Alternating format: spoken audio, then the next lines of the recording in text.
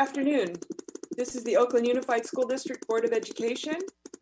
And we are meeting virtually on March 25th, 2020.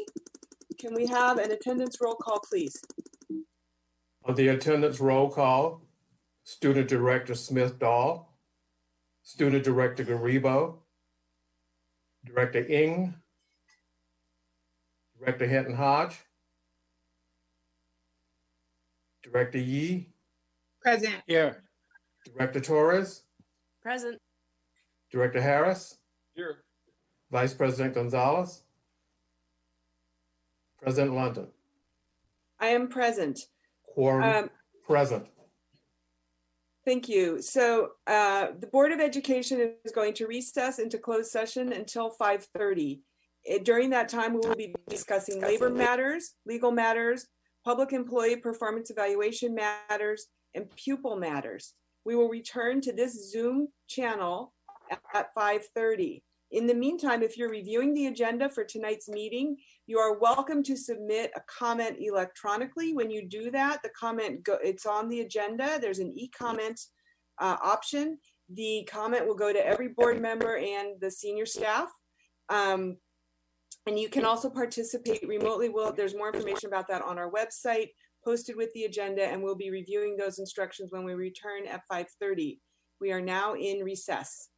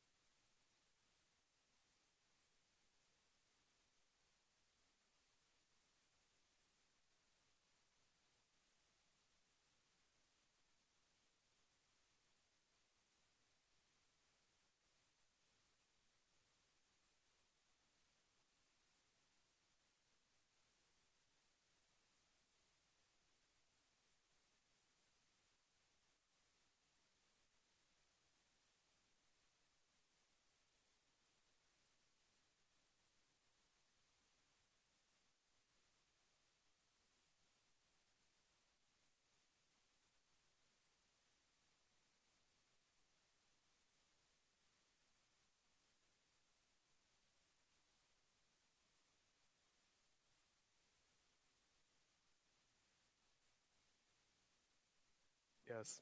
Student Director Garibo, Student Director Smith-Dahl, Director Torres. Director Torres. Present. Director Harris. Here. Director Yee. Director Yee. I don't think he's joined yet. I'm sure he's on his way. Director Ng. Here. Director Hinton-Hodge. I believe she's also on her way. Vice President Gonzalez. I'm here. President London. I'm here also. Quorum present. Great. Thank you, Mr. Rakestraw, and thank you to the community for joining us tonight for the second Oakland Unified School District Board meeting held exclusively online. I would like to thank our employees, our families, and the entire Oakland community for how you have supported each other and come together during these unprecedented times. This is not our preferred way to meet, but the district has business, and so we need to keep going. I would like to start with some basic instructions regarding how we are going to be using Zoom today and involving members of the community. All board members and the superintendent will be on video throughout the board meeting. Staff members are also present. At our last meeting last week, staff members were not on video at all. Tonight, we are going to try asking staff to turn their video on while they are presenting. We'll see how that works. Members of the public will not be on video and will be muted except during public comment. We are working on how to provide language translation for meetings. We have submitted an urgent request to Zoom to turn on this feature, and we hope to have it available for meetings in the near future. There are multiple ways to make a public comment tonight during the meeting. If you have joined via computer, you can raise your hand by clicking on the raise your hand feature that's at the bottom of your screen. If you have joined via phone, you can raise your hand by pressing *9. Mr. Say Chow, a member of our staff, will call each member of the public who has raised their hand, either by name or, for those who have called in, by the last 3 digits of your phone number. Mr. Say Chow will then unmute the person and that person may give public comment. After the time has elapsed, Mr. Say Chow will remute and move on to the next person. For tonight, for the first time, we also now have the capacity to receive e-comments during an item. This is a brand new feature. It used to be that feature cut off at 15 minutes before the board meeting. If you would like to submit an e-comment online, please go to ousd.legistar, legistar.com, and then click on e-comment for tonight's meetings. You'll be able to submit an e-comment during an item and all board members receive it. It goes right into our mailboxes. I will repeat these instructions before each public comment period.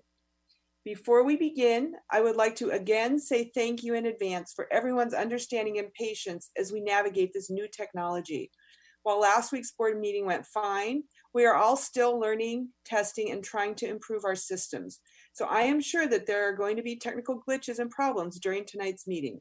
Please let us know what those are, and we will do our best to improve for the next meeting. So that is, I want some opening grounding statements. I want to now provide a report out from closed session. This is item G, and I apologize for my home phone ringing in the background. On item C1, oh, Jesus. On items,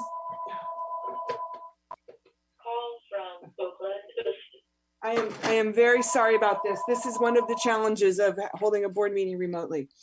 On item C1, number 19-1555, conference with labor negotiations, the board received a report, discussed, and gave direction.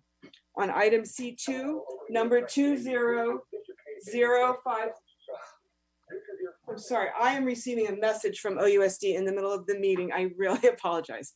On item C2, number 200554, conference with legal counsel, anticipated litigation, the board did not take up this matter.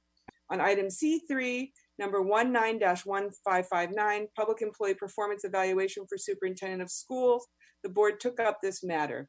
On item C4 through C5, expulsion appeal hearings, the board did not take up these matters. That concludes item G.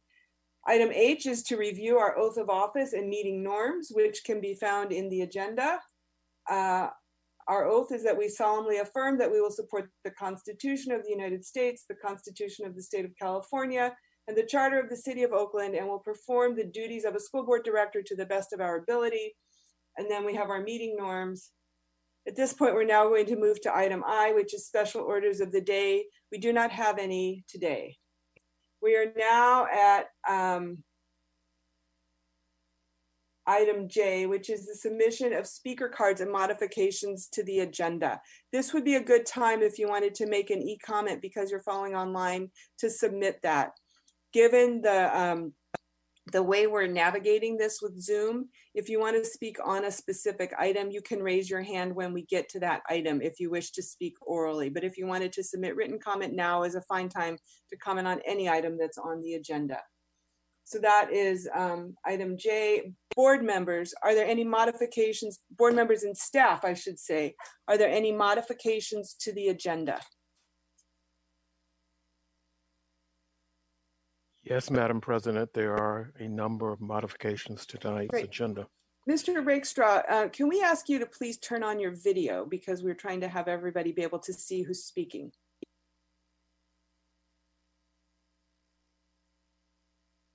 Thank you. Now we can't hear you, Mr. Rakestraw. Yes, there are a number of modifications to the agenda. On the general consent report, all the following items are being withdrawn. P.-8 through P.-9, and then P.113 through P.-27. All of these items are withdrawn from tonight's consent agenda. The other items that I did not name specifically remain on tonight's consent agenda. So just to clarify, items P8 and 9, and then P13 through P27 are all being withdrawn. Correct. Thank you. Are there other modifications to the agenda? Okay. Seeing none, then we will move on to item K, which is the report of our student board members. Ms. Renteria, I might ask if you could turn off your video. Thank you. Are student board members present? I do not see them. So we will come back if the student board members arrive. We're now on item I, which is the president's report. I have a very brief report, but a very heartfelt report. I want to thank everybody who has been holding really difficult space. You know, whether you're a student, a parent, a staff member, superintendent, and your leadership team across the city, across the country, we are in unprecedented, uncharted territory. We're all learning every day how we're going to move through this space.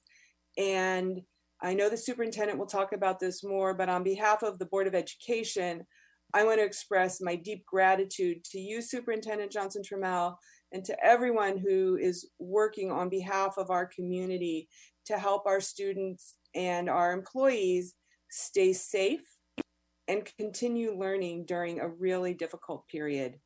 And that's really the extent of my report, is just to say that we will continue to work and support. We also, I just want to say to the community, we do have business as the board that we will continue to work on and make sure that the district is prepared to meet the challenges that we face now and in the future, and also position ourselves to be ready when we can reopen our schools and welcome our students back. So that concludes my report. And at this point, I will turn it over to you, Superintendent Johnson-Trammell, for the next item. That was item L, President's report. Item M is the superintendent's report. So over to you, Superintendent. Thank you, Board President London. Good evening, board, students, staff, and community. My superintendent's report tonight is mostly to provide you with important updates about our response to COVID-19. I want to start by sending my deepest appreciation for our staff and community. They are all working hard to provide continued learning and services to our students and families. I also want to thank our parents and families who are supporting our students during the shelter-in-place order. And of course, thank you, students, for staying engaged during this uncertain and stressful time. As you may have likely already heard by now, our 6 Bay Area counties are all closing schools through May 1st. This is necessary in order to slow the spread of the coronavirus and protect the health of our students, staff, and community. We are taking this action in alignment with the recommendations of the Offices of Education and Public Health Departments of 6 Bay Area counties. As May 1st approaches, we will reevaluate when we can return to school. It is my sincere hope that we can return as soon as possible, but we cannot do so before it is safe for our community. This is a moment in our lives that requires us all to reach deep, to find the strength we need to support ourselves and families, but also those around us. In moments like this, we have to live our values. Let's be real. This is hard on everybody. But there are families in our community for whom this is devastating. If not already, then it will be soon. We have to find ways to support them through this. This is also a moment that requires us to think outside of our normal roles. OUSD is about schools, but in this moment, we have to be a bit more than that. Our school communities and our schools can be hubs to support families through crisis. And we will be leaning now more than ever on our entire city to work creatively and collaboratively with us to support our students and families. It also requires at all levels of government and philanthropy to operate as one. We need strong and aligned leadership now more than ever to meet this challenge. We are working closely with all of our partners to address important and immediate issues such as graduation requirements, bridging the digital divide, and serving our students with special needs. I know this is not the news that any of us want to hear. We want nothing more than for our students to be reunited with their teachers and school staff.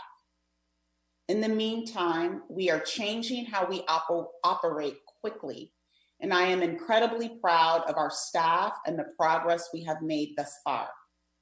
As you can imagine, I have a number of updates to share about how we are changing our operations to serve the community. Food distribution. I am very proud of our efforts to feed our students. We have served about 175,000 meals over the past week and a half at 12 distribution sites across Oakland. We will continue to serve meals throughout our closure, including next week during spring break. We plan on expanding this service after spring break to include 2 more locations and a food truck that can distribute food to communities with a high number of free and reduced lunch populations. We have helped distribute 4,320 bags of groceries, plus more than 19,000 pounds of fresh produce from the Alameda County Community Food Bank. We are working with the World Central Kitchen and Revolution Foods to provide dinners and supplybank.org to provide other items, including feminine hygiene products. We are partnering with Stephen and Aisha Curry's Eat, Learn, Play Foundation and other funders to support the food program. This is a critical support. Please help us spread the word. COVID-19 Rapid Response Fund. We are very pleased that in partnership with the Oakland Public Education Fund, we have launched a COVID-19 fundraising drive to help us support our students, families, and schools during this time. We are seeking support for the extra cost associated with our free meal program distribution, continuity of learning, direct assistance to our most vulnerable families, and ensuring clean and healthy school environments. To date, we've raised $620,000 in foundation grants and $35,000 from 243 individual donors. I am deeply grateful to our community for their generosity and commitment to our students. Please go to www.oaklandedfund.org to make a donation through our COVID-19 Rapid Relief Fund. Continuity of learning plans. I want to share some updates on student learning. Schools have been working hard to ensure students have access to a continuity of learning plan for every level from pre-K to 12th grade. All school sites created a continuity of education plan, which are posted on our website. Beyond each school plan, additional educational activities are available on our website for the public to access. A continuity of education plan is not distance learning. It is not school as normal. It is a collection of educational activities that support previous learning. Our educational plan will not introduce new content thus far. These activities will help students and families stay current and practice some of the skills they have learned so far this school year. Students will not be penalized or graded on this work. Given the current extension of school closures, and the uncertainty about when school will be back in session, we are working to ensure that all students have the technology they need to be successful. We shared our OUSD device distribution guidelines to our principals and assistant principals yesterday, Tuesday, March 24th. We are currently surveying our families to understand the needs for devices and access to the internet. Special thank you to our school staff that will be calling families in the next couple of days. After the survey, schools will let the central office know about their inventory and possible device needs. Central office staff will then attempt to match the need for devices and the internet to our donations and tech exchange. Tech Exchange has been an incredible partner in supporting access to devices for our students and families. We are planning to begin distribution devices on Wednesday, April 8th, after spring break. We will keep everyone updated about this timeline. We are providing guidance to school sites about how to distribute these in a safe and timely manner. Special education. There have been a number of questions about special education. The recent FAQ for our community has provided answers to some of these questions. Community members can find the FAQs on our COVID-19 webpage under Community Resources. During this time, we are prioritizing students' emotional and physical safety. Social workers and therapists are providing ongoing check-ins. Behavioral interventionists are engaging with families of students who require behavior supports, and licensed vocational nurses are offering daily phone calls to provide guidance relative to health needs for students who have this service when schools are open. We hope to hold as many IEP meetings and early childhood transition meetings as possible remotely through video and teleconference. We take parent and guardian requests very seriously. Our employees are still working remotely. The district will respond to requests as quickly as possible. Technology distribution. As I mentioned, we are working to address very real issues about equity and access to technology. We provided guidance to school sites and we're currently surveying families. We're also going to be working closely with donors to bridge the divide as much as possible. Exact data around needs, donations, and distribution is pending. We will continue to update the board and the public as we move forward. Student virtual engagement. Tomorrow, I'll be hosting a webinar with our All City Council and other students at 11 a.m. I'll share the recent updates and answer student questions about the academic impact of schools being closed for this period of time. The link can be found on the All City Council webpage. I hope to connect regularly with the student leadership and high school students over the coming weeks. Facilities construction update. All construction projects, except for Madison, are continuing as quickly as social distancing guidelines permit. The center is near completion. We are working with the Alameda County Food Bank to use the cold and dry storage to support community food distribution as early as next week. Fremont is proceeding with additional scope to support linked learning pathways to have most campus facilities complete in December 2020. Glenview is reaching substantial completion with remaining exterior access work underway, and we will be confirming the furniture delivery date under the current restrictions. Madison is temporarily on hold. We are in discussions with the contractor regarding the public works exemption to the shelter-in-place order and hope to resume construction soon. That concludes the update around COVID-19. Again, I will be providing updates at every board meeting. I now want to pivot and provide an update on the McClymonds situation, which we've been working on even throughout the COVID-19 current crisis. As many people may remember, we temporarily closed the McClymonds campus due to possible environmental hazards. Last Friday, we received the report from our environmental testing consultant regarding those issues. The report has been approved by the state. You can find the full report on our website. It is now safe for students to return to the McClymonds campus. We have some work to do at the site, but our goal is to move back in as soon as is allowed when the shelter-in-place order is lifted. We met virtually today with McClymonds staff and are making plans for engaging with the community as soon as we can in a meaningful way. At this time, I will conclude my updates. I just want to give a shout out of appreciation to internal staff. There have been so many people over these past few weeks who've stepped up to take on new and challenging roles.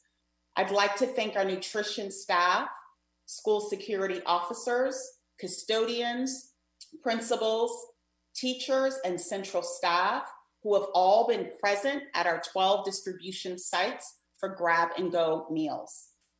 I want to also thank site leaders and teachers who are really embracing this new challenge. I have heard so many reports of teachers and others reaching out to support our families directly.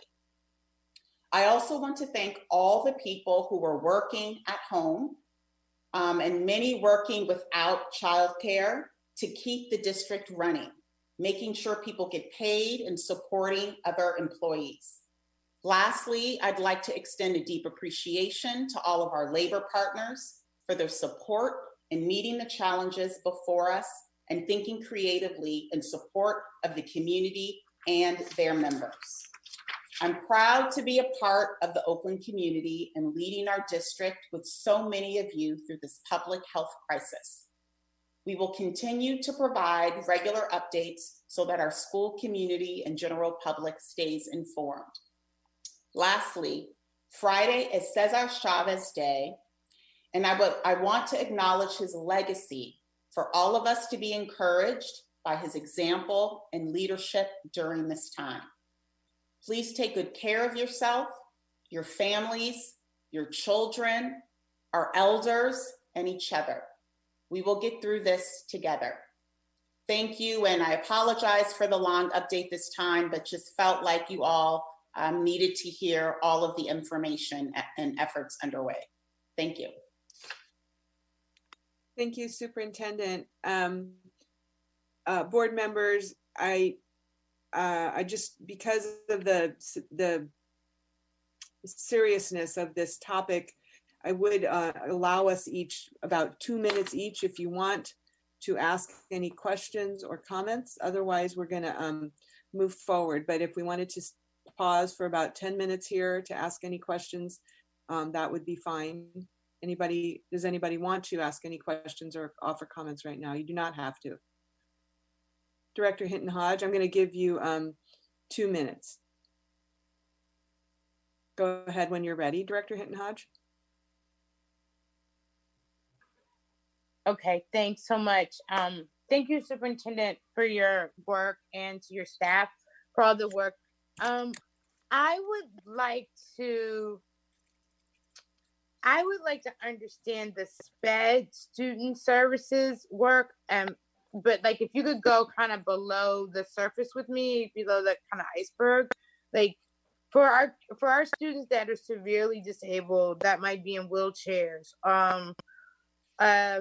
you know, whose families I'm sure already have certain level of kind of distress around like childcare and things like that. How are we engaging, case managing and supporting those families and those young people in our system? And again, you may not have all these numbers, but I would really like to put a face to and families to this question of how are we serving that community. And then the last thing I would just say and comment, and this is just, you know, kind of as we're out in this ether and everyone in the education world is kind of thinking and talking about this stuff, you know, some anecdotal things are that, you know, a lot of people are worried about liability. and being sued or not being in compliance, and that is critically important. And I know you all are paying attention to it, but if there's a way to kind of start with how we serve the kids in the families in this kind of very uncertain time. I mean, I'm not really speaking for my board colleagues at all, but I don't want to feel like we're not doing a service based on a fear of liability, right? Like I just hope that we won't get caught up in compliance with, and be able to kind of lean in to what it looks like to really support these families in this I think, I have a certain amount of privilege. I have no idea what that might mean and look like. Young people that have respiratory issues, that's a part of their disabilities maybe. So just have a deep concern for those students, and that I hope that I'm not saying we're not taking the extra mile, but I just hope that we won't feel hindered by some compliance issue, and just get to know who these families are and kind of deeply what their needs might be. Thank you, Director Hinton Hodge.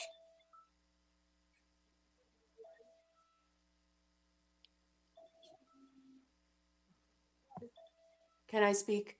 Yeah, I wasn't sure. Well, why don't we let each board member Oh. speak, and then we'll have the superintendent sorry. give a response unless she wants to respond. Go ahead, Director Torres, and I'll start timing you when you're ready. Sure.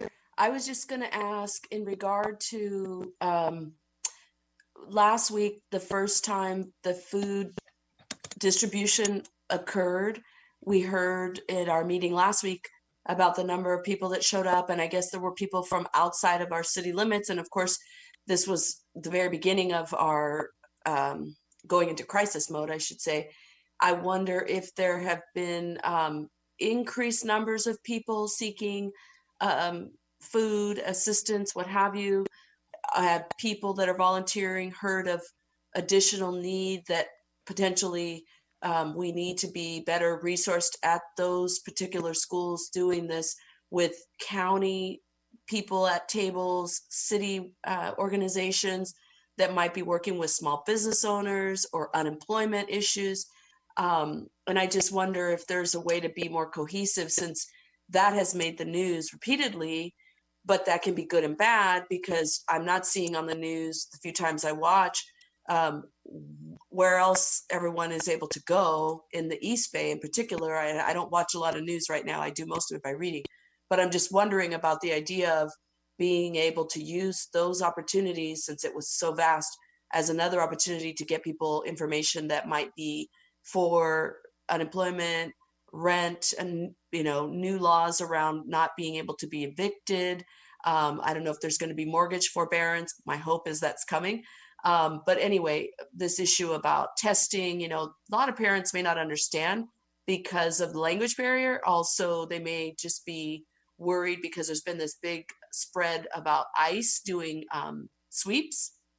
So whether the kids are picking up the food and they're going with their parents or not is, I don't know, because I'm not there. So I'm just wondering how we could be either more extensive in offering something to those families, because they come with a myriad of problems, not just need for a meal, right? I think that goes without saying. So that would be my question, if we could do something like that. Thank you, Director Torres. Anybody else want to, Director Gonzalez, or Vice President Gonzalez, excuse me, go ahead. We can't hear you, Vice President. Can you hear me?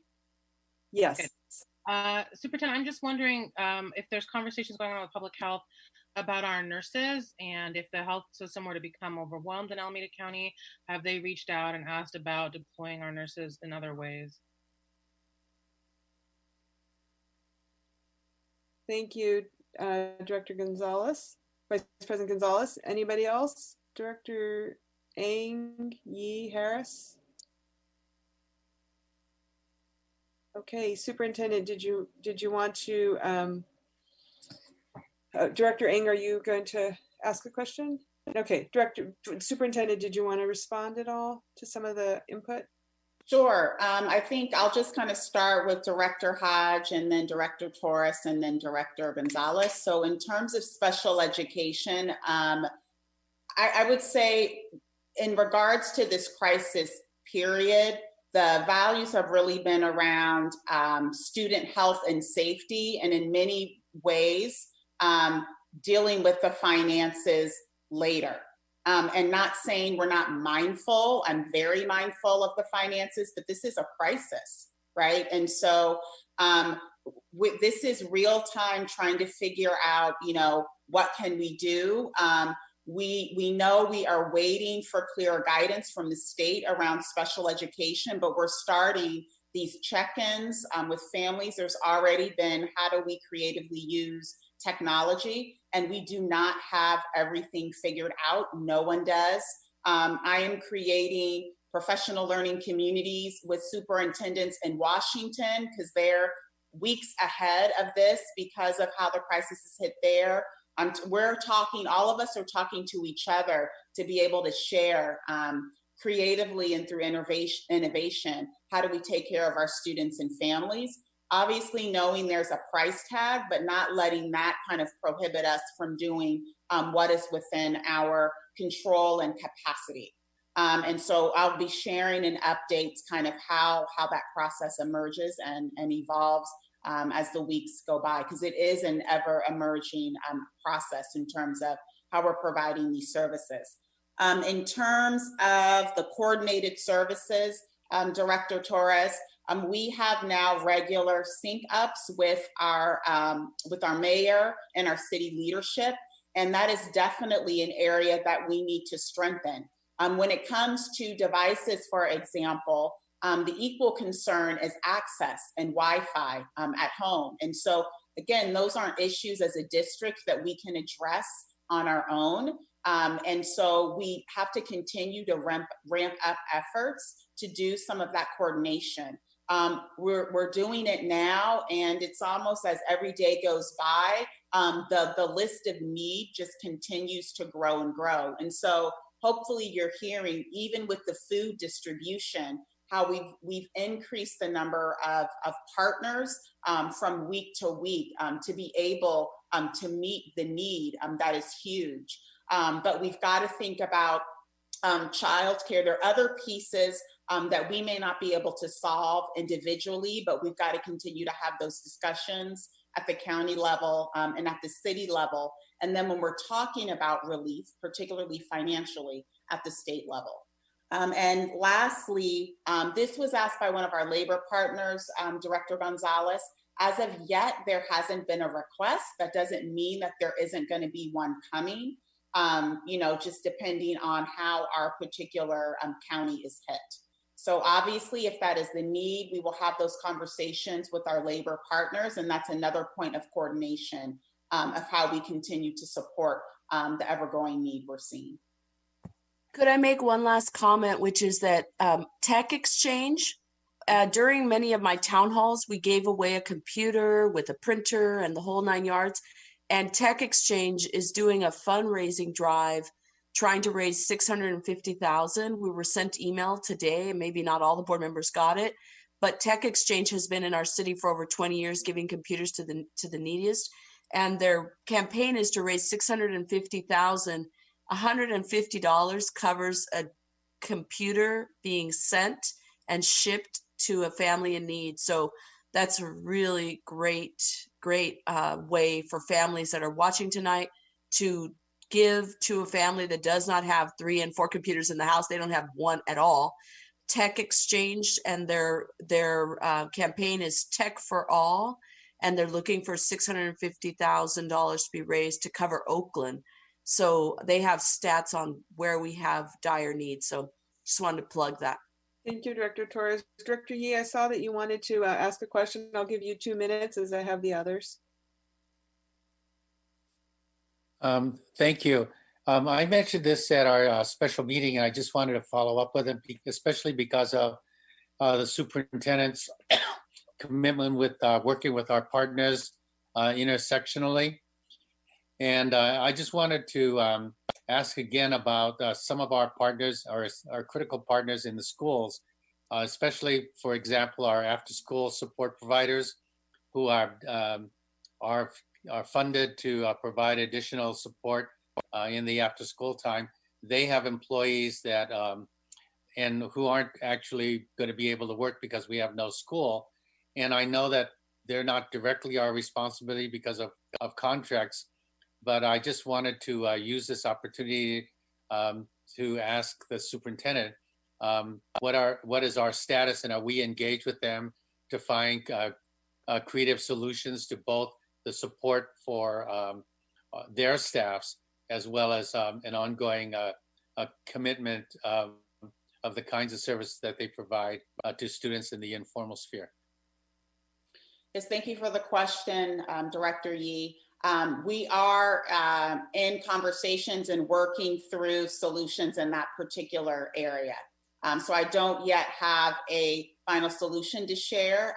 When we do, I will be happy to include that in one of my future updates. Thank you. So I believe, Superintendent, that your report is in 3 sections today. The first part is what we have heard about the response to COVID-19. Maybe it's just 2 sections.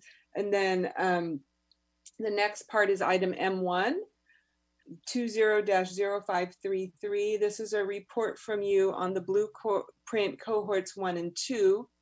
And I will let you introduce the item and the staff.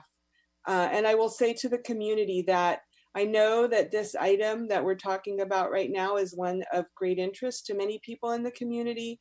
So we will, for this item only, allow public comment after the presentation. So if you wish to make public comment on the Blueprint Cohort 1 and 2 update, please raise your hand now. If you are calling in, you can raise your hand by pushing *9 on your phone. If you have dialed in on a device of some sort, you can raise your hand at the bottom of the screen. And when we are done with the presentation and some discussion by the board, we will take public comment. Expect that depending on how many people, you will have about 1 minute for your comments. Thank you, Superintendent. I'll turn it over to you. Thank you, Board President London. Just to reiterate, there are 3 parts of the superintendent report. COVID-19 was the first update. Although it was small, there was the McClymonds update as well, and this is the last component of the superintendent report. I am going to ask Deputy Chief of Innovation, Yvette Renteria. I'm so used to saying come to the stage, virtually come to the stage, to take us through the updates for cohort 1 and 2, and an update in terms of timeline for cohort 3. Yvette, are you there? Yes, good evening, Superintendent, and good evening, Board of Directors and community. I hope everyone is well and healthy. During this presentation, we'll provide an update on cohort 1 and 2 from the Blueprint for Quality Schools.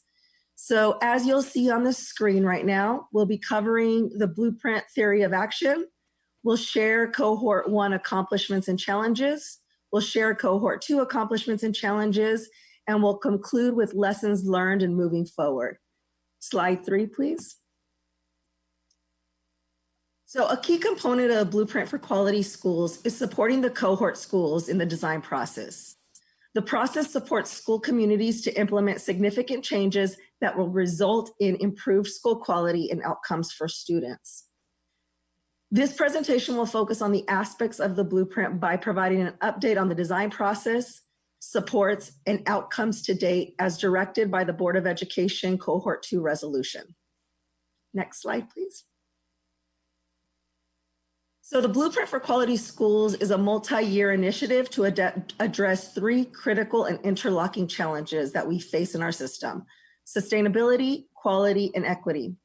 The goal of the Blueprint for Quality Schools is to ensure we have the right number of high-quality schools in the locations where Oakland students and families need them.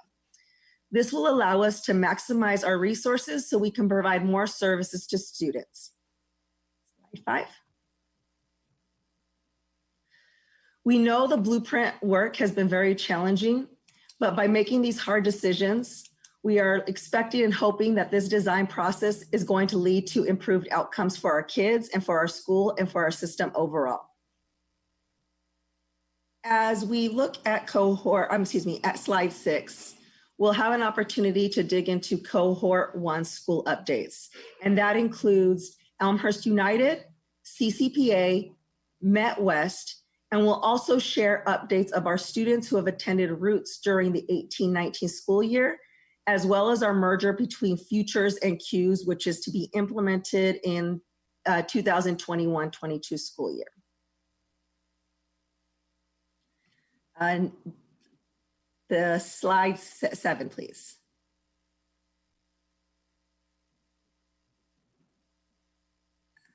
Sorry. Yes. No, going back to cohort 1. There we go. So on this slide, you'll find our table of cohort 1 with listed key accomplishments and challenges. This is not an extensive list of key accomplishments and challenges. We're really highlighting what it pertains to for key challenges and accomplishments as it pertains to sustainability, quality, and equity. So I'll walk us through each school and list those high-level key accomplishments and challenges. First, starting with Elmhurst United merger led by Killian Betlock.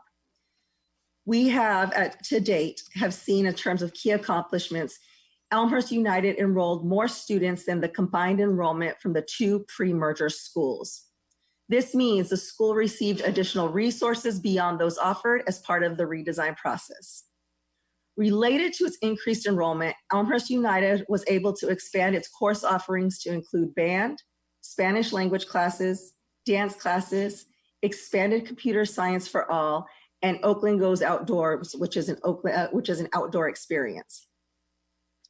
89% of the 6th and 7th graders enrolled in ECP and Alliance in 2018 and 19 re-enrolled in OUSD schools for the 2019-20 school year. Of these, 96% enrolled in the newly merged Elmhurst United. We did experience some challenges at Elmhurst United, one being the supports that were given for our Roots students who came. So the students from Roots closure who entered Elmhurst United, that was our largest group of students entering one school. Although we provided a care management plan, we also recognized that there was more need for resources such as academic, social, emotional, and transportation needs beyond what we had planned for.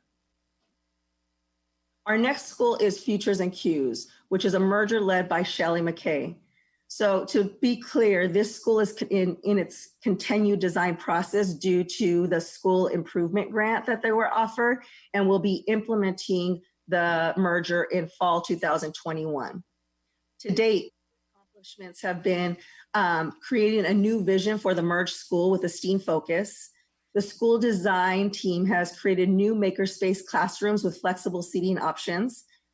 It created robust PLC teams and teaching and coaching across both schools so that the teachers between Qs and Futures are continually collaborating and meeting together. And there are several task forces in place to engage staff and families around different elements of the school programming. In terms of challenges, we have developed a cohesive program, although still working on dual language and sheltered English instruction and working those kinks out throughout the school year. And there's still a need to move classrooms to integrate schools and align grade levels across both schools that will also be focused on in this coming design year. Our next school is the CCPA and their expansion led by Amy Carroza. So some key accomplishments here, CCPA has expansion will open more seats in one of the highest demand schools. CCPA has the strong outcomes in terms of cohort graduation, A through G completion, and pathway participation. In the 2019-20 year, CCPA added 57 students in the 6th grade and will continue to increase as it goes through all grades. A greater percentage of the students in this new 2019-20 6th grade cohort are African-American students. The percentage of African-American students in the expanded 6th grade CCPA now roughly equal the percentage of the previous entire Havens Court campus when they were both Roots and CCPA. The SDC students who were previously enrolled in Roots were able to remain on the Havens Court campus under CCPA. In terms of challenges, there has been a need to be able to confirm a budget and a staffing model that supports growth over time. Given that CCPA will be growing over the next several years, there has been a need to ensure that the budget and that staffing will correlate with each year that it grows.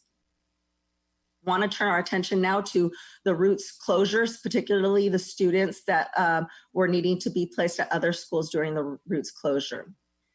At the end of the first term of this year, former Roots students had about 20% fewer low grades, D's and F's on average of last year. We do not have current grades given that we have not completed an entire school year. So when we look at grading and academics, this was the only opportunity to actually look at grades and outcomes of our students. 10 former Roots students who had been suspended in the winter of 2018 re-enrolled in OUSD have had better outcomes when it comes to school culture and climate. Of those, 4 were suspended in 2019 school year at this same point, resulting in lower suspension from the particular students that were in those schools before. We are still, in terms of a challenge, needing to continue to focus on following and supporting the needs of our Roots students as they move forward in this process, including our students who are at Seoul, who will be going to the new merged site. Want to move on to the Met West expansion, which is our last cohort 1 school that I'll talk about today, led by Michelle Darrow. Key accomplishment here, like CCPA, the Met West High School expansion is increasing the number of students who can be served over our highest demand schools. This year, they expanded their 9th grade class to 42 students. Also like CCPA, this expansion will continue to fill out our school and increase quality and access to our students.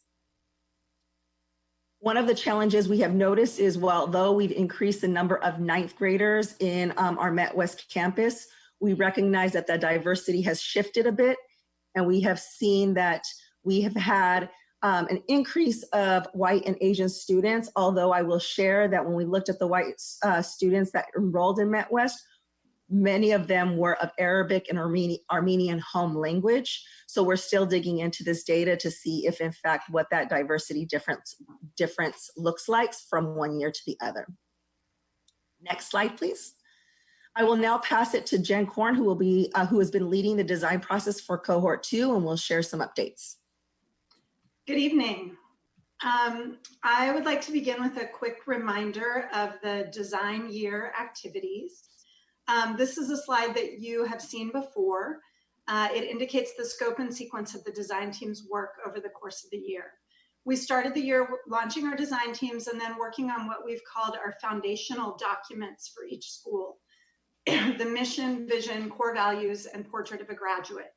Each site is now working on its instructional program, culture plans, and adult learning plans, which are all driven by those foundational documents. Next slide, please.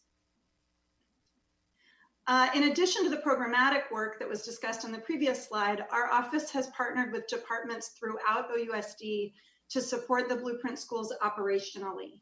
These departments have included enrollment, facilities, tech services, community schools and student services, talent, and buildings and grounds. Next slide, please. So now, like Yvette did with cohort 1, I'm going to give you some specific updates about each of the cohort 2 schools. On this slide, you'll see a similar table to Yvette's, and again, it's not meant to be an exhaustive list, but to lift up some key accomplishments and challenges at each site. So I'm going to start with Kaiser Sankofa. The Kaiser Sankofa design team formed in November, and we just had our most recent meeting last night with 13 out of 14 members attending virtually in a Zoom meeting that was actually really lovely. The team has developed its foundational documents. They've decided to join OUSD's EL education pilot for English language arts instruction. And they've been working really hard to develop all the components of strong systems for positive behavior support, social emotional learning, and multi-tiered systems of support for students. Later tonight, you'll be hearing about this team's proposal to name the merged schools Sankofa United. And I would like to note that the primary challenge that has been faced by the Sankofa United design team has been the opposition from some community members.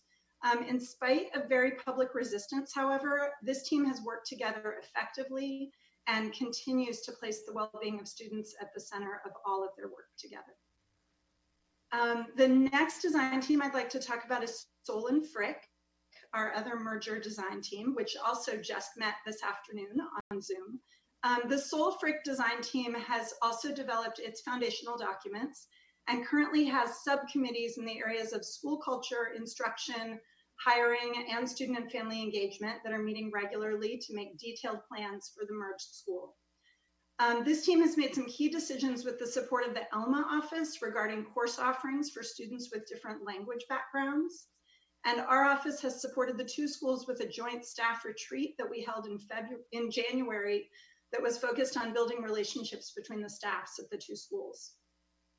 The main challenges faced by the Sol Frick design team stem from the current staffing challenges, transitions, and instability at both sites that they've experienced in this current year.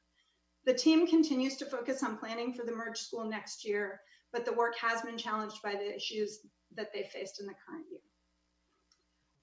The Melrose Leadership Academy design team also met yesterday on Zoom. And the central decision that this team has made after a very robust community engagement and staff engagement process was their decision that their expansion will mean locating TK through second graders at the Sherman campus and third through eighth graders at the Maxwell Park campus. The team is now working on the logistics of the expansion and the move and developing plans to maintain a cohesive school culture across both sites. They are also working on their ELD program and supports for English language learners. One challenge that is facing the MLA design process is the fact that our implementation of the first phase of their expansion, the current location of fourth and fifth graders at the Sherman campus, was rushed. And as a result, we started this school year without everything in place on day one in the way that we would have liked. So we're working to plan much farther in advance for next year's expansion to avoid those problems moving forward. And there's also concern among the MLA community about facility improvements that are needed at both campuses, both Maxwell Park and Sherman. Finally, the Fruitvale design team has made revisions to its foundational documents and has worked on strategies to recruit more students and families to the school. And one of the main projects that this team has been working on is developing a website to try to get the word out about their school. Next slide, please. In January 2020, we launched our first design team surveys. The purpose of the survey is to better understand the experience, perspectives, and needs of all the design team members in order to inform and improve our office's support and services to current and future Blueprint schools. There were 27 design team members from all of the different design teams who completed the mid-year survey. And these are some of the key findings from that survey. Design teams have formed positive relationships where people feel valued and they feel a sense of belonging. Design teams believe that their work will lead to improved student growth, achievement, and positive school cultures. Design teams expressed appreciation for the support that they're receiving from the Office of Innovation, and they view the Office of Innovation staff as responsive advocates for their work. The mid-year design team retreat, which we hosted for Kaiser Sankofa, Sol Frick, and MLA, was viewed very positively by the respondents. Design team members viewed it as well-planned and well-facilitated, and participants were particularly grateful for the ways that they built connections both within and across their design teams. All of that said, design team members also expressed concern about whether their wider school communities beyond their design teams really understand the work that they're doing. They expressed a need for more support and resources in order to achieve their goals. And while they believe that their specific teams are doing good work that will result in good schools for students, they expressed some lack of understanding about how the Blueprint for Quality Schools writ large will improve student outcomes across the district. I'm going to hand it back over to Yvette. Thank you, Jen. So lots of lessons learned throughout this process, but wanted to really highlight 3 high-level lessons learned in this process. One, when we were thinking about welcoming schools, so this is beyond the merging schools, but a situation like in Elmhurst United, the need to really support a deeper support and a longer duration of support for students going to those welcoming schools, in addition to making sure that we have metrics and measurements in place beyond waiting for those year-long academic assessments to assess quality, sustainability, and equity. The second lesson that we have learned is the support for the design process. The incredible work that Jen has been doing, as well as the design teams, has been a lot of really building work together, but also understanding the added resources and needs throughout these processes, including the personalization to each of these processes. So although a design process is in place, every situation is very unique according to the community and those needs, and ensuring that we have resources in place to address those needs. And then another lesson learned that we wanted to lift was the enrollment and enrollment policies that we have created over time, given some of these changes. And just to name a few, we've had the opportunity ticket, an enrollment change for CCPA along with MetWest. And so a lesson learned here for us is to ensure that we have a lot of those pieces figured out as we move forward in the process. Speaking about moving forward in the process, we plan to continue with the blueprint process. Before closing schools due to COVID-19, we met with cohort 3 principals, and we were planning on meeting with school communities this week to bring our cohort 3 proposals to the board for our first read at the end of April with a vote in mid-May. Given the current COVID pandemic, the need to prioritize the health and the safety of our OUSD students, staff, and families comes first. So we're adjusting our blueprint decision-making timeline to allow OUSD to focus on the current issue at hand. And we'll be working on that and ensuring that our health and safety of our families come first, and we'll bring back the blueprint for quality schools at a later time. This concludes our presentation. Thank you very much, Ms. Renteria. Board members, at this time, I would like to invite you, if you wanted to ask any questions or comments. I also want to acknowledge for the community, we are receiving many e-comments. We also understand that there's some kind of potentially an issue going on with e-comment, and we are in contact with the company that maintains the agenda software to try to troubleshoot that for you, but do keep trying to send e-comments because we are receiving them. And we will, after a brief amount of board discussion, take public comment on this presentation only about the blueprint process cohorts 1 and 2 and the information that Ms. Renteria just provided, that there's a bit of that we're going to put a hold for right now on cohort 3. We don't know for how long. That might be a question that comes up. So I will now ask my board colleagues if you would like to ask a question, please let me know, and we will each have 3 minutes. Would anyone like to go first? Director Yee. Thank you. A very informative review of the progress and the challenges of the important work you're doing, Ms. Renteria, and I appreciate that. I just had 2 questions. One,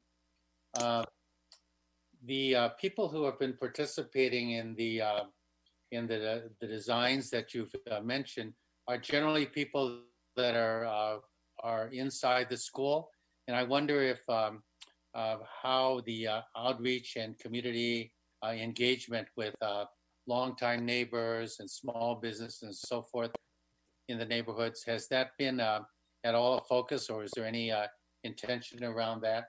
That's the first question. And then the second one, when there is a significant school merger, what are we? One of the things that we asked about at the Roots Elmhurst and Roots CCPA is to have some confidence as to the number of students that we kept within our system versus the number of students, say, who chose a charter or a non-public school option, and those who we can't identify. Do we have any sense of the amount of continuation that we've been able to keep going? Just in general terms, I'm not talking about individuals necessarily. So those are my two. Thank you, Director Yee. Ms. Renteria, did you want to respond? Or Ms. Korn? I can take those. So in response to the first question about outreach to neighbors and longtime community members, I think particularly in the case of Kaiser Sankofa, we were just starting to pivot to that work, and now our whole community is shut down. So it is certainly an intention to outreach to the longtime residents in neighborhoods and to local businesses to partner with them around the success of these mergers. And we hope that once we're all back in business, we'll be able to continue those efforts. I will also say that the Soul Frick design team has Officer Smith is a member of the team who's a community partner, who's a longtime partner with the Frick community, who's been a really important member of that team. And on that first question, just a note, because you're looking at Frick and Soul and Sankofa and Kaiser. For example, Sankofa and Kaiser, you know, they're on a campus that used to be called Washington. Yes. And so I know that that there's a lot of symbolism around naming of schools. And there's also sometimes a desire to create something distinctive that doesn't always take into consideration the historical presence and identity of a particular site. So did that come up at all in terms of Washington? Yes, that has come up frequently. We have a member of our design team who is a longtime community resident. She works at Bushrod Park next door. She's the guardian of a couple of children who currently attend Sankofa. And I believe she herself attended Washington, and she frequently brings that perspective into the room. I also just wanted to respond to the question about enrollment numbers at the mergers. And the truth is that because of the delay in the enrollment timeline, I don't think we're really going to have clear numbers about how many folks are continuing until after the April 9th deadline. Great. Other board members wish to ask questions or comments? I actually, President, I just meant the numbers from the previous cohorts, and we can take it at some other time if we don't have that information. Let's take it at another time. So we'll go to Director Hinton Hodge, and then I believe I saw Director Harris. Go ahead, Director Hinton Hodge. So thank you for the work. I look forward to hearing more about, even though we're in this kind of uncharted territory, I still want to I know we're talking about the health and safety of our students, but there's also still the business and the solvency, and I don't want to sound crass at all, but just want to know a little bit more of the thinking of like, how do we pick some things up? I think because of the heavy lift that we were kind of proposing for cohort 3 and 4, maybe this is a blessing, right? Like this could be a silver lining for us to actually do some much better alignment. And even though we can't have great community contact, we can still have community contact in different kinds of ways. So want to know more about that shift in that, adjustment that we're going to make. I also just because this is because I often get targeted on the board and through the community as someone who is a privatizer and supports a system that that is about undoing public education. And so the narrative, right, was very much about there was not a strong narrative about the fact that Black children inside of Roots weren't really learning, and that they weren't doing well. And so we pushed back on that, and families pushed back on that. And even though there wasn't a loud voice of them, there were people saying we want a better opportunity. So because we kind of play in the state politics and then also the national politics that is kind of anti-charter. And I'm always feeling like we have a local story and we have a local narrative.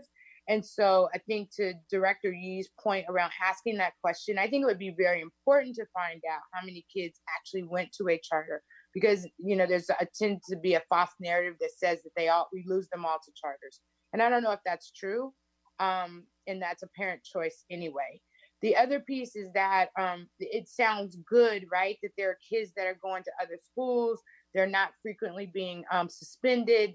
They're doing better. They're not getting D's and F's.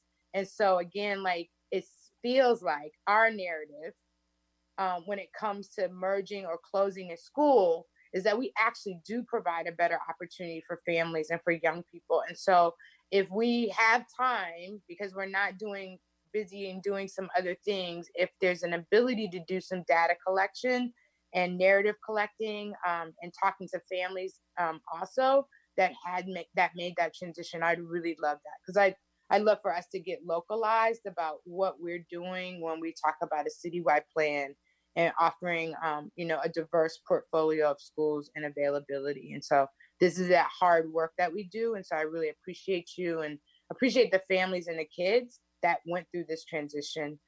So thanks for continuing to report on it.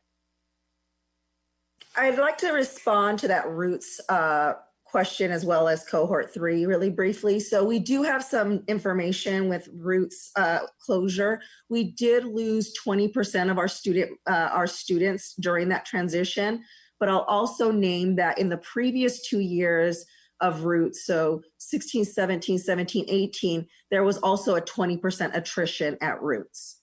So that attrition did not change within the 3 years, from the time they existed within those 3 years to the time that they were closed. So just some data there. And then in terms of the cohort 3 question, I mean, Director Hinton Hodge, I think that's the place that we're at right now. We want to be respectful of the community. We know that communities and families are undergoing a lot right now. And I definitely think that we need to just figure out and reassess. So I've had conversations with the cohort 3 principals this week that we met with a couple of weeks ago to just listen to what's happening in their communities. In addition to that, we also know that this is going to cause bigger strain for us in the future, which is why there's a need to continue to move forward in this process. So it's a lot about, right now, for me at least, having conversations with community members to see when and where are the right times to enter and have those conversations and being respectful of where people are. Thank you, Ms. Renteria. Let's go now to Director Harris, if you're ready, Director Harris.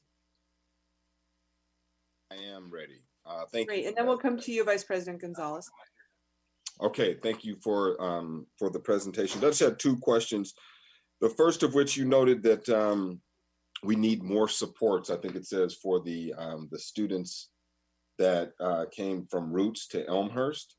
What are we doing? Obviously, right now, that's a question that could be specific to COVID-19. So we don't have these students in class, at least for the next 45 days.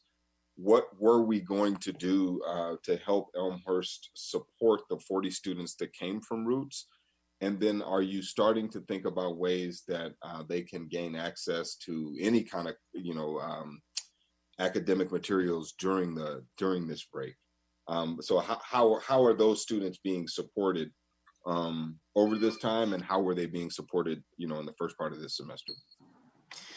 So I'll say we had a care management plan up to October, and that's where I think our lesson learned is we need something in place for the entire year and to follow and have some sort of evaluation system to follow our students there out. So if what we needed was that care management, and this goes back to something that Principal Betlock was asking for. I believe that he has those supports in place, but now I think what we're looking at when we talk about lessons learned is starting the process with having some metrics for check-in and really finding out, like, what is it that we're trying to get to? So having those in place for cohort 2, but when we talk about, our Roots students, we are looking at now attendance and the work that's being done. We're following them as students. What we can do now at this point, hoping that our students are getting what they can and making sure they have access to the online learning that they're getting right now. And any suggestions you all have would be really helpful. Thank you. Anything else, Director Harris? Yeah, I did have, you know, one more, and so I would just say if you can keep us up to date, like on what do we understand the response rate is of students at Elmhurst, students at different middle schools, you know, what percentage of students are in touch with teachers over this time period, and then for those students that do have, you know, even though there were fewer D's and F's. Those students that do have D's and F's and that may not be on track to meet their requirements, you know, what engagement do we have over this time? And then what kind of plan are we going to put together? Obviously, once we decide when we're going to come back together as a school community, it would be good for us to track that. The second question, it just is really a response. I appreciate this idea of waiting until we understand what's going to happen with COVID-19 to make any decision about cohort 3. That makes total sense to me. But I also think this is an incredible opportunity to have deeper conversations. I don't know if we need to go as deep as study sessions for each of the schools that are in the cohort process, but there's certainly an opportunity. So not only to talk with community members about what their expectation is, even though it'll be weird because it's on Zoom, but for board members to deep dive into each instance and talk about some of the challenges that may come with closure or merger.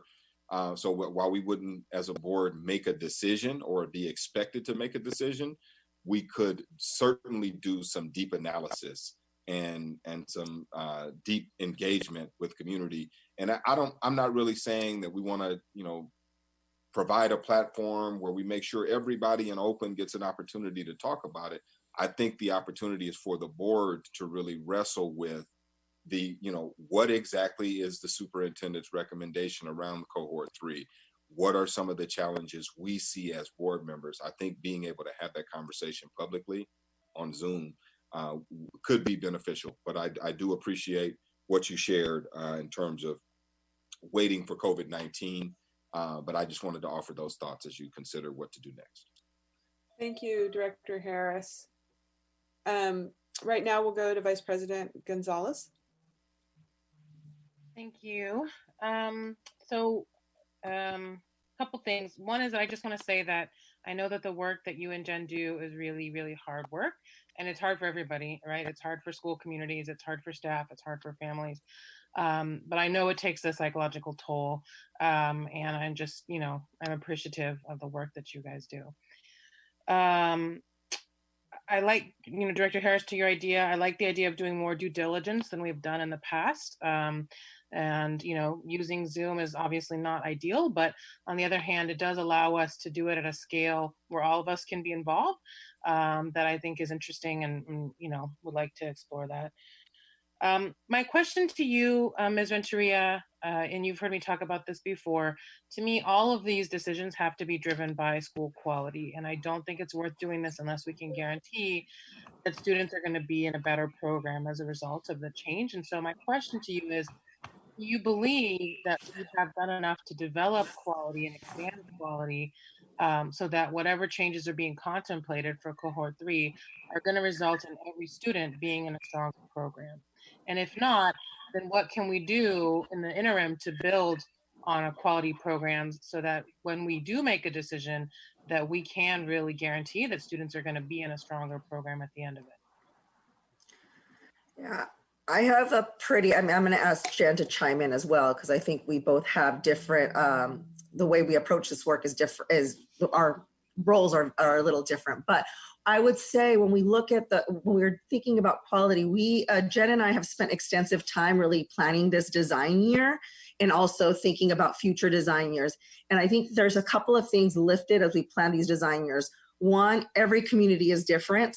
And so the need to actually assess a school very early on to see what are the strengths and what are the areas of growth to really actually meet schools where they are and build from there versus like, here's a prescription that we're going to go into every school and do this 1-year plan. And then at the outcome, we have this better school.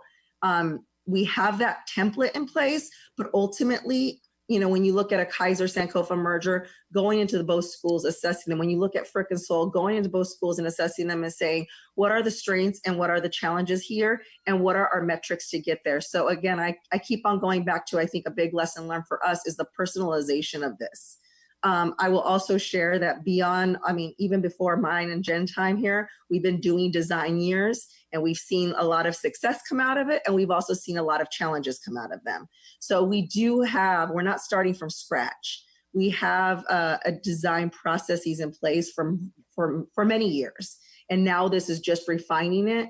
And I think the biggest thing in looking at the presentation and actually looking at the data from our design teams is really ensuring that these families and these teachers are part of these decision makings, really do firmly believe that outcomes will be better for our kids.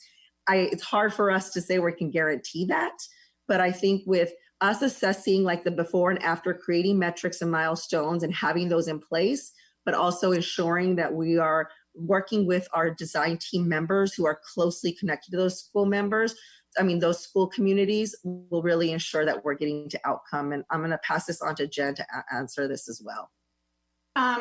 Thanks, Yvette. I think I would just add a couple of things. One is that we've spent a lot of time this year working on our metrics for measuring quality, which I think is critical if we want to try to provide higher quality. As Yvette says, we have to be able to assess the current state and then set clear goals for how to improve.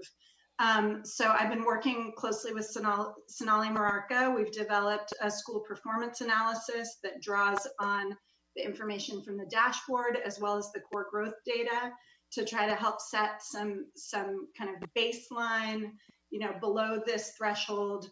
We're saying that a school is not meeting our basic expectations for quality, and then trying to identify schools that are really high quality and trying to figure out what we can learn from those schools.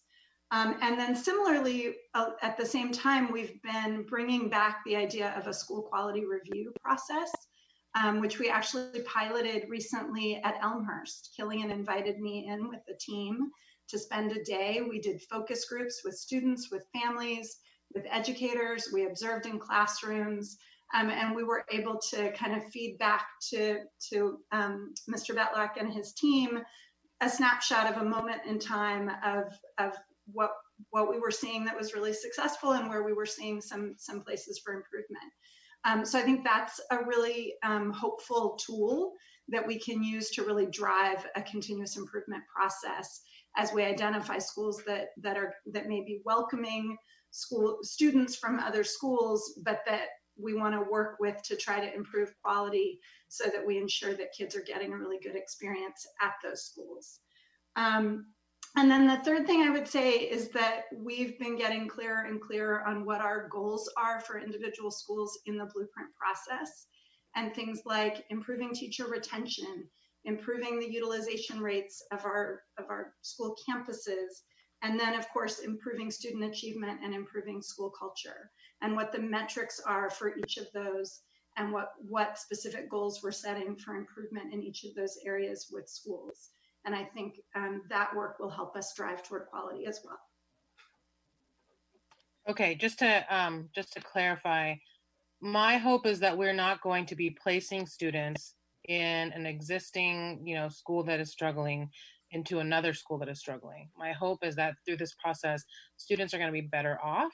And so that, I guess, it's both a question, do you anticipate that students are going to be made better off through whatever changes are coming? And it's also, it's a question. And then I know that, like, for example, at Fruitvale right now, there's a redesign going on. I know that there's more redesigns being anticipated, but just as of right now, do you anticipate that we have enough quality seats for all the students who are going to be affected by the coming changes? I'll start. Yes, I think right now, what I say, do we have enough quality seats? We have enough quality seats, and that's where the lessons learned around welcoming schools. We need to make sure that these redesign processes are really high quality of the redesign process to get to more quality seats for our students that may be undergoing change. But my short answer, Director Gonzalez, is yes. Thank you. Director Ng, or Director Ng or Director Torres, have either of you would like to participate? So I guess my questions kind of, or my comments would be similar to prior comments Vice President made, even Director Harris, in regard to, I believe that a pause on something that is only going to show even more that we have certain families of privilege in Oakland that will get their say, because they'll come down to every Wednesday meeting and they'll be there for hours. And we've seen the disruptions that were caused by the Kaiser closure, which I didn't vote for. We thought that would be a very quick level of protest. It lasted since August and it's still going, right? If we were still having meetings. So I feel like the people who get affected, like this report about Roots, disproportionately affecting African-American male students, knowing that CCPA does not have the space, as we heard from the principal and various teachers, they do not have the space or seats for this expansion that is very poorly and haphazardly happening to them. They don't have the physical space. They can't use the cafeteria for space. They can't put kids outside. That's not legal. They do not have the space. So we have a lot going on already there. And then the fact of the matter is that so much of what's in cohort 1 and 2 has been extremely painful and disruptive and so on. I feel like we need a cohort year for bringing out what's worked, what's been horrible that we can scrap, and how to continue to do this work better by learning from the mistakes, learning from the successes, knowing we have very limited staff.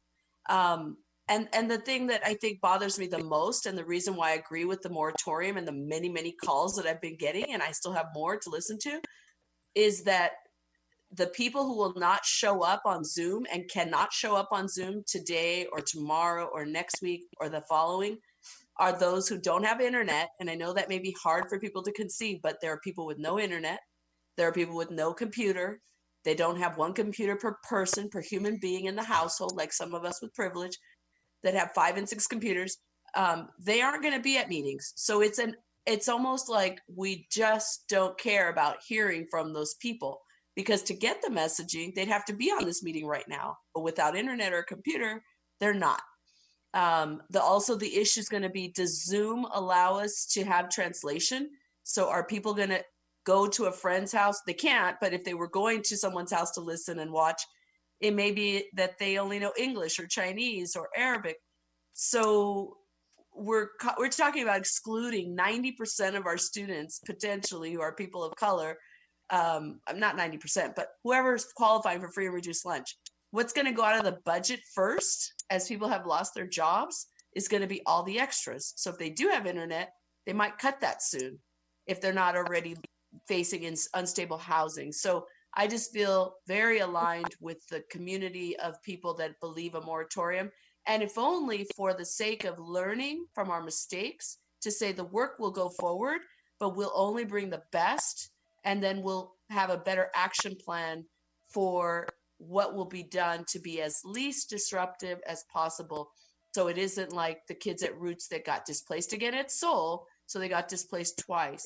Director Torres, we need you to wrap up. Thank you. That's it. Thank you. And I just want to note, Director Torres, what we said at the beginning, which is that we have been pushing on Zoom about whether they offer translation service. That's something that we're well aware of, and we're trying to work on. And as the superintendent said earlier, there are obviously other issues as well around access to the internet that are bigger than the district that we're also working to resolve. Let's move to Director Ng, if you're ready. Go ahead. Thank you. Thank you to the staff for all of the work, just going over the learnings and analysis from cohort 1 and cohort 2. It's clearly been just a lot of effort and a lot of lessons learned, and also appreciation to all of the families and the students and the staff and leaders that are carrying that work at the school site. I guess I don't have that much more to add. I think the 2 points that I do want to highlight that's already been brought up by the other board members is one, well, I guess 3, quality continuing to be the driving North Star, which I know is, but being able to continue to map back to that as we're looking at any changes going forward. 2 is around the engagement for cohort 3 and during this time. I mean, I just have questions about our ability to make really key decisions when school is not, open and in session. Our ability to really be able to, while yes, I think there is an opportunity to engage folks in new ways and use technology. I do think we should do all of that. And, should schools be closed for a prolonged period of time, our ability to really, in good faith, be able to make these hard decisions, I just questioned the timing of that. And then the 3rd is just around the continuity of education, thinking about that for our most vulnerable students in cohort 3. And I worry about, especially middle school students, as we think about, last year we had the strike. This year we have, COVID-19, and on top of that we have budget cuts and potential for additional school mergers and changes. I just wonder, as you consider the cohort 3, I just really hope that we can think about from the student perspective what the impact on their learning will be, because this is just, as we know, multiple potential disruptions to their learning. And so I worry about what that might mean for an experience. Because I think about a middle school, if you follow that from like a 6th grader having the strike and 7th grade having COVID-19, and then 8th grade potentially, being in a design year, it's a real a huge impact on on students that we already know come to us as in our schools with a lot of trauma and other challenges. So those are just my sort of high level thoughts around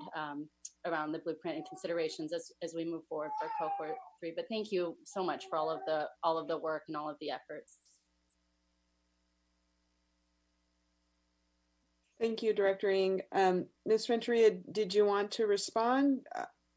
Or you don't have to, that was more of an observation from Director Ng. Yeah, I feel like we've covered a couple of those things. And I think the one area we didn't cover was engagements during this time. And I think that's exactly why we are reassessing and thinking through a modified timeline and what that will look like. We're having those discussions. Like I mentioned before, we're having those discussions with this week. I had a couple of conversations with cohort 3 principals to ask them, so that we're not just simply having them from the central office, but from the communities that community leaders that know their communities well. So that is something we're thinking through. And I think these are all ideas and thoughts that we are trying to figure out as well in this light of this new situation. Great, thank you. I just had a couple of questions. One was about the timeline, but you've addressed that, and it looks like we will hear more on that in coming weeks. And then in reading the written report, which I really appreciate the memo as well as the presentation, thank you for taking the time for that. I continue to think that somehow we need to be budgeting for additional support for schools that are going through a design, through the design year and then into the first and potentially second year of implementation. So I'm wondering what our thoughts are about how we can do that, given the many challenges we face in light of the losses we're going to be looking at right now. So I guess it's more of a caution, I guess, going forward, that I hope our budgeting will be able to somehow accommodate more support than we have provided previously for schools that are in these redesign modes. So Director Yee, you already had a chance to speak, I believe, didn't you? Barely. Is there a chance for one more comment?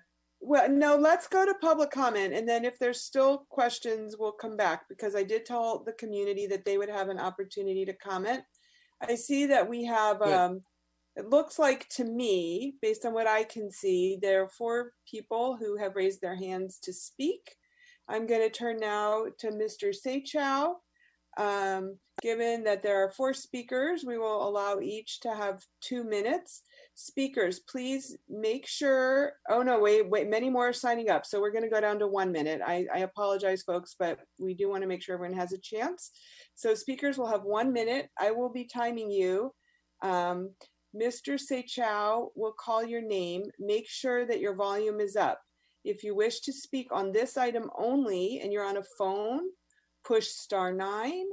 If you wish to speak and you are calling in, you can raise your hand. I mean, if you're on a computer, you can raise your hand by clicking the icon at the bottom. Mr. Seychow, can you please call the first speaker? Yes, Madam President, we have 7 speakers total as of this moment.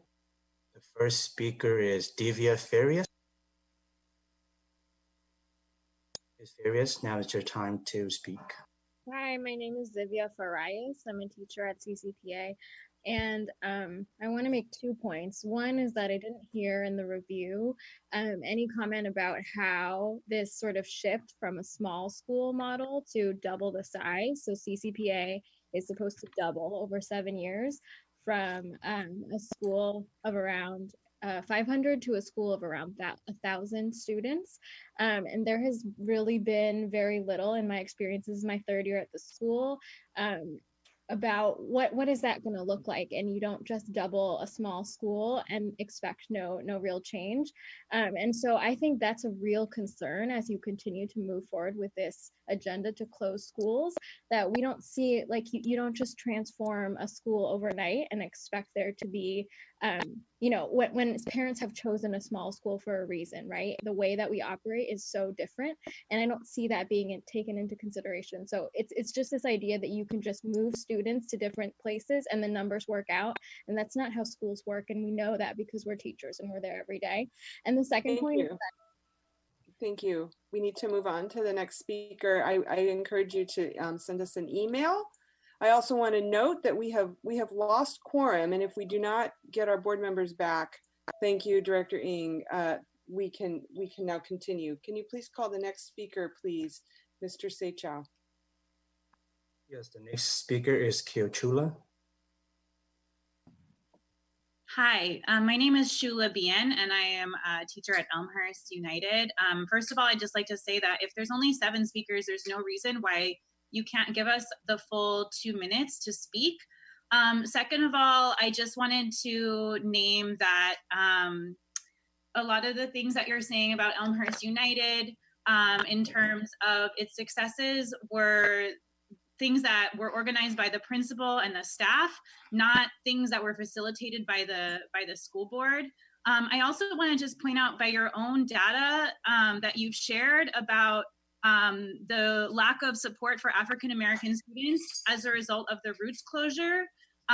If the whole point of the blueprint process, as Ms. Renteria named at the beginning of her presentation, was about increasing equity to students, and the one closure that has happened as a part of this cohorts 1 and 2, the one like real closure of Roots, has had disastrous effects for African American students. 20% of those students have left the district. I think that is something that is pretty damning of this process, and I want to call on all the board members not to proceed with the plan to close more schools in our district. Thank you. Can we call the next speaker, please? Next speaker, Mike Hutchinson. Thank you, Mike Hutchinson. As the presentation pointed out, one of the problems all along is there still hasn't been a developed framework for how we're even going to rate our schools. And to hear that that's still being developed in year number 2 shows we don't really know what we're aiming for or what we're doing. This has been imposed on school communities. This has not been something that communities have chosen for themselves. A lot of us in the community believe in the sustainable community schools redesign model instead of this top-down imposed model. I think it's clear with what's going on now, you definitely need to postpone any decisions on cohort 3 until this crisis is over. And the real question is what's going to be done with cohort 2? Because as the report clearly showed, things are not currently in place. And reaching out to the 14 members of a redesign committee is not going to be enough to make sure that these schools have the things in place to open in the fall like you've planned on. So all of these key decisions going forward should be put a pause. And the question is, how are we going to get through the end of this year with our schools closed? And how are we going to create a process to reopen our schools in the fall? And how are we going to engage the community to make sure we have a voice in this process? Thank you, Mr. Hutchinson. Can we call the next speaker, please?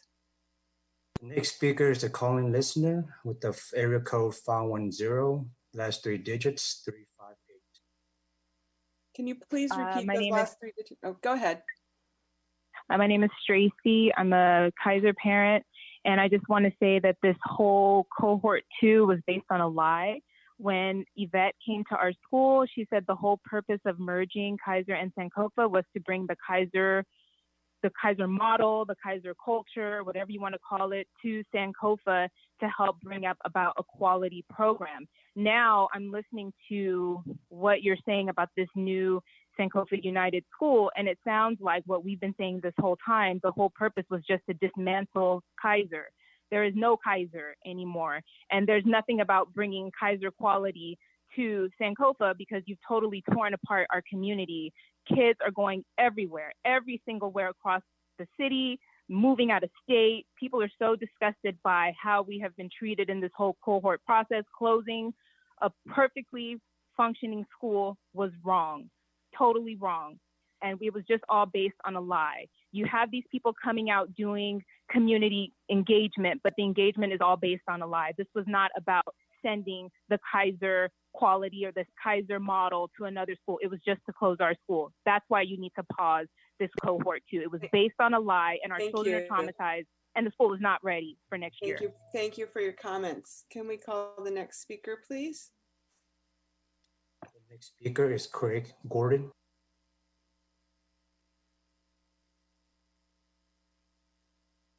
Mr. Gordon, are you there?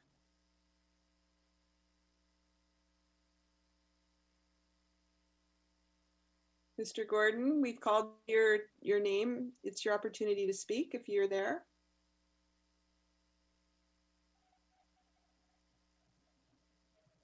Okay, why don't we go to the next speaker if there is one, and then we'll try to come back to Mr. Gordon. The next speaker is Hakeem Bey. I want to speak again. My name is Hakeem. I'm a parent of 4, and I really hope the team is leading everything with data. There's this myth out there when Black kids merge with white kids that the whole school is destroyed. So we need to lead with data. If a parent has their kid at a failing school for so long and they find out the school is failing, that parent wants to do something different. And I think it's a right for that parent to deserve something different. This isn't a 2-year issue. This is 30 years of families being disrupted and destroyed. Black and brown families that are living in the flatlands. We need change. The longer we wait and push back, the longer our babies will not be able to read and learn and graduate. So we are leading. We're looking for you as board members as leadership. We voted you guys in this position so you all can make the best decision for us. And when we say community engagement, what is that? Is that parents? Is that kids that actually go to these schools? Is that just anybody that wants to get up and talk? That needs to be defined because those are the families that's going to be affected by these decisions. Thank you, Mr. Bey. Can you call the next speaker, please, Mr. Seychow? Next speaker is we have Felicia West.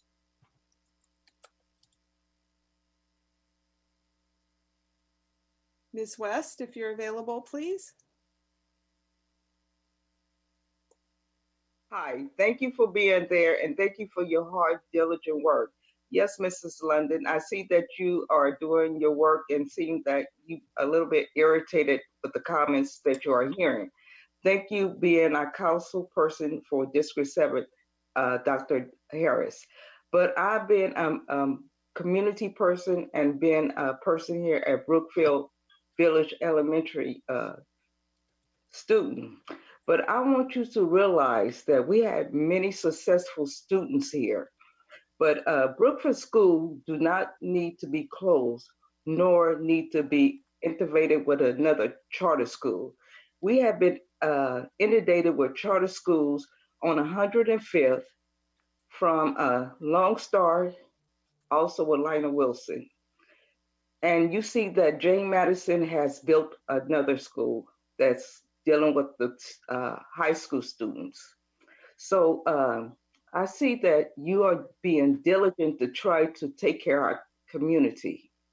So we have been successful with our students going to universities and becoming very successful. Look at our data and all that. And we see that the district has diverted students that within our community is being sent to other schools, which is not fair to the homeowners and residents here. Thank you, Ms. West. Thank you, Ms. West. Please give me extra time. I see that you like to do this to people that is being in our community. Everyone gets the same amount of time, and we would be delighted to receive email or phone calls from you about this, but we do have other people who wish to speak. So we're trying to make sure everyone has an opportunity. We're going to move on now to the next speaker, please. Ray Gordon, are you there?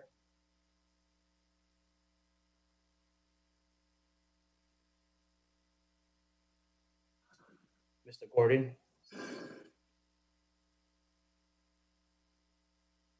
Right. It doesn't appear that Mr. Gordon is here. So we will now go back to board members and, well, Superintendent, well, I'm sorry, Director, you wanted to have another round.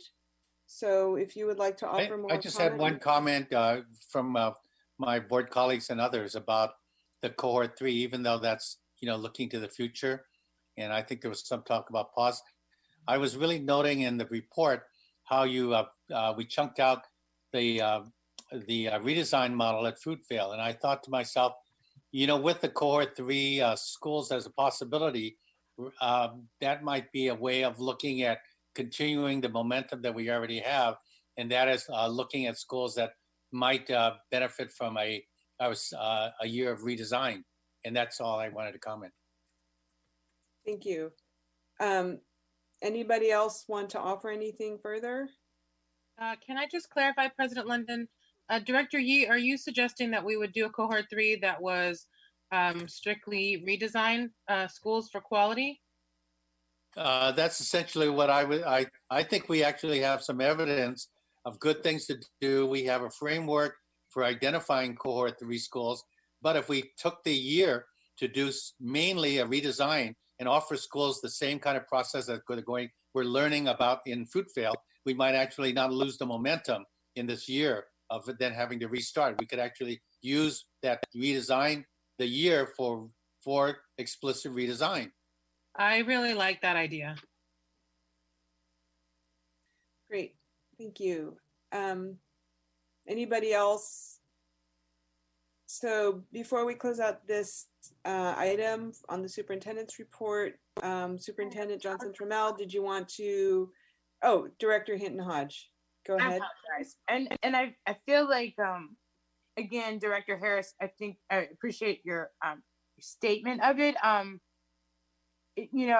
absolutely agree that while COVID-19 it can slow down the process and will stay, in the name of health and safety is a good thing. But I do think that this might afford us an opportunity to go deeper and have some more one-on-one conversations. I mean, I want to acknowledge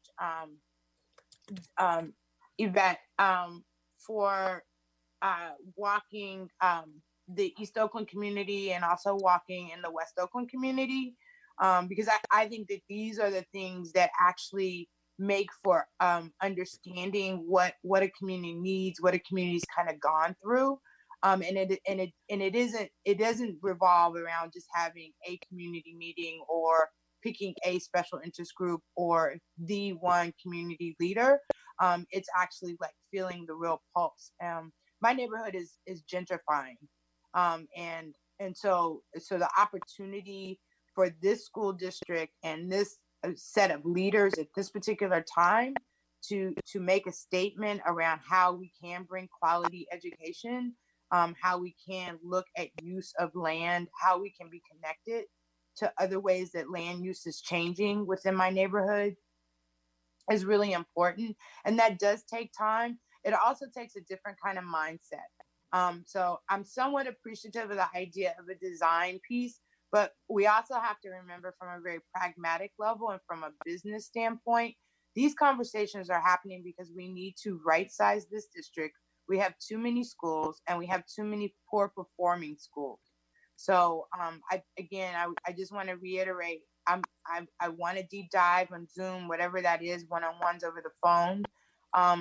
And at the same time, I don't want us to lose focus and track on like what we need to be doing at this particular time in terms of supporting. We just did a $21 million cut. So, and we do that every single year. And so that's not the answer to getting us to quality schools, really, and to a sound, strong organization. That's really not it. So again, I get that some people don't get it, don't like it. But some people have never really kind of walked in my neighborhood either, right? And they've never necessarily suffered through generation after generation of 4 out of 10 kids being able to read and maybe 3 out of 10 being able to do mathematics. And that's not the system's problem, right? That's not the kids' problem, right? That those are things that we have to actually work on together and really shift and change. So in my neighborhood, yeah, you can go to a quality school at Hoover, you can go to a quality school at MLK, you can do quality work even at Prescott. The question becomes whether or not a family, 90 students, are going to be well served in one building that we can barely afford, and we take $300,000 to $400,000 out of a general fund every year. Like, that is a level of like, can we look at the numbers? Can we look at what's real? And so, yeah, I believe that if 40 kids went to Hoover and 40 more kids went to MLK, they would have an excellent opportunity to read, to do math, and to feel cared for and loved. And I think that the conversations about how do we reimagine and redesign Prescott, I am absolutely down for it. But we cannot get ourselves into not keeping our eye on the prize around what this exercise has really been about and what's important for families. Thank you. Thank you, Director Hinton-Hod. Thank you for the time. So I think that concludes, unless anybody else wanted to offer more comment. Superintendent, did you want to close out this segment? Yes. Thank you for Yvette and Jen for the update. Thank you, community members, for your comments, and board members for your comments and questions. For me, it's 2 tension points. Right now, we've had something that's hit us like a meteor that we're all just trying to figure out. We're trying to make sense of this. It's disrupted not only district life, but pretty much everybody's personal life as they know it. And many of us know even once we cross the thresholds of the emergency, life after COVID will probably change significantly. So we obviously need to take time to figure out as an organization where our business is serving children, how we go about doing that in this new normal. With that said, to Board President Hinton-Hodges' point, we are in this moment before this crisis of where we're having to make a ton of hard decisions all at once because we haven't made decisions for many, many years, going on decades. And so when we're talking about quality as a system, issues of sustainability do impact our ability to provide quality. When we have schools that are 90 in size, 100 in size, it becomes extremely difficult as a school system for us to provide the quality that we want. So it's a non-option whether I'm here or anyone else is here, these issues are not going away when their board changes. These issues are not going away if there's a new superintendent in the seat. We've had over 8 superintendents that have inherited the same exact challenge. So we have got to figure out a way both to lead with heart right now, which is being empathetic to the situation that we're in. So obviously we are not making this vote tomorrow, in April, or in May, obviously. But to say that we are going to totally postpone this dilemma that we have been basically limited, it's limited our ability to be able to provide the type of quality that we want. That is not an option. We have to still press on and figure out the best way to do it, you know, with respect, with dignity, but we can't say that we are not going to actually engage in this conversation. So I just want to make that point very clear. We're obviously pausing and taking a step back because we have a pandemic that we all have to figure out how do we lead and create some sense of normalcy. And then we also have to think about the fact that we do have to figure out how we address the issues of sustainability and quality, and the fact that we, whether we like it or not, we are a district that is 1/3 charter, 2/3 district, and we have to figure out how we rectify being a system of 2 different public school systems, right, within our city. So we'll press on. One of the reasons we didn't want to come out with a brand new timeline is there's some reflection and some time that we need to figure out the best way to proceed. And so we look forward to bringing another recommendation to the board and to the public. Thank you. Thank you, Superintendent Johnson-Trammell. We're now going to move on in the agenda. We're now on item N, which is comment by collective bargaining units. If any of our bargaining unit partner leadership from our bargaining units are available, we have an opportunity with this item for you to provide public comment. Mr. Seichow, do we have any leaders from our bargaining units? Yes, we do, Madam President. We have Keith Brown. Thank you. Mr. Brown, you'll have 5 minutes. Good evening, directors and superintendent. Can you hear me? Yes, we can. Thank you. For the past couple of weeks, I've just been very inspired by our teachers, educators, staff, and the OUSD community, just for their resourcefulness and dedication to our students and our families in the Oakland community. So I just take great pride in seeing, you know, the OUSD community come together, and the decision to extend the COVID-19 closure, it is the right thing to do for the health and safety of our students and community.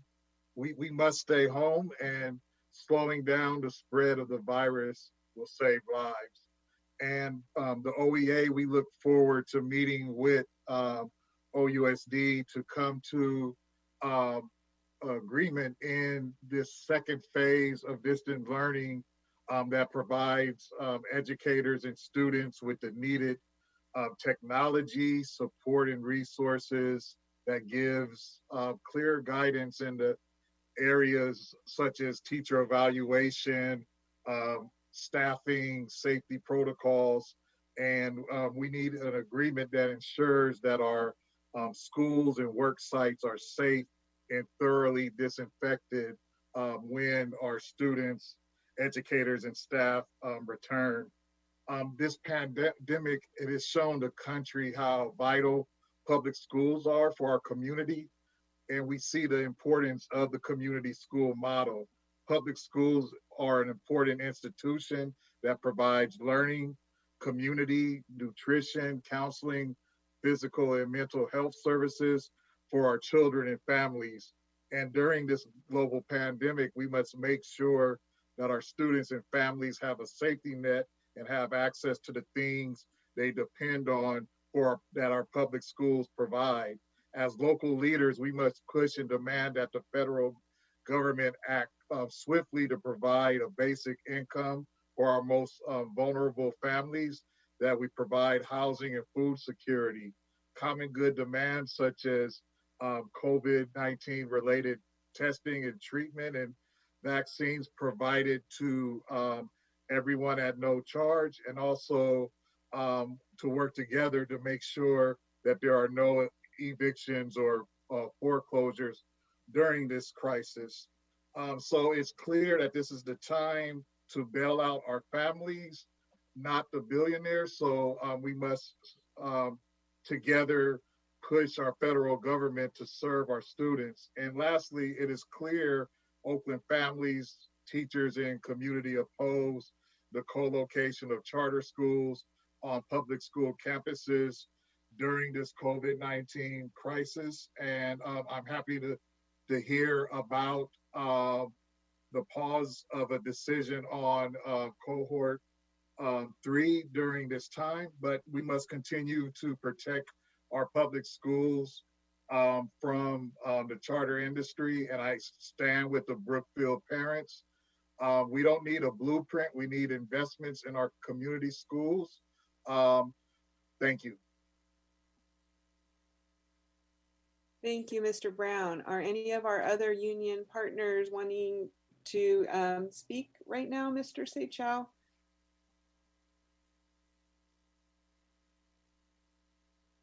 Yes, we have Felicia West. Ms. West, can you please identify which union you're with? Because this is an opportunity for our labor leaders to speak.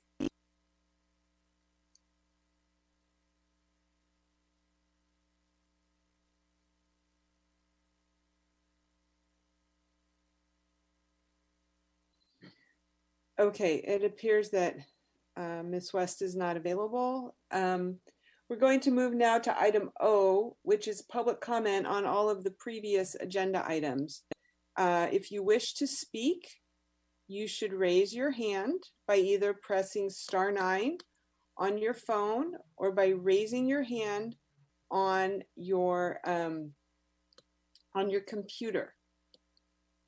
So we'll give folks a minute or two to raise their hands. I see a few people coming in. So this is to comment on all of the items that we have addressed up until now, with the exception of the blueprint report, because we just took public comment on that. Okay. I see a few people coming in. So we'll give folks 2 minutes. Mr. Seychow, if you want to start calling the speakers, that would be great. Thank you. Madam President, the first speaker we have is a call-in listener, area code 510, last 3 digits, 345. Again, the last 3 digits are 345. Hello? Hi, go ahead. Yes, this is Asada Olibawa. I am new to the system of how we're doing this, so I was trying to speak on item M and nothing happened. So may I speak on item M as it is a part of the A through whatever? Yeah, go ahead. Excuse me. Go ahead. Okay. So in the conversation, there was a mentioning of the need for budgeting for whatever cohort item you're going to be dealing with. And I see that as an issue related to the Kaiser Sankofa, because the enrollment is supposed to be 317 this year for Sankofa, and the projected enrollment is 312 next year. And at the same time, in February 26, you approved spending $356,000 for 3 portable classrooms. And you also tonight are approving more spending related to those portable classrooms. So this item around budgeting for spending around cohort seems to be something that needs to be a part of wherever you choose to go forward with anything. What are the fiscal impacts related to that would seem to be appropriate.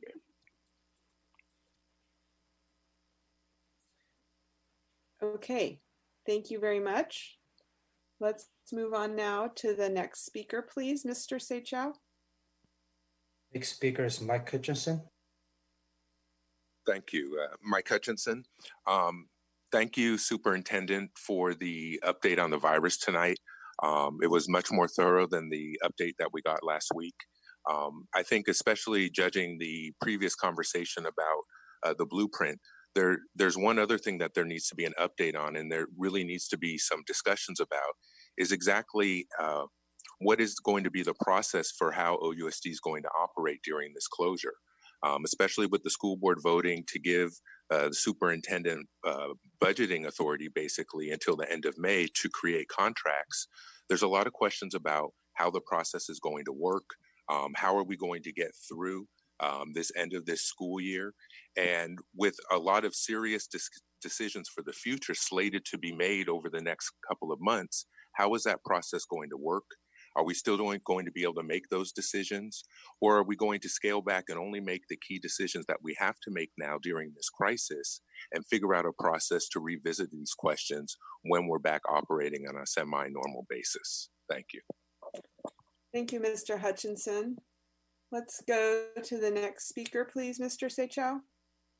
Next speaker is Bob Britton. Thank you. Go ahead, Mr. Britton. Welcome.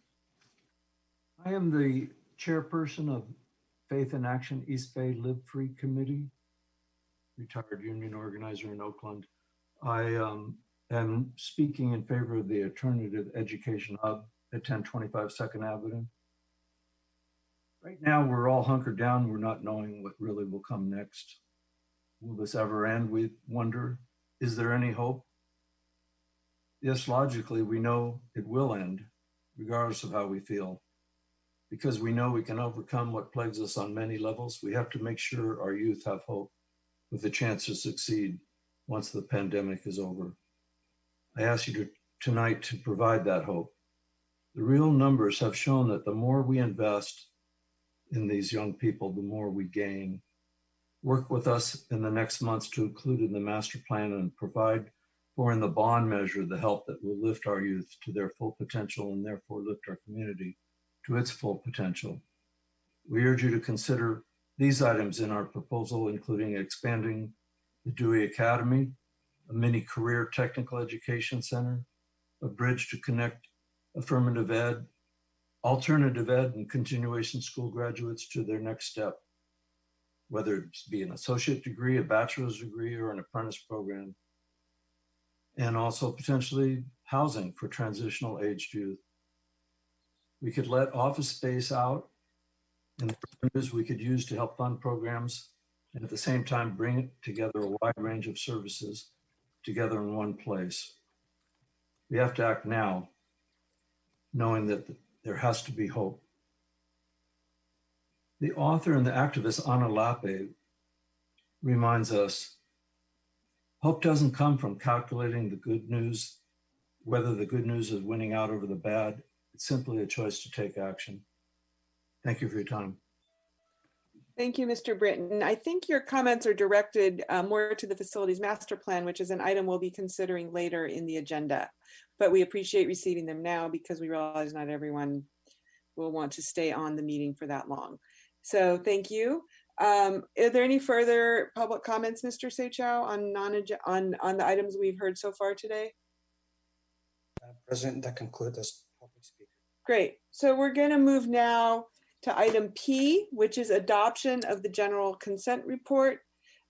Colleagues, I just want to remind you that earlier items P8 and P9, as well as P13 through 27, were all withdrawn from the agenda.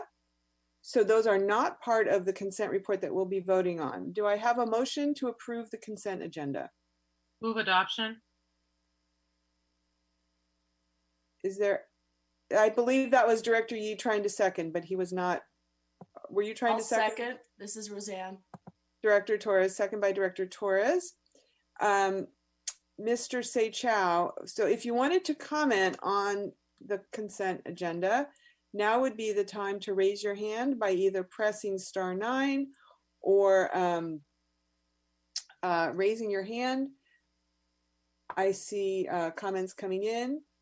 So we will go, we'll give each person 2 minutes. Mr. Seychow, if you could call the speakers, please.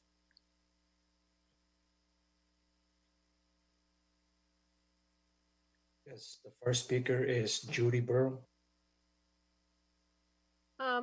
Yes, so I'd still like to speak to the consent calendar, even though a lot of the items were removed. So I noticed that a lot of the contracts, I mean, we have this ongoing situation where items are on the consent calendar where the scope of the contract mainly is in the past, or a lot of it is in the past.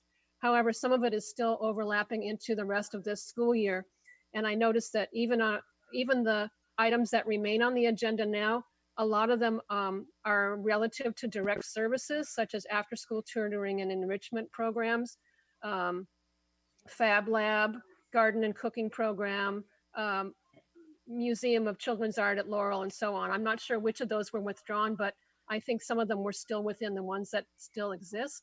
And I think you should consider taking all of them off the consent calendar and looking at which of them are actually going to be implemented, because we have no school happening right now, and figure out if there is some cost savings about revising the contracts, given that there is no school right now. Thank you. Thank you very much, Ms. Burrell. Mr. Seychow, can we call the next speaker, please? Speaker Mike Hutchinson. Yes, Mike Hutchinson. I want to second the previous speaker's comments. I was really surprised to see that there were contracts on here, that it appears that there's still work scheduled to be done on these new contracts in these last few months of the school year. And so again, the question is, are we making any separate plans now that we're in a crisis mode? We know that we're going to need extra resources to get us through this crisis. So has been an effort been made to look at these contracts to see if any of them are unnecessary, or if we can just pay out the services we've already used, or do anything to create extra resources for what we're clearly going to need going forward. The other question is, at the last meeting, you just voted to give most of this authority to the superintendent going through to the end of May.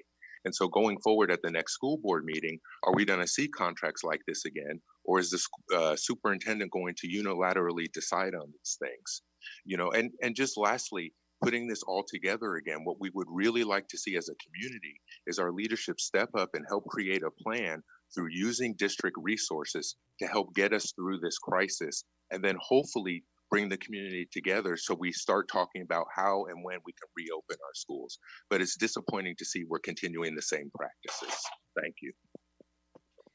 Thank you. And I just want to clarify that at the last meeting, we did pass a resolution. We spent quite a bit of time debating it, that gives the superintendent authority during the time of this closure due to the COVID-19 pandemic for contracts that are very specific to services that need to be provided at this time. It is not a blanket opportunity for the superintendent to go out and issue all sorts of crazy contracts. That is, it was very clearly not that. Director Gonzalez, Vice President Gonzalez, did you want to add something? Yeah, I just wanted to share that the reason those contracts were withdrawn today was so that there could be a review of whether they need to be canceled or adjusted based on the fact that we are not able to deliver direct student services right now. So to the concerns that were raised, that's precisely why the contracts were withdrawn, to be reviewed. And then they may or may not be brought back based on whether we can actually deliver the services this school year. Thank you. Can we call the next public speaker, please?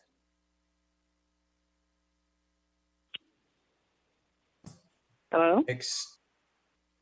Excuse me, Hello? you need to wait until your phone number is called, so because there's several people who have signed up. So Mr. Seychow, can you call the next speaker, please? Yes, the next speaker is a call-in listener with the area code 510, last 3 digit 345. Again, that's 345. Yes, that's Asada Oligbala. I was calling because the items identified as 11 through 16 and 24 through 26 are contracts. These contracts either started in July or June of 2019, and they end in June 30th of 2020. So most of these contracts are coming to an end. The same is true with P24 and P26. Started in August or June and ends in June of 2020. So these contracts are almost over, and you're just approving them. And in many cases, you're taking them off the agenda, but they've almost come to a completion before you've even approved them. The other item is P3, Sankofa Portable Classroom Inspector. This is saying that this inspector is required for all stages of construction, but you approve on February 26th that the contract for these 3 portables would begin on February 27th. The services for the inspector began March 26th. So if that inspector was supposed to be for all stages of construction and the construction started on February 27th, that's not happening. The other thing is item P4, which is bathrooms added to the portables. And this is another extended cost for the Sankofa 3 portables. You have a cost of, I can't remember, how much the cost is, but there's another cost. So we're spending money for, like I said before, for these changes to take place with the merger of Sankofa and Kaiser, and we're not doing it in a correct manner. P5 and P6 is monitoring, and also P6 has to do with patrol and response services for alarm systems that you're putting throughout the school system. But you already approved. Okay, all right. Can we call the next speaker, please, Mr. Seychow? Next speaker is Genevieve. Hi, my name's actually Guinevere. Yes, that's all good.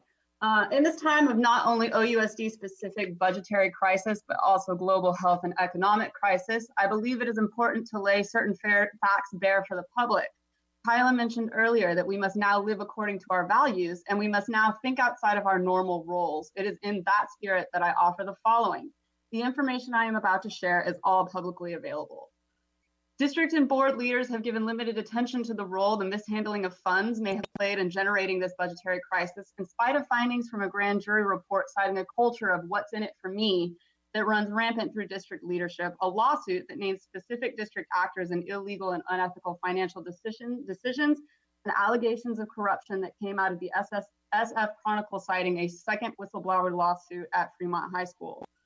Video recordings of Measure N Commission meetings available on the OUSD website document the independent auditor was unable to obtain appropriate records for some of the spending that happens at specific high school sites.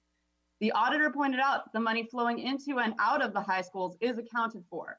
However, several school sites were unable to provide appropriate documentation to prove the money they spent was in accordance with Measure N guidelines.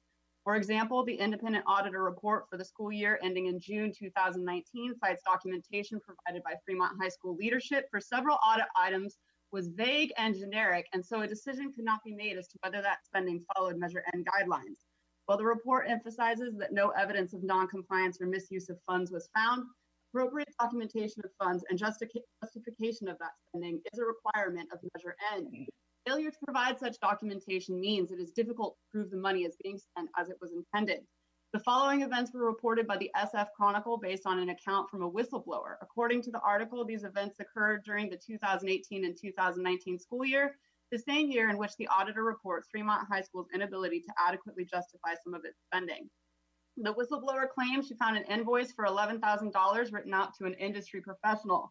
According to the article, when the whistleblower was asked what the invoice was for, the co-principal, who had already approved the spending, stated, "Don't worry about it, just pay it." The whistleblower claims she heard from 2 separate sources that money was eventually paid to the attendance clerk at Fremont High. The whistleblower claims she found overtime payments approved by the same co-principal to the same attendance clerk for times the attendance clerk was not even working at all. The whistleblower claimed she was fired a week after she was asked about these overtime payments. Thank you. Next speaker, your time is up.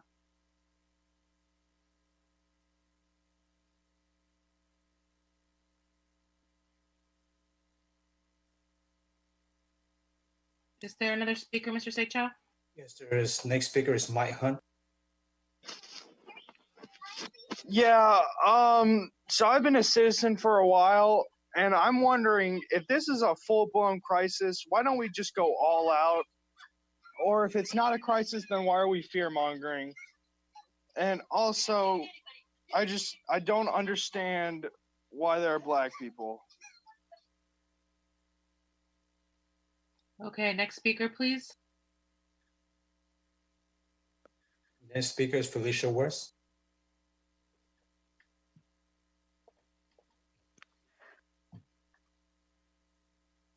Can you hear me? Thank you. We hear you. I just wanted to comment on one of your speakers because she was very diligent what she was saying about the community schools. And I just wanted to make sure that you understood what I was saying about charter schools and our community schools, because it's so important that you understand that it's not about we don't want charter schools, but the community schools is so important for the fabric of the community and the homeowners. So I just wanted to make sure you understood that we are united of the schools and our students, that they know once they leave our elementary school, they have a place to come back to. And I thank you so much, Dr. Harris, that you are working with us to make sure you keeping our school here. Thank you. Thank you, Ms. West. Is there another speaker, Mr. Seychow? No, Madam Vice President, that concludes your public speaker. Great. Thank you, Vice President Gonzalez. So that was public comment. We're now going to move to item R, which is public hearings. At this time, I'm going to open the public hearing on item 200550. Madam President. Madam President, do you want to take a vote? We are on not that there item? yet. We need to take a vote on the consent report. Oh my gosh, you're right. We didn't do, wait, that was still the consent agenda? I'm sorry, this is very confusing without a solid agenda in front of me. Let's call the roll, please, on the consent agenda. Vice President, Director Ng, did you want to ask a question? I was trying to jump in queue to just ask the superintendent a quick update question, and maybe this is a longer update, but I had asked at the last meeting if and I know that the decision was just today to extend the closure, but to the questions around the contracts, I'm wondering if SSCs and school sites will be able to revisit their unspent budgets to make different decisions around their purchasing for the remainder of this year at this point, seeing as there might be a more prolonged school closure and they might want to make other decisions. Will that be a possibility given the extended period of time? Can you repeat the question? Is the question asking if they're able to retain carryover or if they're able to reallocate dollars already provided? Yeah, are they able to reallocate dollars in the current budget? Because my understanding was that we were going to be stopping, forgot what the fiscal term was, but that freezing the budget at the school sites right after spring break to be able to focus on the closing of the books as we do every year. And there was some concern around if there was going to be a prolonged closure, wanting to use some of the unspent dollars differently at the school sites in preparation for maybe some of the hard technology or other types of tools for distance learning. So at this point, would we be able to extend the timelines so that school sites would be able to reconsider how they might be able to use unspent funds to be able to support distance learning or other unanticipated needs at the school sites if they still have dollars in their budgets that they had plans for but now may want to reevaluate? All of those things are up for consideration, Board President Ng, but we haven't made any definitive decisions at this point. Thank you. Director London, President London. Yes, go ahead. Go ahead. Sorry, Director just Hinton. I don't think I was fully distracted. Maybe I was just shocked. But while Vice President Gonzalez, was there a racial slur that was made by someone making public comment during this time period about Black people? I did not hear a racial slur. What I heard somebody say is, "Why are there Black people?" I would take that as a racial slur and something derogatory towards Black people. So I would appreciate leadership kind of calling those things out, because that is inappropriate. Thank you. Yes, thank you. General Counsel believes that there are people trying to sabotage the meeting, and there's other ways that that's been happening, and he's investigating. But yes, definitely inappropriate and not welcome at our meetings. Thank you, Director Hinton Hodge, for noticing that. I'm sorry, I had stepped away for a moment and I didn't hear the comment. So I appreciate you keeping us mindful of that. Mr. Rakestraw, can we call the roll, please, on the consent report? We can't hear you, Mr. Rakestraw. On the motion to adopt the general consent report as modified, Student Director Smith-Dahl, Student Director Garibo, Director Ng, Yes. Director Hinton Hodge, Director I Hinton Hodge, apologize. Yes, I'm slow. Director Yee, Yes. Director Torres, Yes. Director Harris, Yes. Vice President Gonzalez, Yes. President London. Yes. The general consent report is adopted. Thank you, Mr. Rakestraw. At this time, we will move to item Q, which is public comment on all non-agenda items. So at this time, if you wish to provide comment on any item that is not on some topic that is not on the agenda tonight, you should raise your hand. If you're using a phone, you will press *9. If you're participating via computer, you will raise your hand. You'll push the icon to raise your hand. We're going to give speakers 1 minute on public comment because people seem to be signing up as we get into the item. And I'm going to ask Mr. Seychow if you can please call the first speaker on public comment. Thank you. Yes, the first speaker is Angelica Honko.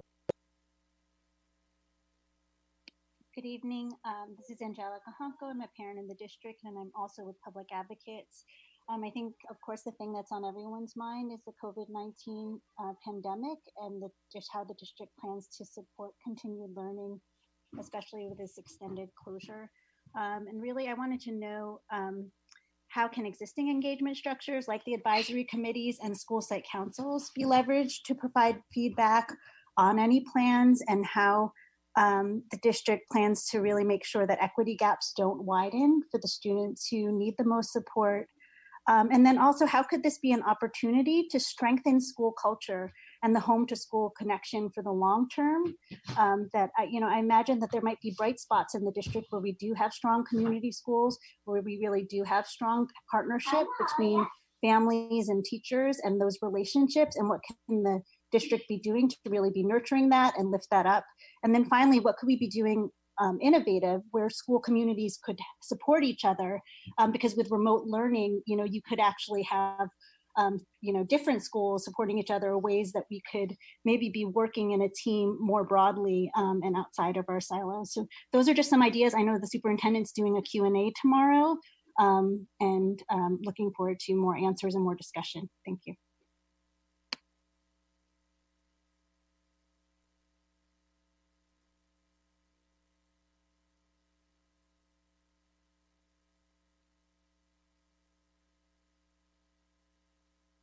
Oh, I still have. Sorry, Mr. Seychow, can you please call the next speaker? Yes, next speaker is, I'm gonna spell this person's name out, Guinevere. Yeah, Guinevere, thank you. So yes, this is a continuation of my comments I made it earlier. So the school co-principal that I mentioned earlier is still employed at Fremont High School, according to an organizational chart provided by the high school network superintendent at a measure-in committee meeting and available on the OUSD website. The attendance clerk now works alongside herself, the high school network superintendent at the district level. Additionally, the current high school network superintendent is married to the other co-principal at Fremont High School. Recently, at a Measure N Commission meeting, the committee approved a request by district leaders to allow them to approve changes schools would like to make to their budgets without running it through the commission first. One of the people who must sign off on these budget adjustments, which are presented by high school principals, is the high school network superintendent.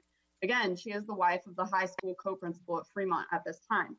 The high school network superintendent explained to the Measure N Commission that district leaders had already been approving budget changes without commission approval, but district lawyers recommended leadership present this policy to the Measure N Commission for approval, as it is a legal gray area. Perhaps there's nothing problematic about any of the financial decisions behind the facts I have just shared. Outcomes from the lawsuit are, to my knowledge, unavailable at this time, and the auditor repeatedly stated there's no evidence the district has mishandled or misspent Measure N funds. Thank you for your comments. Thank you. Your time has expired. Can we call the next speaker, please? Yes, next speaker, Mike Hutchinson. Yes, Mike Hutchinson. Many of us in the community are really anxious right now with what's going on. And especially in terms of, it doesn't seem that there's been an effort to really create a plan from OUSD leadership to get the community through this crisis. And there's two really big pieces to it. We need to have a plan in place for what's going to be happening for our students and families, especially if we don't get back to school this year. How are students going to get promoted to the next grade? And how are we going to make sure there's no punitive measures where our students are punished for an international pandemic? And the same thing rests with our staff, and how are we going to maintain our staff through this crisis, and what's the plan for keeping them paid, and how are we going to reopen our district when that time comes? Are we going to open every school at once? What's the checklist that needs to be done? And more importantly than anything right now, we need some firm drop dead deadlines from OUSD. With the announcement that we've pushed back the shelter in place and the closure of our schools till May 4th at the earliest, what is our drop dead date where if we don't open school again? Thank you, Mr. Hutchinson. It's my understanding that we are working very closely with Alameda County Office of Education and the public health officers of 6 of the 9 Bay Area counties, and that those are a lot of the things that are dictating our timeline here and the response that we have. This is a very, as everyone knows, a very fluid situation, and we're working very hard to provide stability during a time of great uncertainty. And we thank, again, the superintendent and the many, many employees of the district for their help with that. Can we call the next speaker, please, Mr. Seychow?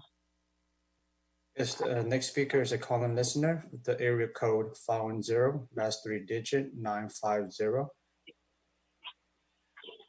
Hi, this is Kim Davis, parent in the district. I just want to raise again the issue about the equity index and the impact that it has on primarily African American schools, and wondering what, given that school is not in session, SSCs are not meeting. Just wondering when we were going to have an update about what's happening with that to change that formula so that it does not impact African American students primarily, and have those funds restored. But also, when are we going to have a budget hearing, budget committee meeting? I was very disturbed that there is nothing about the budget in this on this agenda tonight, despite the fact that obviously something is going to have to be done about the budget before the end of the year, whether we're in school or not. So I hope that this will be taken care of, and that we can get an update on what's happening. Thank you. We actually published a calendar of our meeting with topics. It was something that we adopted at our January 6th meeting, and we have been following it pretty closely. Tonight was always slated to be an update on the facilities master plan and the cohort, the blueprint. Can we call the next speaker, please?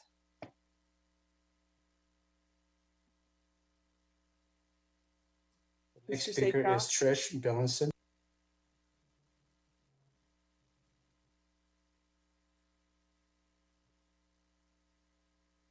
Trish Bellinson, are you available? Hi, can you hear me? Yes, go ahead, please. Hi, yeah, I was just curious if there is a plan for immediate funding for equitable access for technology, specifically Chromebooks and internet access for all of our students. Is that something that the superintendent is looking into making happen anytime soon? Because it's a huge question within the community right now. And the current information that's posted on the district site with Tech Exchange, they are still taking requests, but I did contact them today and they have 22 requests for every 10 minutes right now. And they only get in funding every so often. And many of our students are just left with nothing to do, as opposed to maybe some of the Hill schools where they have a full program up and running that is in complete contrast.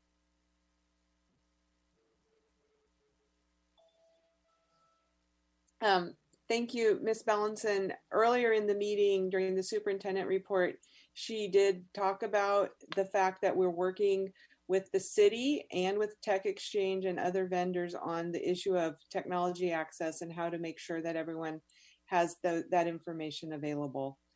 Can we call the next speaker, please, Mr. Seychell? Yes, the next speaker is a calling listener also, the area code 510, last 3 digit 358.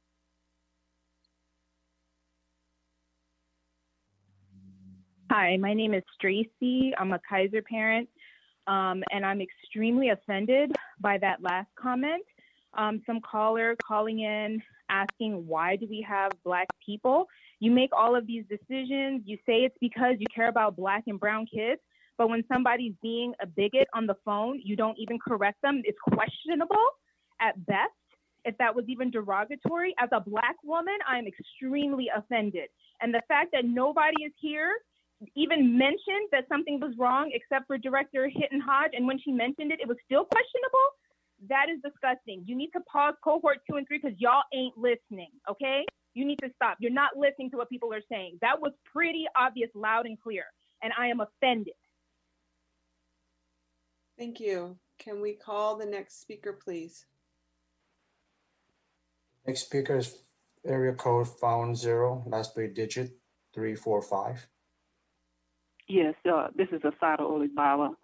I'd like to call to the attention of the board that Representative Shirley Wepper is making another attempt to remove Proposition 209. And in doing that, African American students who cannot be identified as a needed group for special attention can then have that attention once Proposition 209 is then removed. So I'm asking the board to investigate as much as possible what she is trying to do and to support her in those efforts, because until Proposition 209 is removed, we will continue to have African Americans, not students, not having the opportunity to get special needs identified as other groups like foster children, children who are in poverty, special education students, and English language students. So please make an effort to end Proposition 209. Thank you. Can we call the next speaker, please? The next speaker is a calling listener also, the area code 510, last 3 digits 420. Hello. Hello. Hi, go ahead, please. Yes, my name is Howard Mills, and I just want to a comment I want to make is if you guys decide to open some new schools, I would like to see one of the schools named after Kobe Bryant, who passed away this year. from the NBA. I would like to see y'all name a school after him in his honor. And that's all I have to say. I just would like to see a school named after Kobe Bryant from Oakland, if that could be arranged. Thank you, and keep up the good work. Thank you very much for your comment, Mr. Mills, and welcome to our meeting. I think you're new to us. Are there any additional public comments, Mr. Seychow? I conclude all the speakers, Madam President. Thank you. So at this time, we will be moving to item R, which is public hearings. And I am now going to open the public hearing on item 200550, name designation for Sankofa United Elementary School merger between Sankofa Academy and Kaiser Elementary School for July 1, 2020. I'm now opening the public hearing and I'm going to turn it over to the superintendent. Thank you, Board President London. At this time, I will ask Jennifer Porn to virtually take the stage, as well as Sonali Maraka, Program Manager for Innovation Office and Executive Director of Charter Office. Thank you. Good evening. As you know, I have been working with the design team at Kaiser and Sankofa. And the team has come to a decision about their recommendation for the name for the merged school next year. And we are bringing that to you this evening for a public hearing in the hopes that the board will vote on April 7th. So I've been asked to give just brief background on the name and how we got there. So the name that we're proposing for the merged school to be located at the Sankofa site is Sankofa United Elementary School. And just to give you a little bit of background, the design team, which is comprised of 3 staff from Kaiser, 3 staff from Sankofa, 3 parents or guardians from Kaiser, 3 parents or guardians from Sankofa, and the 2 principals from Kaiser and Sankofa, has been working toward this decision since November. This process began with a survey that was conducted of both school communities in November. We were soliciting ideas about community members' priorities for the merged school, and included in that survey, we asked for people's ideas about what the name of the merged school should be. We circled back to that question in December 2019 when we had our first community report back, where we shared with community members from both schools our work in progress as a design team.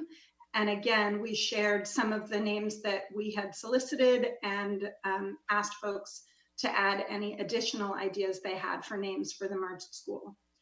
In January, Kaiser Principal Dennis Geikema conducted classroom lessons with students at both schools to solicit ideas from kids for what they thought the merged school should be named. And then at the design team retreat that we held from January 30th to February 1st, the team narrowed that list down to 6 possibilities. And then we conducted a survey in both school communities that was conducted both online and on paper. And over 213 families from Kaiser and Sankofa shared their input about the 6 finalists. And there were 2 clear top vote getters. One of those was to keep the name Sankofa Academy, and the other was to rename the merged school North Oakland United. So the design team came together and discussed those 2 options and ultimately decided to sort of bring them together through this idea of renaming the school Sankofa United. What we like about this name Sankofa United is that keeping Sankofa in the name really honors the legacy and the very powerful symbolism of this school name. Sankofa is a word in the Twi language of Ghana that translates to go back and get it. And it represents the importance of learning from the past as we move toward the future, which feels really resonant to our design team. And adding United to that name also just reflects the unification of the 2 communities and that the merged school will be in service of all students that are being unified together from these 2 school communities. So we are bringing forward tonight for a public hearing the proposal that the school site Sankofa Academy be renamed Sankofa United as it merges with the school community from Kaiser Elementary. Great, thank you very much. Why don't we go to public comment? If you wish to offer public comment on this item, please raise your hand by pressing *9 on your phone or pushing the the raise hand button on your computer. We'll give each speaker 90 seconds. I just realized I have that opportunity with this timer. And Mr. Seychow, could you start by calling the first speaker, please? Yes, the first speaker is Asa. I do apologize if I mispronounced your name. A-S-A.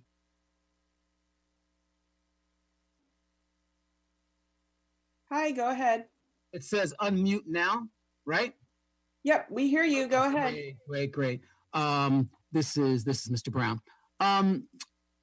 In that report, Kyla, it really would be nice to know what the diversity is on the two schools in making decisions. I've talked to you about this before. This is a rather cataclysmic thing to bring these two schools together.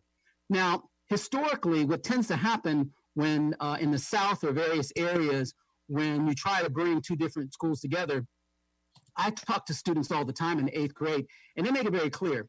If we had to go to McClymonds, my parents would sell our house, move, or we go to private school. So in my credential program, we've studied this immensely. When it comes down to children and their parents in school, they are not going to show up.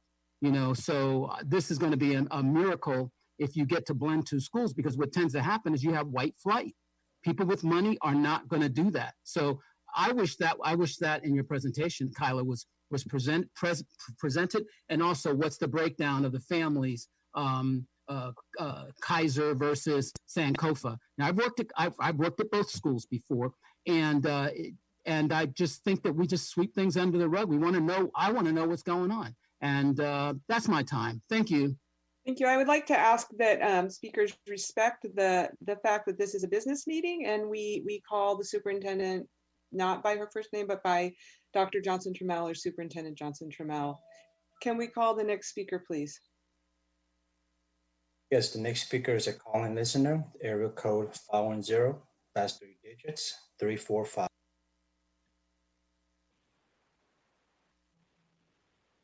Go ahead, please. Yes, this is Asada Olibala. In reading the documentation relative to how this survey was done, it does not identify participation in terms of how many people participated from both schools, because I'm concerned about the buy-in that has not happened overall with the Kaiser community. No one needs to state the fact that Kaiser overall is not content or satisfied with this decision. And at the same time, to have a school, and I'm an African American, to have a school that came up with names like Michelle Obama, Sankofa, Harambe, and Umoja is an overwhelming African American theme, and I don't know if people participated with so few alternatives other than African American. So I just don't get how this worked, where you had full participation of everybody, and I have a feeling that the Kaiser community has not bought in, and I don't think they really participated in favor of this. But we're going to have to walk through this process of failure to see at some point that this wasn't done correctly. Thank you. Can we call the next speaker, please? Next speaker is also a call-in listener, area code 510, last 3 digits, 358. Hi, my name is Tracy. I'm a Kaiser parent. And once again, the board keeps saying they have to move forward with cohort 2 because you got too far. After 6 months, this is what you're talking about, the name, how you came to the name, how after the retreat you came to the name. You have not gotten far. The only thing you've done is come up with a name. It would be great if you actually chaired and came in and really brought the two communities together. But this is not what's happening. It has not gotten too far. And now with COVID-19, we're not going to get any further than a name. This is absolutely a disaster waiting to happen. This is failure by design. This is exactly what you're doing. You've dismantled our school. You've just come up with a name. You want to be praised for coming up with a name. Congratulations. But this is failure by design. We need more than a name to have a successful school. Thank you. Can we call the next speaker, please? Yes, Madam President, that concludes the public speaker for this item. Okay, colleagues, that concludes public comment at the public hearing. Do any of the board members have any questions or comments on this item? Director Yee. Director Yee, I'm going to give the board members 3 minutes, just so you know. Thank you. I wanted to know if the committee considered the board policy 7310 on naming facilities. And if it did, and I'm not exactly sure whether the name was met the standard, and we may want to revise that board policy. 7310. We did consider board policy 7310. I'm looking at it again right now. It says that the governing board shall name district schools in recognition of, number one, individuals who have made outstanding contributions to the school community. Number two, individuals who've made contributions of statewide, national, or worldwide significance. Or number three, the geographic area in which the school or building is located. But it encourages those, but it doesn't limit to those. And it encourages community participation in the process of selecting names. So we were pretty intentional and thoughtful about our community participation. And before adopting any proposed name, the board shall hold a public hearing, which is what is happening this evening. Is there anything else that you're seeing in this board policy that mainly the beginning sentence. It doesn't say that, from my point of view, it doesn't say, it specifically says 1, 2, or 3. So, and you know, I'm not interested in nitpicking it, but consistent with the board policy, I'm asking my board colleagues, we either need to, in my opinion, and I think you would agree, that the board policy does not identify Sankofa as one of those 3 categories. I can tell you that when we were talking to community and to children about how schools are named, and we looked at the names of schools across Oakland, we described kind of 3 categories of names. One is geographic, one is named after important people, and the third, which Sankofa falls into this category, is named after sort of important ideas or aspirations. Thank you, but is that part of the board policy? It is not part of the board policy, so I'm agreeing. I'm making your point, Ms. Coyne. Yes. Director Yee, are you suggesting that you would prefer a different name, or that you want to revisit the policy on naming? I would simply say it's a matter of board deliberation, because we are responsible for the board policies. If the board policies do not reflect the standard of values that we want to put forward, then we need to revise the board policy. Okay, thank you. Director Hinton Hodge. Thank you. So I like the Michelle Obama idea quite a bit. I feel this is like that hard work, right? That's that gut work, and from the parents and families that feel like they're losing something from Kaiser. Like, this is a part of that trauma as well. And so just want to kind of acknowledge that, but also to kind of acknowledge like the students you said at Kaiser that were in this conversation. I think that it's interesting that we might think that non-Black people would not aspire towards, you know, Black values or names of Black people, right? So I think that some of the interruption that potentially has, you know, if we feel like we're this evolving or anti-racist district, like here are these moments where these children, I believe, that are multiracial, multicultural, are going to kind of have the potential to set a different standard. So I definitely don't want to get in the way of something if I think the young people are feeling really vested in it. And then I think to your point, Director Yee, like I would actually like to maybe think about how do we revise this board policy, because you know, what we know is that for so many of our schools, they're actually named after folks that have somewhat, you know, in a 2020 era, right, reputable, you know, relationships or reputations that in many ways were very anti-Black. And so we know that all across this country, we've been doing some things around renaming, getting rid of statues that kind of promote certain types of things. So I think there's power in words and power in the name of something. And so this idea of something that is aspirational, which Sankofa, that it was born out of that, right? Out of a design process, and people thinking about what it would mean to transform Washington. And the neighborhood and the students. And so maybe I would love to work on like, how do we adapt the policy if you think it's important to add that element of you know, aspirational value is also something that we might name a school after.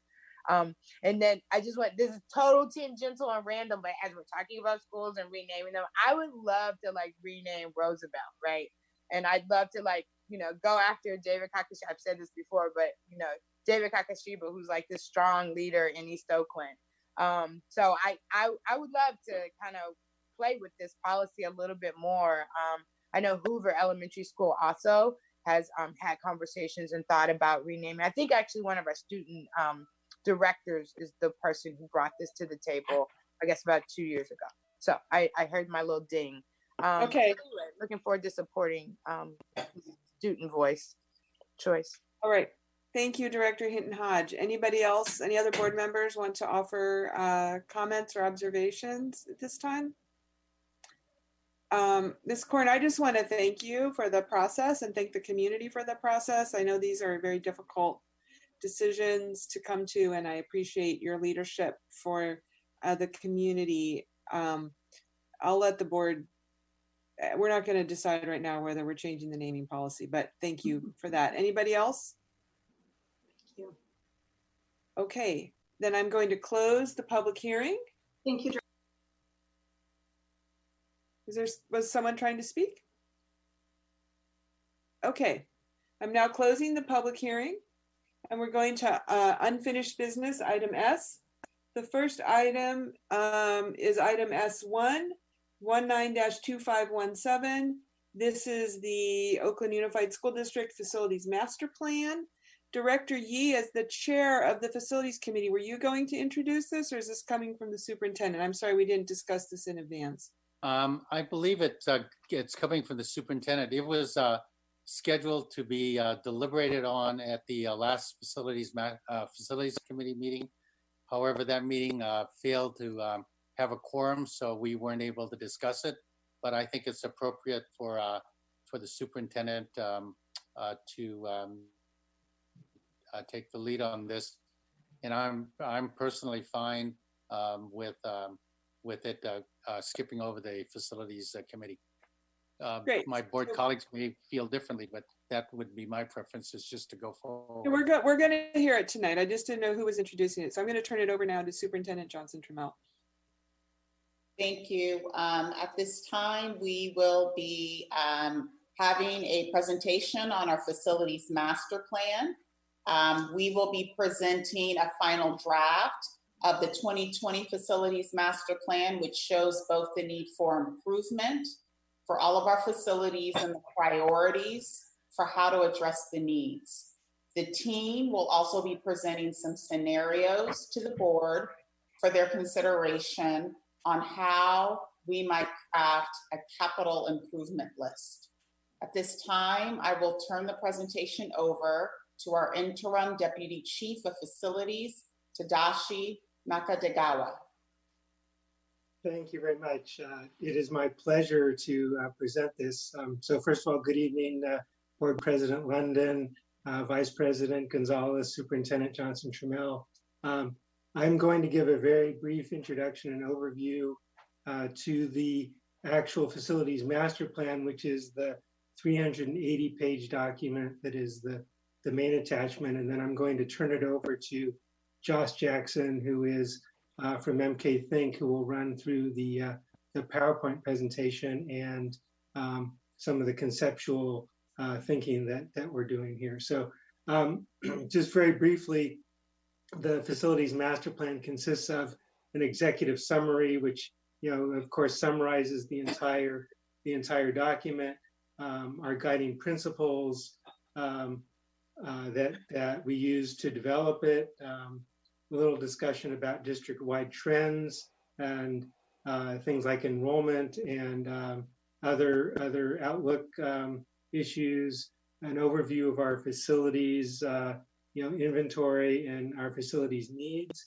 And then it dives into how those needs are categorized, what strategies we looked at in terms of what types of initiatives we want to carry forward, what are the main priorities of the district now and how we might address those. And then very importantly, we included a section on smart asset management, which is an attempt to provide a protocol and method for regularly looking at our assets and how we might develop those and or increase better utilize them for district needs, and then identify those facilities which are no longer needed for district operations. And then finally, in the appendix is some of the data that backs this up, and our fire alarm master plan and safety matting master plan, which were two documents that were developed in parallel to this. So before I turn it over to Josh, I just want to point out that there's a number of firsts in this particular master plan. This is the first time that we have accounted for all the district facilities. That's including admin facilities, buildings and grounds, warehouse, other non-school sites. Previous master plans have excluded these facilities because their focus was on the educational facilities. This is also the first time that we've had been able to include a comprehensive look at our access compliance deficiencies and what it's going to take to correct all of those. And this is also the first facilities master plan that will result in a district-owned and operated database. We've been working with our research and assessment and data department on their plans to implement a database and how we cooperate in using that. And the master plan database will be incorporated in that and owned and operated by OUSD. This will allow us to do updates much more easily, and will also reduce the cost of future master plans. And then I also just wanted to emphasize the importance of the smart asset management in terms of analyzing our asset utilization. So just with that very short introduction, I'd like to turn it over to Josh Jackson with MK Think, who will lead us through the PowerPoint presentation. Thank you. Thank you very much, Director Nakadagawa and the Board of Education, and also a special thanks to the OUSD staff who are managing this very impressive online meeting. Thank you for your hard work. Please, the next slide. Thank you. So today, Tadashi just did a great job of describing the contents of the full master plan, and I would encourage the members of the board and the public to review that. We are getting input right now, final rounds to make updates to present a final document in the very near future. Today in this presentation, I would like to just briefly review the overall process that has brought us to this point. When we spoke to the board last time, we had not yet conducted our community engagements, and I wanted to share some of what we heard and learned from the public, both in-person community engagements and from the survey. Would like to review some of the district needs that roll up to a very large number that the district may not be able to fully fund, and then get into a bit of a look ahead when the master plan is adopted and it then comes time to develop capital programs to invest in school facilities.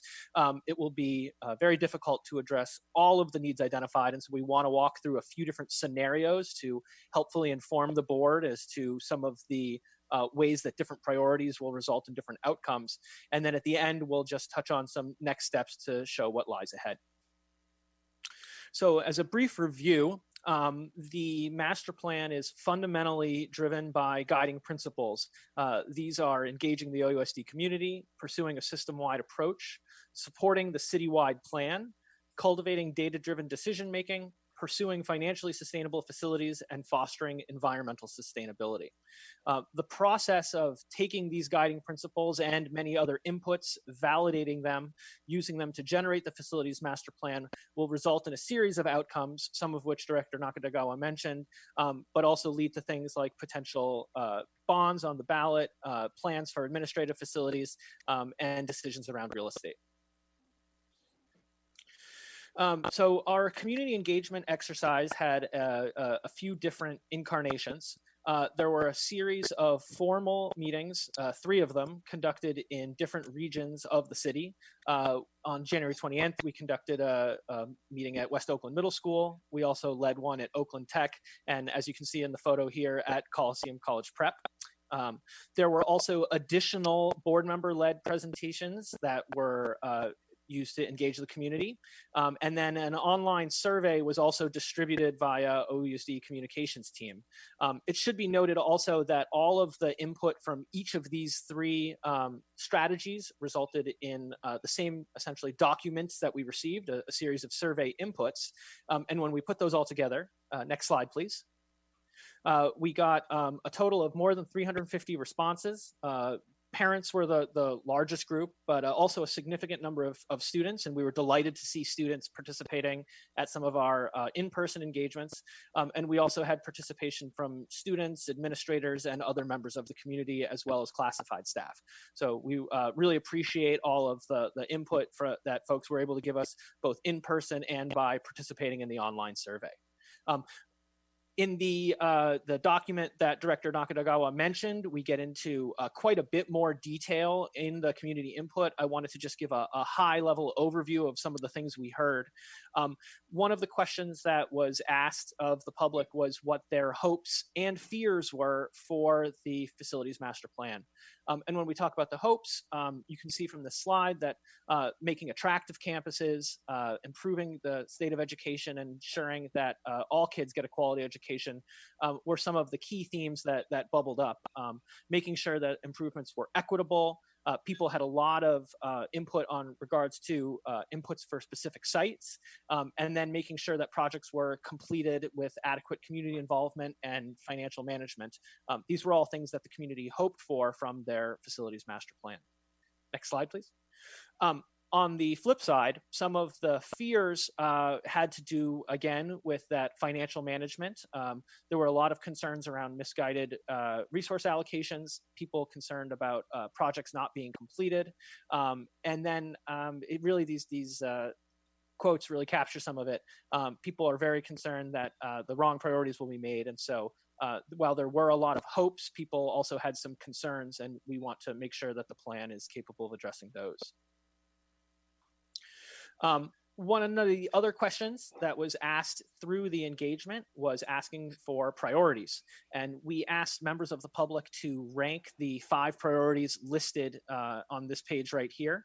And you can see that the lower number, so people that the average ranking, if it was the average ranking was 1, then it would be the highest priority. And you can see here that people really were, their top priorities were concerned around quality schools, making sure there was equitable investment, and that there were projects across the city. You can also see some specific details that being able to address new weather patterns. There were a lot of inputs around thermal comfort and hot classrooms. People were interested in early childhood hubs, sustainability, and getting rid of portable classrooms were some other key themes that emerged from this input. So going back to some of the topics that we presented last time we were in front of you, we took a lot of data on the school facilities, both from the blueprint planning process and the some of the other initiatives that Director Nakatagawa mentioned, such as the play matting and fire alarm master plan, and generated projected needs in 7 different categories for all sites in the district. And these needs fit into, I'll just briefly describe, building systems are a lot of the mechanical, plumbing, and roofing systems that are needed to keep buildings operating efficiently. Sites and grounds are things related like play fields, sports fields, bleachers, parking, outdoor circulation. All those fit into that site and grounds category. Accessibility, again, as Director Nakatagawa mentioned, the inventory of boundaries to access for campuses was incorporated into this master plan. Seismic safety is always a concern. The district's buildings are all up to code, but there's opportunities to exceed and meet the newest methods that have been identified. With regards to educational adequacy, equity, and operational efficiency is the last part of this category. This is related to improving school environments to accommodate 21st century learning, things like career tech. It also includes operational efficiencies to ensure that the schools can function to serve students, teachers, and staff as efficiently as possible. So, for example, cafeteria improvements fit into this category as well. With regards to energy resiliency and sustainability, there were a number of projects related to solar power generation, as well as energy efficiency and storage, and then the introduction of green schoolyards. This is one area where an outdoor area was categorized in the sustainability category rather than site and grounds. And finally, there were a set of needs identified related to fire and security. This pertains to fire alarms, security cameras, and facility investments in those areas. So when we look at the needs of all of the schools across the entire district, and also the needs of non-school sites, which includes things like CDCs, administrative facilities, and so forth, there is a total of $3.27 billion of need across the entire district. Much of this is related to the building systems, simply addressing ongoing needs. Some of these are related to deferred maintenance, but also addressing the educational adequacy, equity, and operational efficiency that come from some of the proposed initiatives and ongoing historic plans from previous master plans. From previous bonds. And so what we're going to do in the next phase of this presentation is think about what happens after the facilities master plan, getting from that $3.27 billion in need to, and for the purpose of this exercise, we made a hypothetical $650 million capital plan. And the capital plan is a set of projects that the district can pursue in the future to address facilities when funding becomes available. And so what we've done is taken a hypothetical number, 650, and tried to figure out what are different ways to apply priorities to those $3.2 billion worth of need in ways that would serve different priorities, and what would the outcomes be? What would the different spending work out? And I'll go into each of these in detail one by one, but essentially the first scenario is taking that entire $3.2 billion in need and scaling it down proportionally. Scenario 2 looks at the sites that have the poorest facilities condition index. Essentially, those are the ones that have the greatest need. What if we prioritize those? What would the spending plan look like in that case? Scenario 3 takes initiatives such as the blueprint for quality schools or other board initiatives, as well as legacy projects, which include things like deferred Measure J projects. If we were to prioritize those projects, how would the capital plan come together?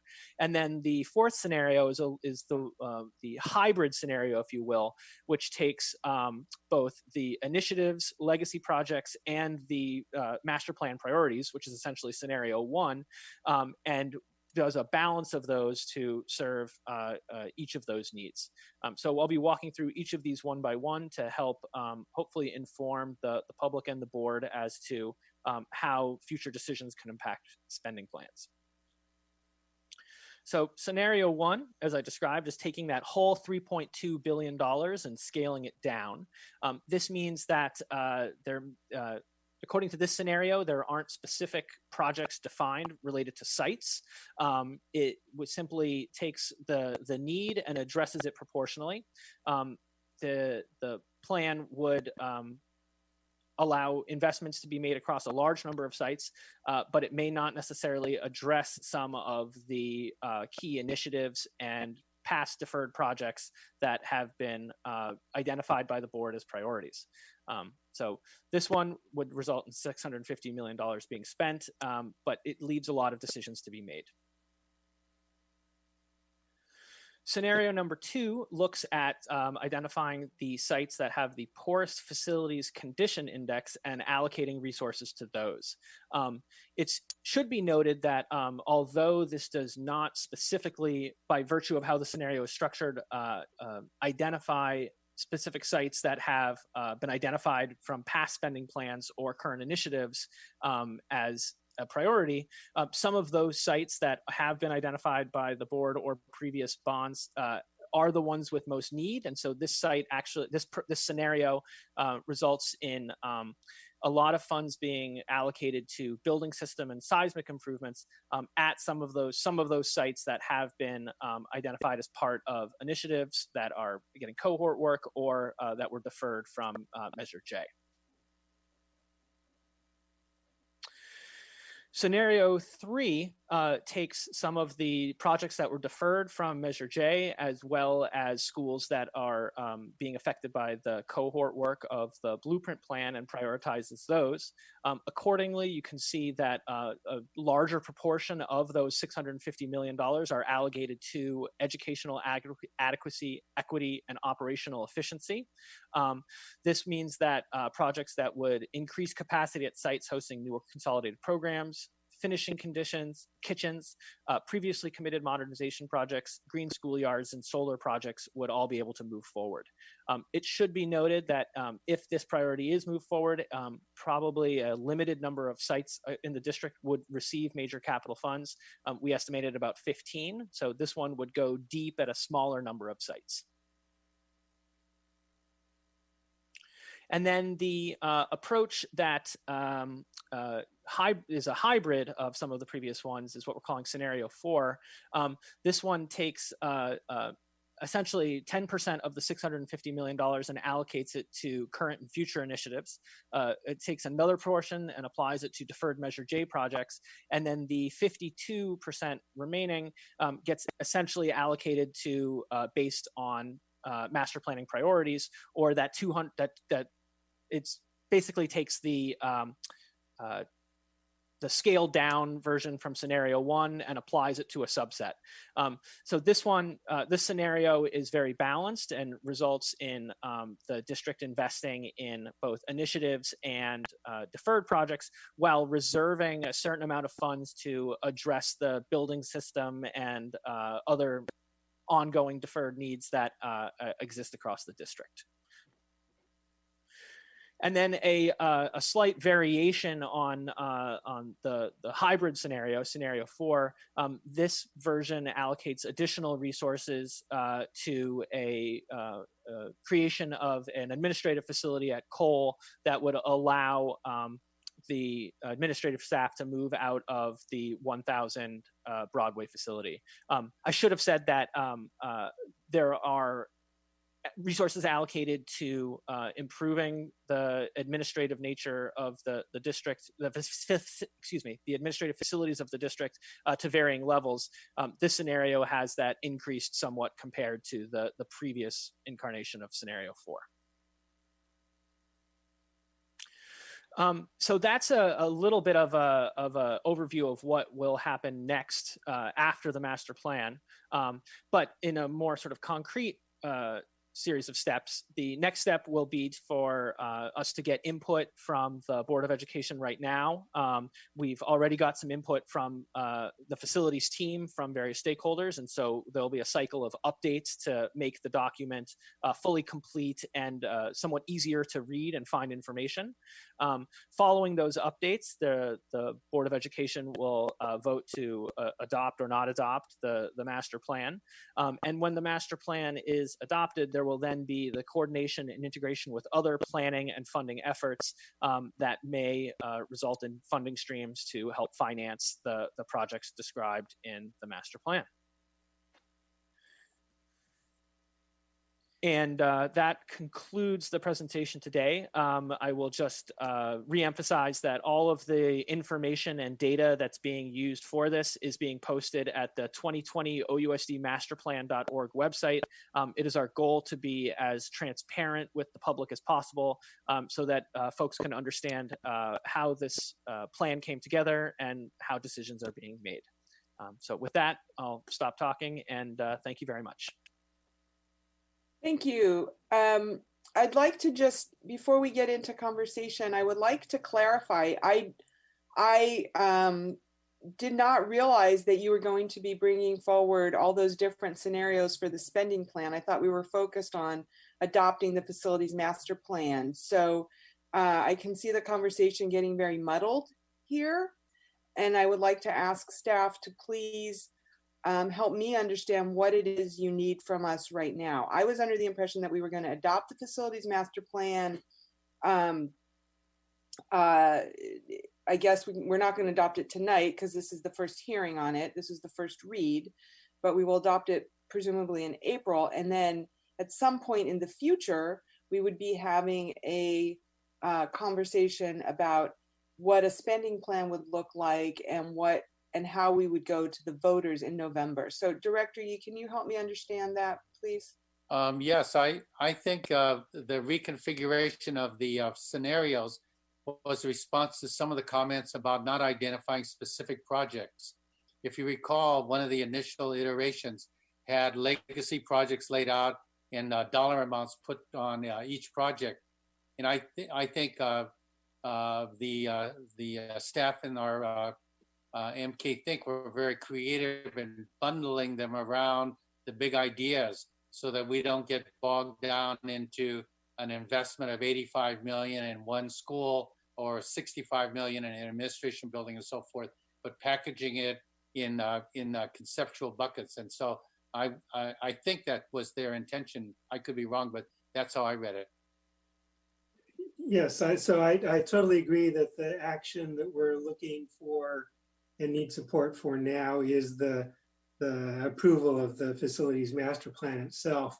We were merely trying to give you some idea of like the issues that you would need to be addressing and considering once you got to the point of trying to develop an actual capital program coming out of the master plan. Okay, thank you. So colleagues, we're going to move into discussion. I think what I'd like to do is give you an opportunity to ask questions of the staff about the presentation that we've just had and the document that we're reviewing. I would ask you to not get overly fixated on the different options for the capital program, because the first step is to adopt the facilities master plan, and then we figure out the rest of it. So let's start with a round. So what we'll do is we'll take a round of clarifying questions from the board. I'll give each board member 3 minutes. We will then go to the community. If you are watching or listening to this and you would like to speak on this item, the facilities master plan, now is the time to raise your hand and get in queue. Either press *9 on your phone or raise your hand by pushing the button on your computer. Colleagues, would anybody like to start us with the questions here on the facilities master plan? Vice President Gonzalez, thank you. Thank you. So a couple questions. One is, I'm still not clear on how much integration there has been of the changes that have resulted from the blueprint and are going to result from the blueprint.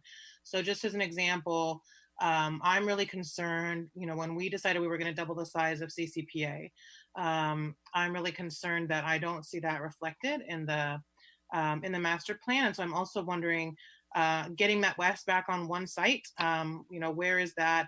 And then other changes, if there are going to be schools combined, if there are going to be schools expanded as we go forward, which I believe are all options being considered. I really want to see that integrated, and I don't see that yet. So I'm wondering when that is happening. I also think that the board really needs to come back and revisit our plan for the administration building. I understand everyone's sick to death of this, including me. However, I don't think there's alignment, and I think we need to get clear on that. And so one of the ideas I know that is being discussed, and I think people are going to talk about it tonight, is making a hub for career technical education and our alternative ed programs at 1025. When we first contemplated spending, I think it was 75 million to rehabilitate 1025 just as an admin building, I did not support that idea. However, I think I could live with it if it's also a site for our high school and career technical education. I think there's other things that we could locate there, like our young adult program. I would like us to go back to having a teacher center. I know that there's a need for space for teacher professional development. So I think there's a lot of cool things we could do. And with Lainey being right there, I think it makes a lot of sense.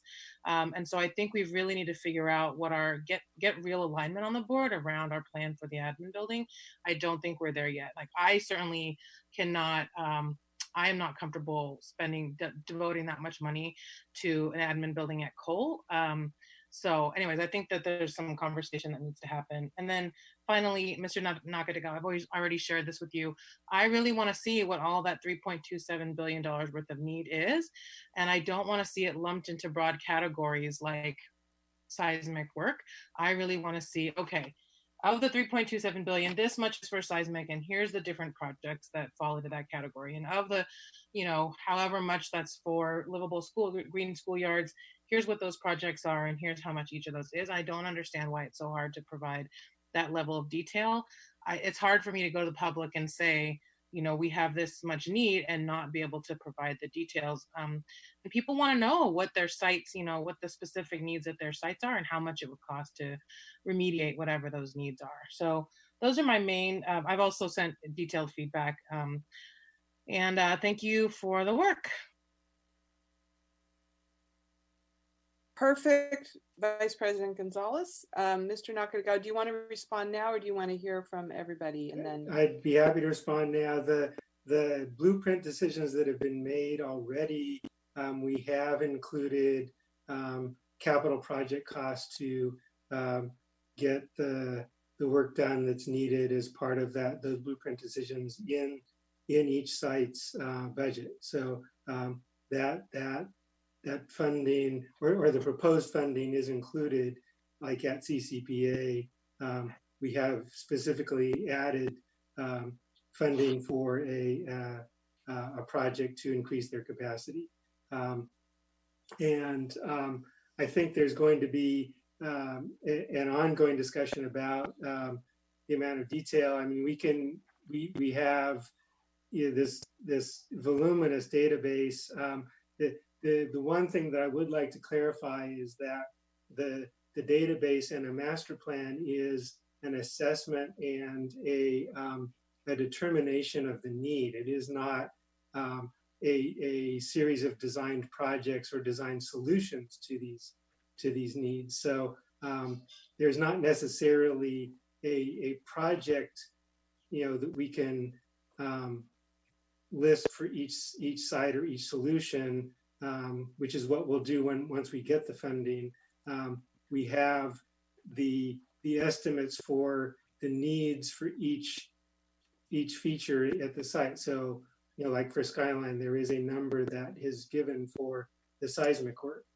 But until we actually get to a project at Skyline, we're not going to know exactly how much we're going to be spending on the seismic work at Skyline. So just to make sure that we understand the difference. Okay. Colleagues, I'm just concerned that we're going to adopt a facilities master plan that's going to be stale the minute we approve it, because we're about to make decisions on cohort 3. And so let's say, for example, that we decided So sorry to interrupt, but I meant to add that we have also included a budget for some projected amount of future blueprint work. It is not site specific, but it is based on a potential number of sites or projects and a dollar per square foot for those. Okay, that's helpful to know. I think that the 10% that is proposed, the recommended proposal is option 4. I don't think that 10% of the bond measure is going to get us there. So I'll leave it at that. I think the general approach makes sense, but I don't think 10% is going to get us there, given how many changes we have made and are continuing to make. Thank you, Vice President Gonzalez. Anybody else? Colleagues? You have no I'm stunned. There's no comments? I have comments. Director Hitton Hodge, thank you. Go ahead. So thanks for the work. I think to MK Think and to Dashi, just appreciating the I note someplace to her, just the the evolution of the facilities master plan. I think at times, it's obviously it's one of those places where it's your expertise. It's the roadmap for you as a facilities department. So I own a lot often that, I know what I don't know. But it sounds like, building the database, it sounds like, again, kind of like looking at every piece of property that we have, like we've just evolved as, I think a smarter district to kind of look at all of our assets. It is just a facilities master plan. I think it needs to be coupled with an asset management plan, where it really kind of goes into, and that's where we've been talking about the real estate piece, where we need the expertise to kind of look at what is the value of the land, but do appreciate the extra effort to kind of quantify and give us some scenarios around those pieces. And so I will obviously study that a lot more and probably have a lot more questions later on about, I guess as a board, as we're voting on those things. I think I'm like the alignment conversation, as a board, I wasn't a big fan of the coal idea. May Tim White rest in peace. And I think he was scrambling. I think he was trying to do some things politically correct to kind of move us out of 1000 Broadway. But it just really, it was to do something, but it exacerbated the problem, which I think Vice President Gonzalez is kind of raising in terms of, there hasn't been full alignment.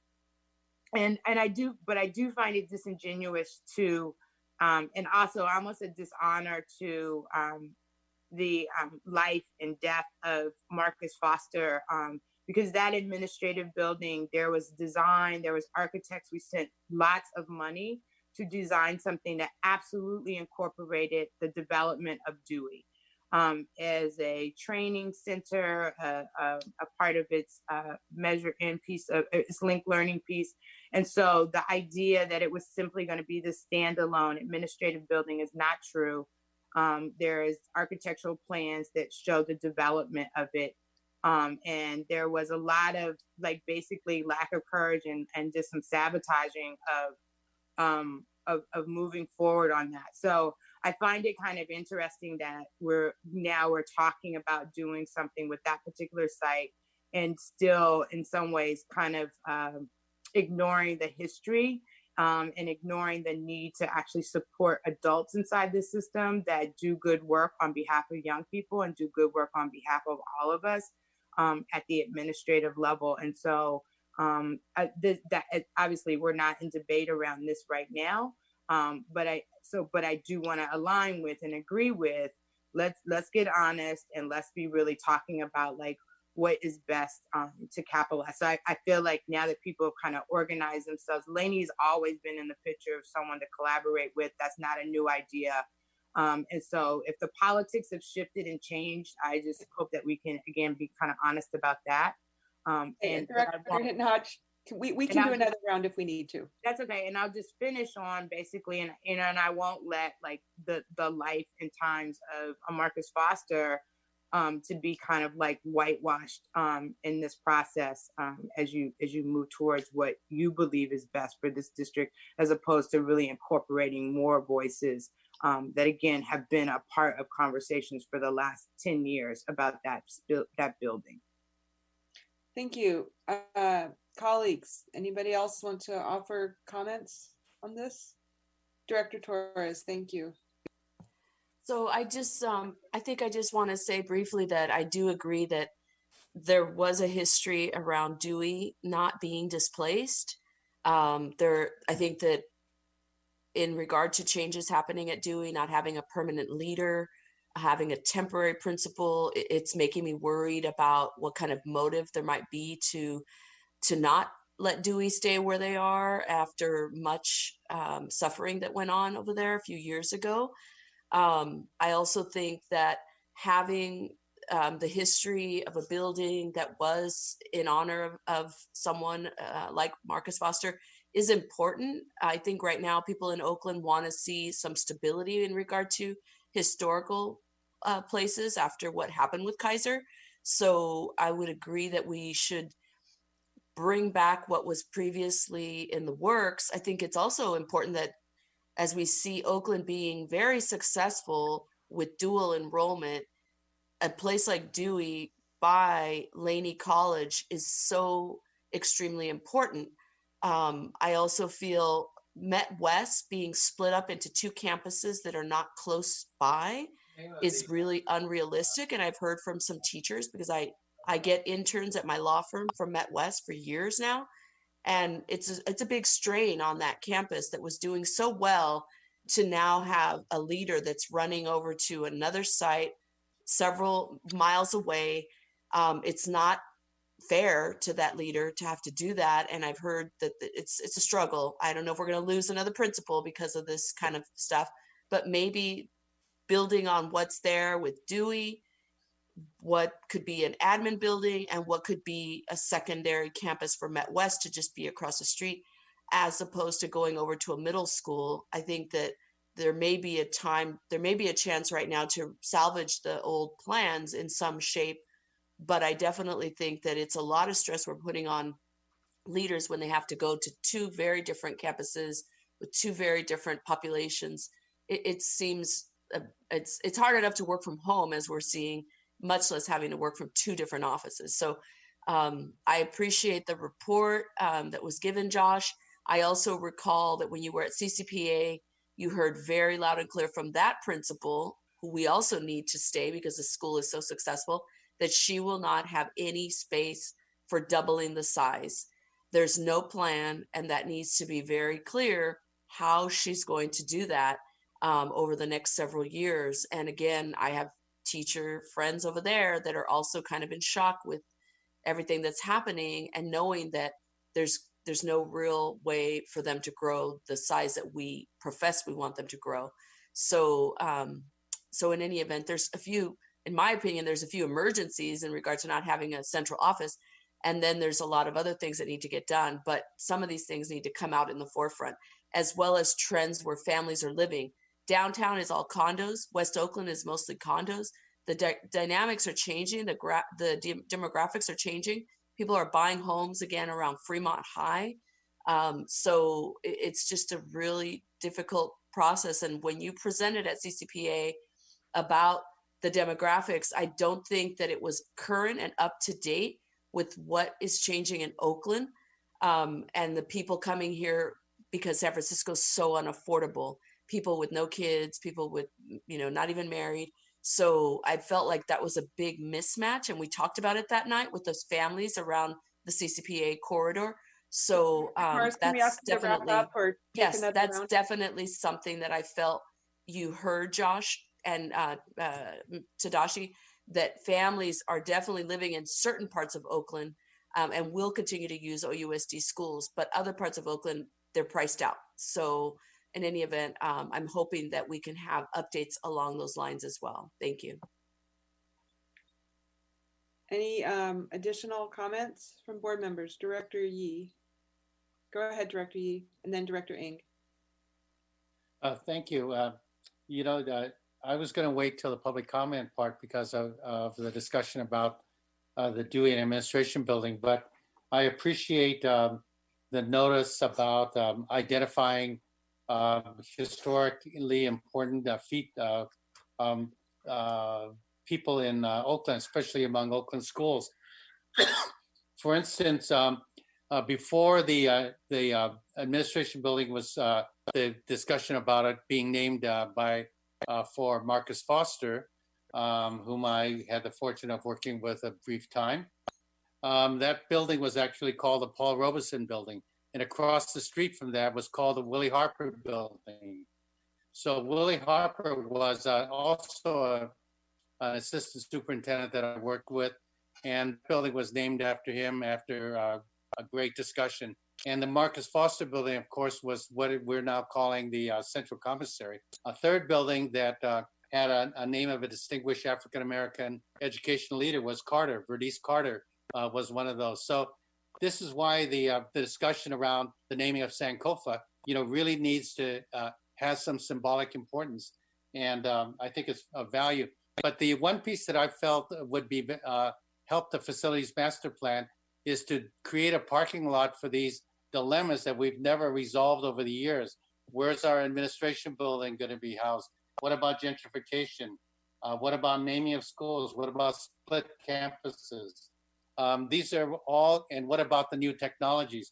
These are all discussions that are suggested by the facilities master plan, but the board hasn't actually given enough guidance. But the spaces are sufficiently in the master plan that you've presented. It's not that it's not that I don't support it. I actually support the master plan, but just having a bucket which says, and these are the dilemmas that have to be discussed in the future, I think are worthwhile adding to whatever the final plan is like. Thank you, Director Yee. So basically, Director Yee, if I heard you correctly, you're suggesting that there be an additional section in the facilities master plan that identifies these issues that we've just haven't ever sufficiently resolved. Right, and they actually are dilemmas that we can't quite resolve, but it's not for the facilities master plan to make the decisions for us. It's for us to deliberate on it and give the guidance so that we have a checklist of what hasn't been resolved. And we go back, just like Director Hinton Hodge said, go back and be reminded that this discussion happened, but we have no kind of place that holds those historic dilemmas. And I call them dilemmas because they're not solvable. Thank you. Let's go now to Director Ng.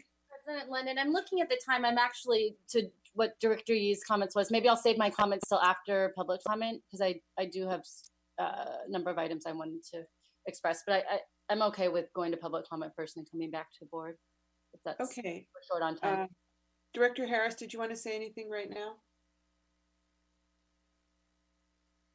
Not at this time. I would just say that I do appreciate the priority, the way that it was prioritized, 1 through 4, or at least the opportunities to prioritize. I would lean toward being more just understanding of the current climate and the current landscape. So how are we using our understanding of the blueprint process to apply the principles expressed in the master facilities plan, I think is important. I had never seen that distinction in the master facilities plan. So I do agree with Director Yee that getting out of the business of pet projects and into the business of where is the real need around the district, and how do we allocate the funds equitably, I think is hugely important. The one thing that came up for me is we're talking a lot about COVID-19. The one thing we haven't talked about is how elections will be impacted by these delays. So I'm also wondering, what is the bond planning process looking like? Is that something we're going to speak to? Is there an update from the folks working on that? I guess my question in a nutshell is, do we feel strong about where we are with the bond planning process? I mean, that's coming up in now less than 8 months. That's all I got. Thank you, Director Harris. We will go to public comment. Before we do that, I just have to say that I've been working on facilities master plans in this district since 2006. And this is so dramatically different. Director Yee, you were on the board in 2006. That's probably the first time you saw me, when I showed up at a board meeting to talk about the facilities master plan. And all it was a giant spreadsheet. That was it. No detail, no report with attachments. We've been talking about these issues for so long, since I'm working from my home office. I don't know if y'all can see this. This is the, it's not showing up. Anyway, it's a January 2015 document. It's a whole bound document called our asset management plan. I have so many files behind me in this room I'm sitting in that deal with the admin building, with just, I can't even tell you how much paper there is, let alone electronic. So I want us to get this all in one place. I want us to summarize it. And I want us to make some decisions and move forward. I have more to offer on that, but I will, I'll leave it alone right now. I think that I sent in some very specific concerns and edits earlier today, and I appreciate you, Mr. Nakagawa, for responding. But I really want to urge us to think about the big picture here. We need to have the facilities master plan so that we can move forward. The state bond failed. So it's really going to be on us. If we want to continue to improve buildings in Oakland, we're going to have to make the case for why this matters to our students and our families and our employees, our teachers, and we're going to have to go out and raise the money. And I don't want us to get caught up in micromanaging certain aspects of this right now, because I think we'll do everyone a disservice. Please keep your eye on the big prize. So with that, Mr. Seychow, I know there are many people who want to speak on this item. I'm going to limit public comment to 1 minute. I know there was a group of people who contacted us in advance wanting to speak as a group. So I'm hoping, Mr. Seychow, that you have that list in front of you, and you can call those folks if their hands are raised. Just call the ones who you see, and then we'll come back and catch everybody else. So sit tight, folks, and thank you very much for your participation. Can you please call the first public speaker? Yes, the first public speaker is Brooklyn Williams.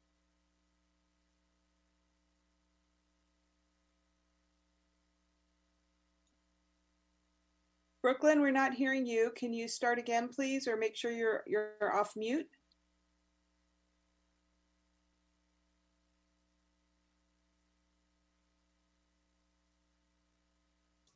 Ms. Williams.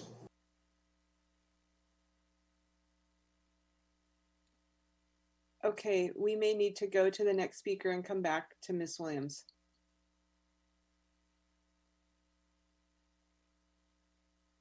Next speaker we have is Quintel Reed.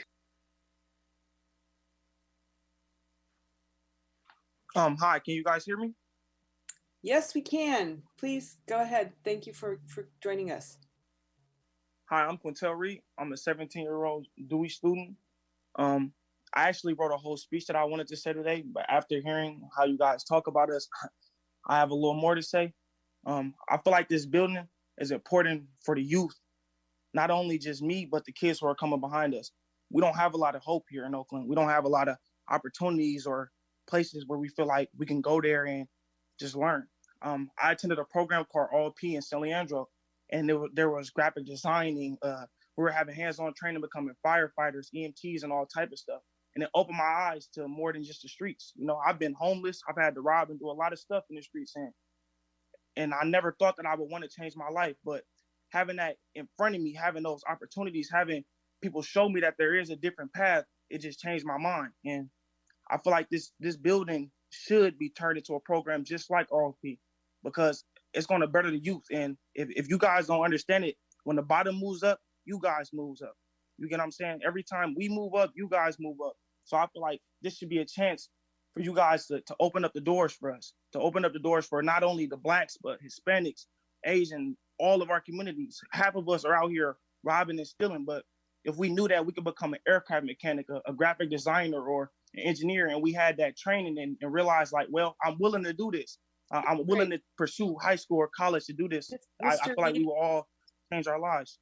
Thank you very much, Mr. Reed. And if you would like to send us your written comments, we would be really happy to see them. Our email addresses are available on the website. Can we call the next speaker, please? The next speaker is Fernando Cruz.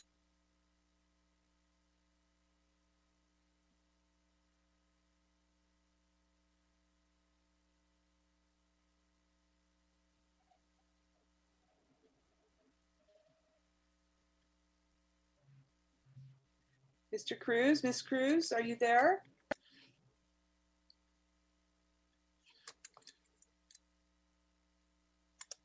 All right, let's go to the next speaker and come back to that person.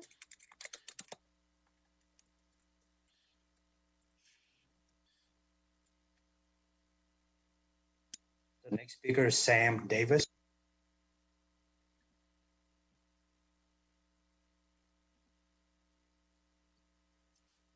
Mr. Davis, are you there? I am. Can you hear me? Yes, we can. Go ahead, please. So this is Sam Davis speaking as a district parent and board member of Faith in Action East Bay. My goddaughter lives upstairs from me. She's currently at Dewey, and I'm strongly in support of including the construction of an alternative education hub at 1025 2nd Avenue in the facilities plan.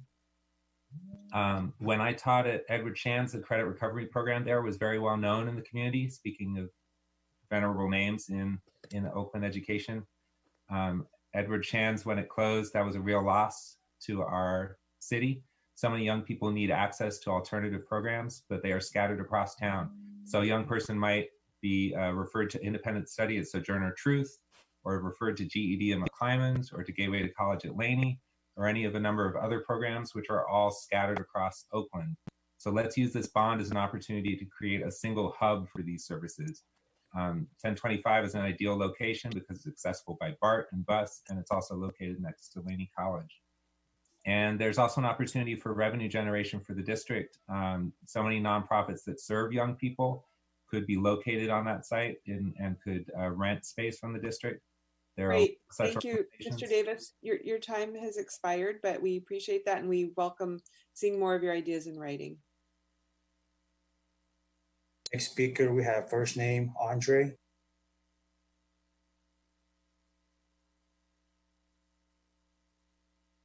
Is that for Andre Spearman? Most likely. Please proceed, Mr. Spearman. Okay. Thank you. Good evening, Board President Jody London, Board of Directors, Superintendent Kyla Johnson Trammell. My name is Andre Spearman, and I'm a member of Faith in Action East Bay, a leader with the organization, and also Education for Liberation Committee. I fondly remember my high school days in Greenwood, Mississippi, and we were invited to attend a technical training program at Valley State University during the summer of 1979. And it made a difference in my life. It opened my mind to the opportunities within the trades, college, and more, and it gave me a sense of hope in a depressed and racist environment in the South. The next year, I earned a summer job working for the Public Works Department, cleaning up my city with the skills I learned. We have a critical opportunity to make a positive impact here in Oakland by reimagining the use of 1025 2nd Avenue. I fully support the creation of an alternative education hub because of its proximity and connection to programs at Laney College and other organizations that serve under-resourced youth in Oakland. Please consider the proposal and add it to the master plan for further study and engagement. Thank you so much. Thank you very much. Can we call the next speaker, please? Next speaker, Terry McWilliams.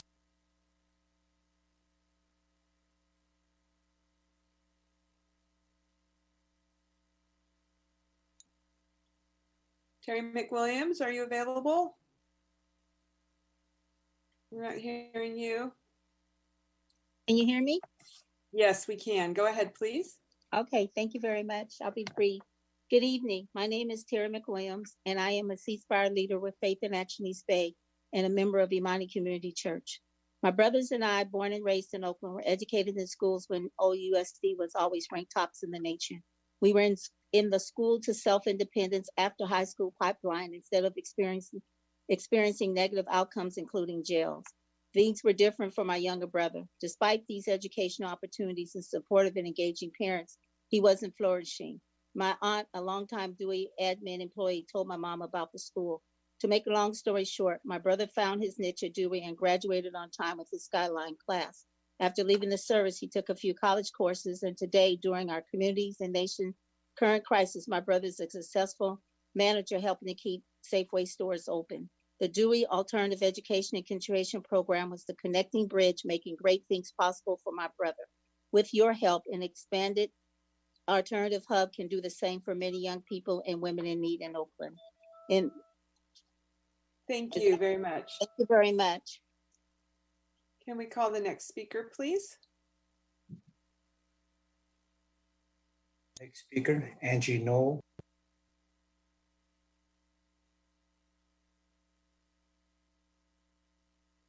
Hi, can you hear me? Yes, we can. Please proceed. Great. Good evening, Oakland School Board and Superintendent. My name is Angie Knoll, and I'm a Faith in Action East Bay leader and a member of our Imani Community Church. And I'm speaking tonight because I strongly support the establishment of an alternative education hub at 1025 2nd Avenue. This unique facility will serve the district's vulnerable students, and our community has suffered too long without it. I've lived in the East Oakland flatlands for more than 40 years, and I still remember my kids' neighborhood friends who got caught up in the school to prison pipeline. Who knows what they would have achieved or how Oakland could have benefited if they had been nurtured by an alternative educational hub's wraparound services. For my part, I'm truly inspired by the hub's potential, including plans for hands-on multi-trade job training, help for continuation school grads and attending community and four-year colleges, and office space for community partners that serve students' multifaceted needs. Board members, take advantage of this window of opportunity and make big changes in students' lives. Include the Alternative Educational Hub in OUSD's Facilities Master Plan.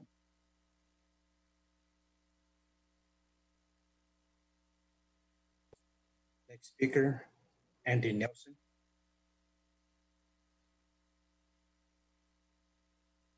Hi, can you hear me? Yes, we can. Okay.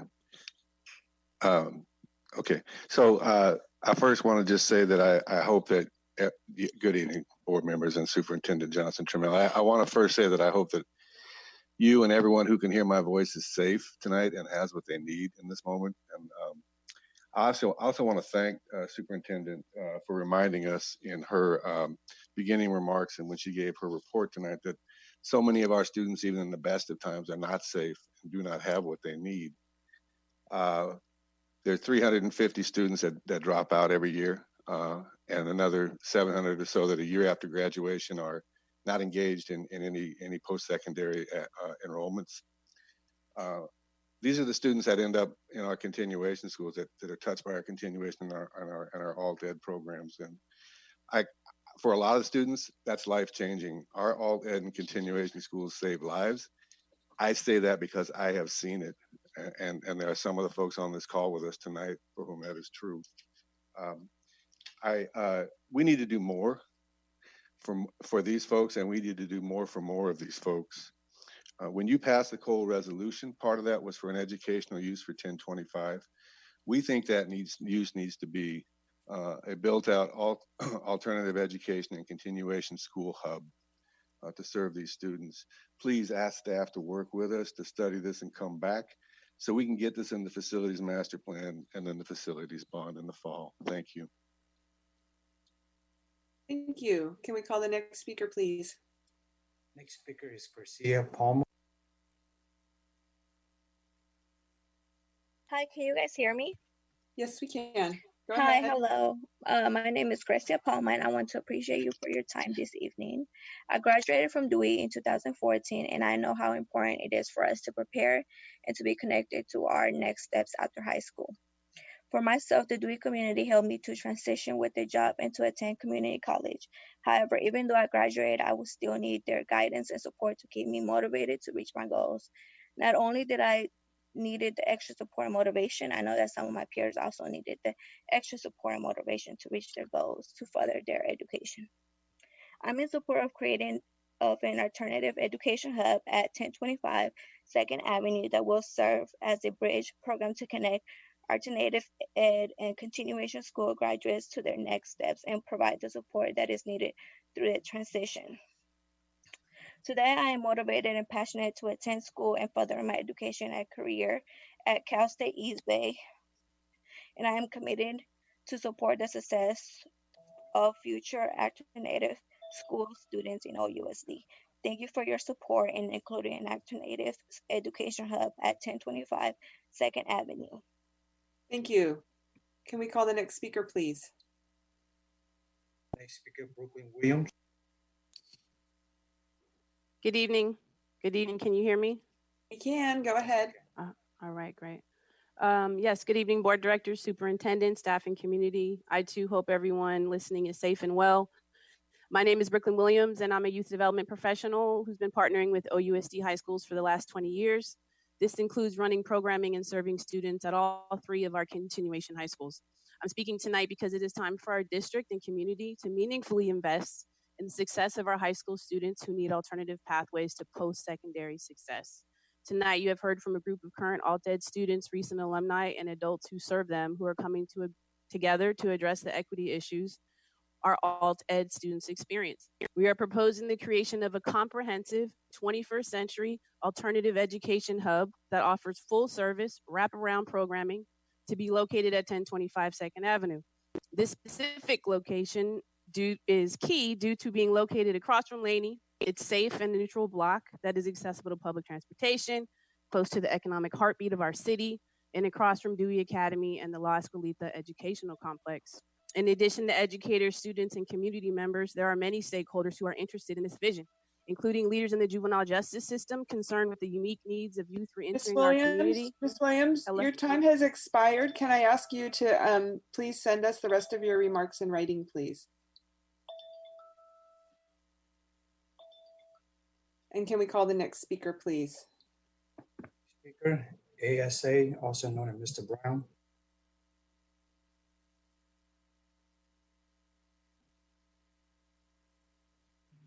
Unmuted. I'm so deeply touched by the reality that African American people do deserve reparations in this country, and we're still laboring under the Reconstruction, and we've heard talk about how this school to prison pipeline is really really tough. But I have to be honest with you, this is the first that I've heard of the alternative master plan downtown for Dewey. I love working at Dewey.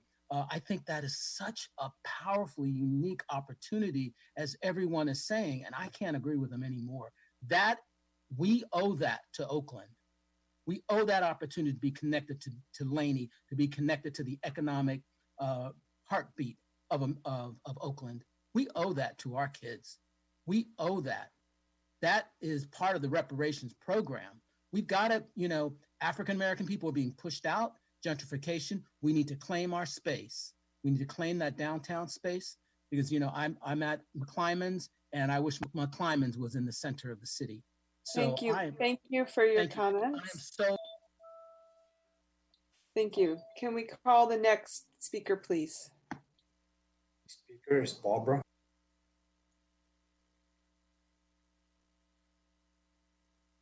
Yes.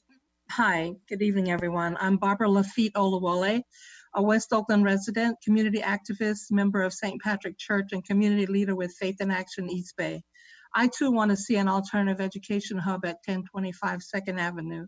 We need to do more to serve our most vulnerable youth. 1025 2nd Avenue is a perfect location for this, given its accessibility via public transportation, its location next to Laney, and the proximity to so many businesses and economic sectors that can provide internships and work opportunities for students.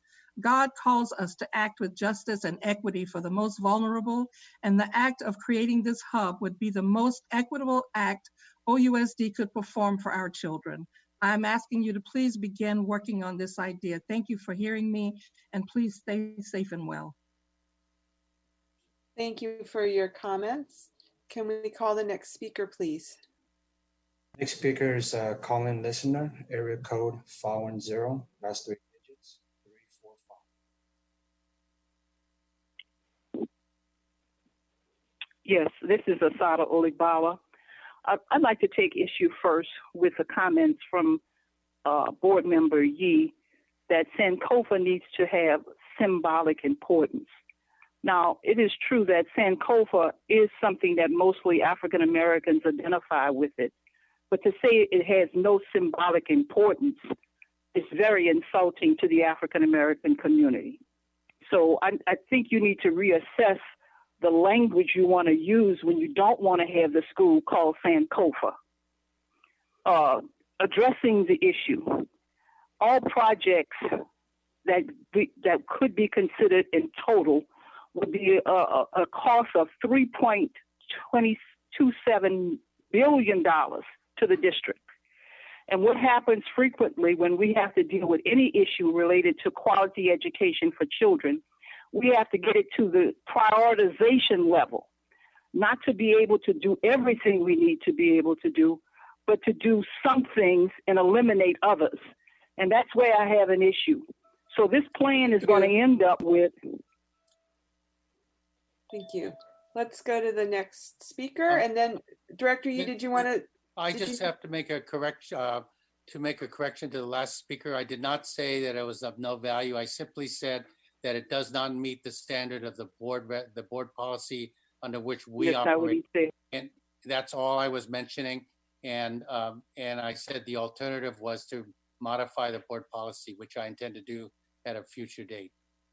Great. Let's call the next speaker, please. Next speaker is Mike Hutchinson. Hi, Mike Hutchinson. Listening to the conversation and the board director's questions, it seems like not everyone's on the same page what information it's supposed to provide. And this is a real bad time now, not only because we can't do community engagement like it's been cited before in this meeting, but like Director Harris brought up, it seems very, very unlikely that any bond will be able to pass locally in November with the economy tanking and what's going on right now. And so I think now's a good time to take a step back. If we're going to use this as a document to base our decisions on, then the data needs to be good. And this data all comes from the blueprint report, which the community didn't in 2018. If this is about creating a list of our priorities for future projects, then there needs to be a community conversation for what we want to see happen. So what is this facilities plan and list going to be? Is it going to be a list of facilities and the amount that it costs to bring them up to the standard we need? Or is this going to be a list of projects that we want to prioritize going forward? And how are we going to get a bond passed with what's going on right now in Oakland? Thank you. Are there any further public comments, Mr. Seychow? That complete the public comment for this section. Great, thank you. So colleagues, I'm going to bring it back to the board. Do you have any more guidance, comments? Is there discussion we should have around specific aspects of this? Anybody want to add anything?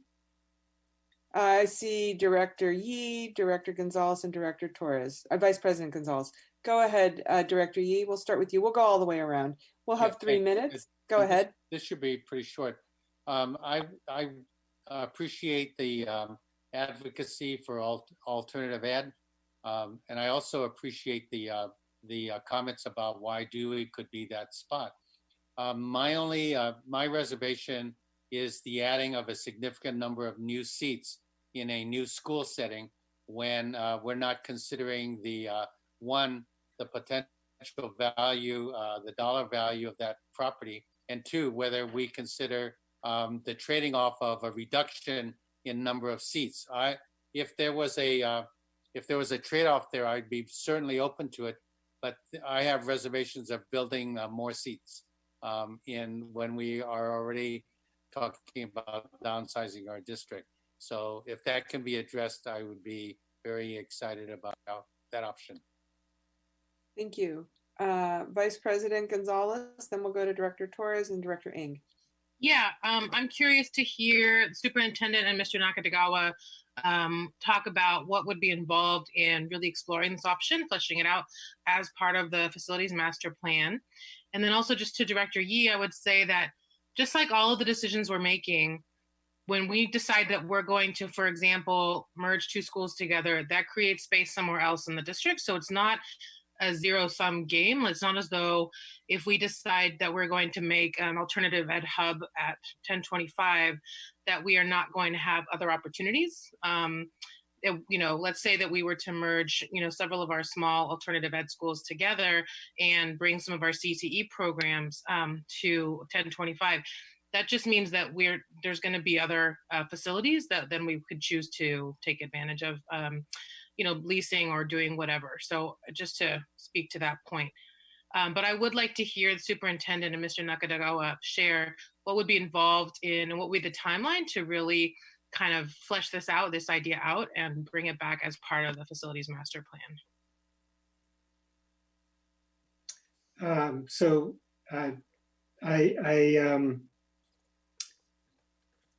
The reason why we didn't include a cost for 1025 in the current draft is because when the board voted to move forward with coal, that basically left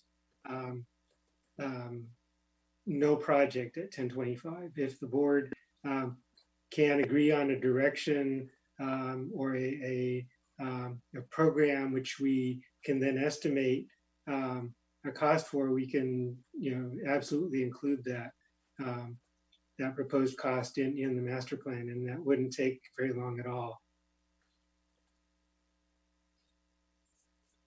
Let's go next to Director Torres and then Director Ng.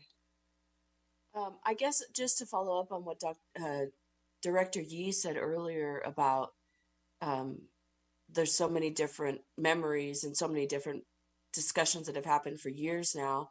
How do we get to a place of ranking things? Because not everything will be materialized based on if the bond passes and so on.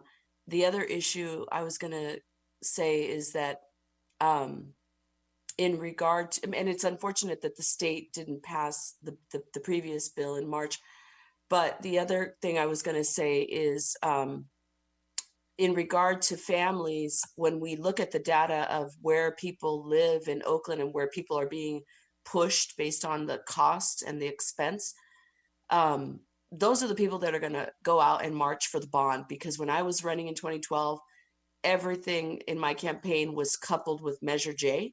And obviously with 4 open seats, all of the people running will no doubt want to be working with the campaign for the new bond. So ultimately, where are those families and how are we going to make sure those families help and get involved when morale is very low around the OUSD school board and around trusting us?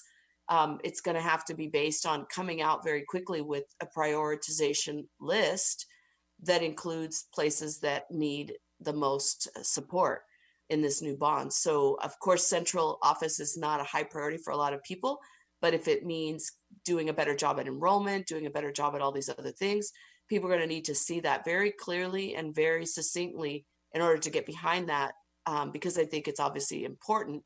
But in any event, to just put people at coal in West Oakland, I don't think that's the best idea. I think things need to be somewhat decentralized for this city. That's it. Thank you, Director Torres. Let's go to Director Ng next. Thank you. And since I didn't make comments earlier, I do want to thank our staff for all of the work for this very thorough facilities master plan, especially integrating in the ADA for the first time and the creation of the database. It's clear that there was a lot of work that has gone into this. So I do want to appreciate staff for all these efforts. So I have some specific asks that I'm not sure if I need a formal motion to pass or how to do this, but you know, when we at this point, this is a first read, so you can make suggestions, and if you want to. Well, it has to do with, I guess, let me just lay out what I was thinking is that, and I'm not sure what the timing is for the facilities master plan, but it is clear that there are some issues that we should probably grapple with pretty quickly. And the ones that have, come up now have been around revisiting or reaffirming our direction around the administration building, and then also future programming at 1025. And so my request was that I was hoping that we could get an update on the resolution. I have it right here. It's 1819. Sorry, I had it right here. 0901, which was the resolution where we where COLE was approved, which also talked about there was amendment that talked about exploring options for preserving and honoring the legacy of the late Dr.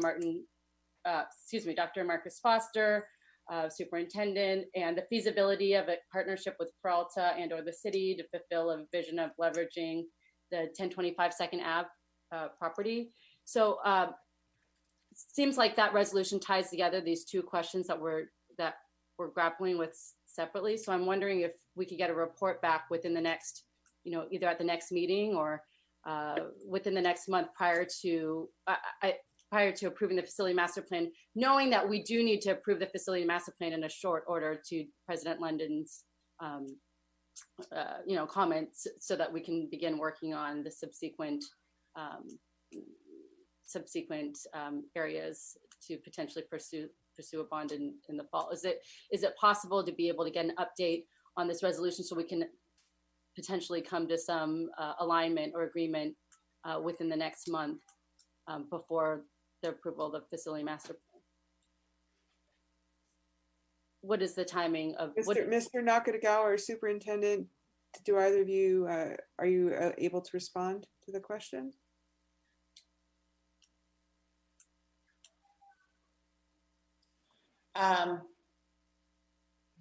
Board Director Ng, what specifically are you desiring for staff to bring back? Thank you. So specifically, there's actually three things that I think would be relevant, but in terms of the facility master plan, I think for me to feel comfortable voting on the facility master plan, I would like to get an update on the resolution 19-0901. It looks like there was supposed to be updates that were scheduled in November 2019. I was out, so I'm not sure if those happened, but an update on the project costs of COLE, and that would give an opportunity for the board to be able to deliberate around those project cost assumptions and whether or not where we're at in terms of putting that in the facility master plan. And then the second piece that's also in the resolution is around the educational programming at 1025 Second Ave, and that would be an opportunity to think about some of the ideas that were proposed tonight about an alternative ed hub. And I guess the third area, which I had actually also was called out in the notice that in the facility master plan, we are talking about our programming around early childhood and adult education, and there's specific programs that are called out, but alternative education was not called out in terms of our plan around alternative education. And so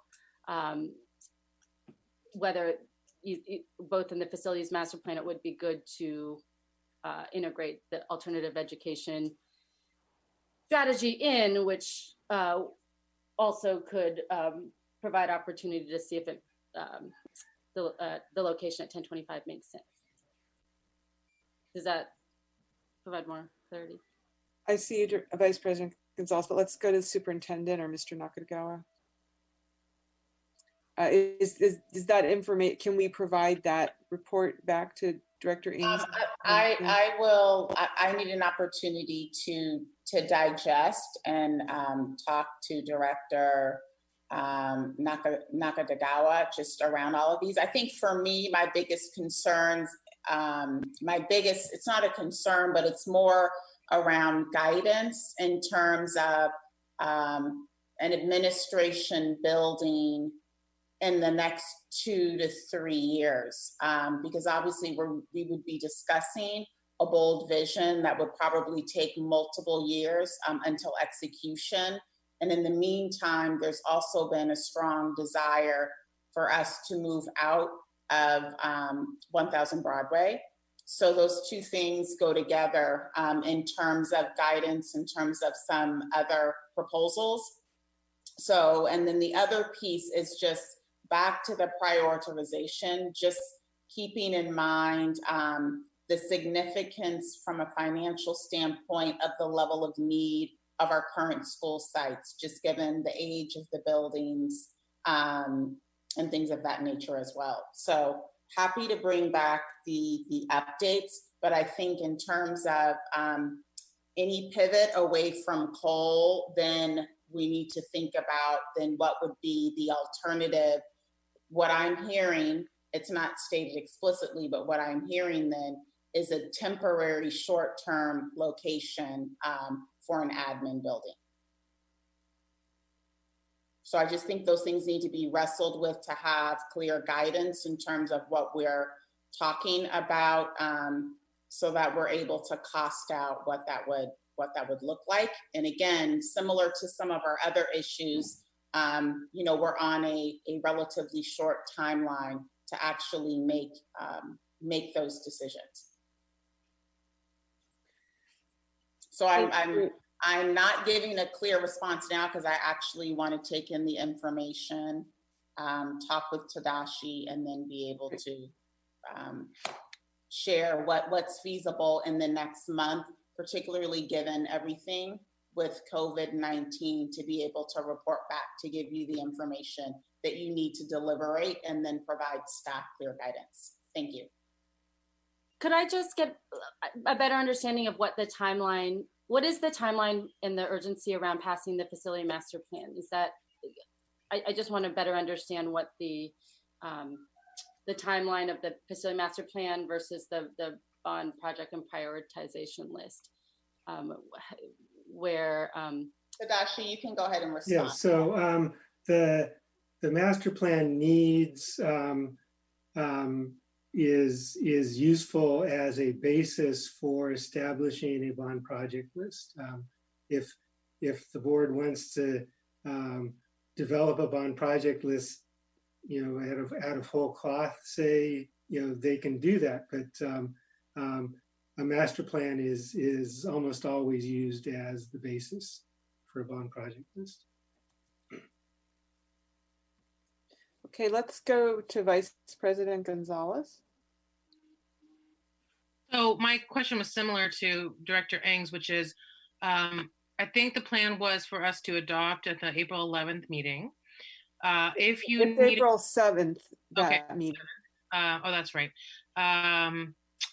So if we needed more time as a board to deliberate on this idea, what was the latest that Mr. Nakagawa, that the plan could be adopted and still keep us on track for the project list and anything else that needs to come out of the facility master plan?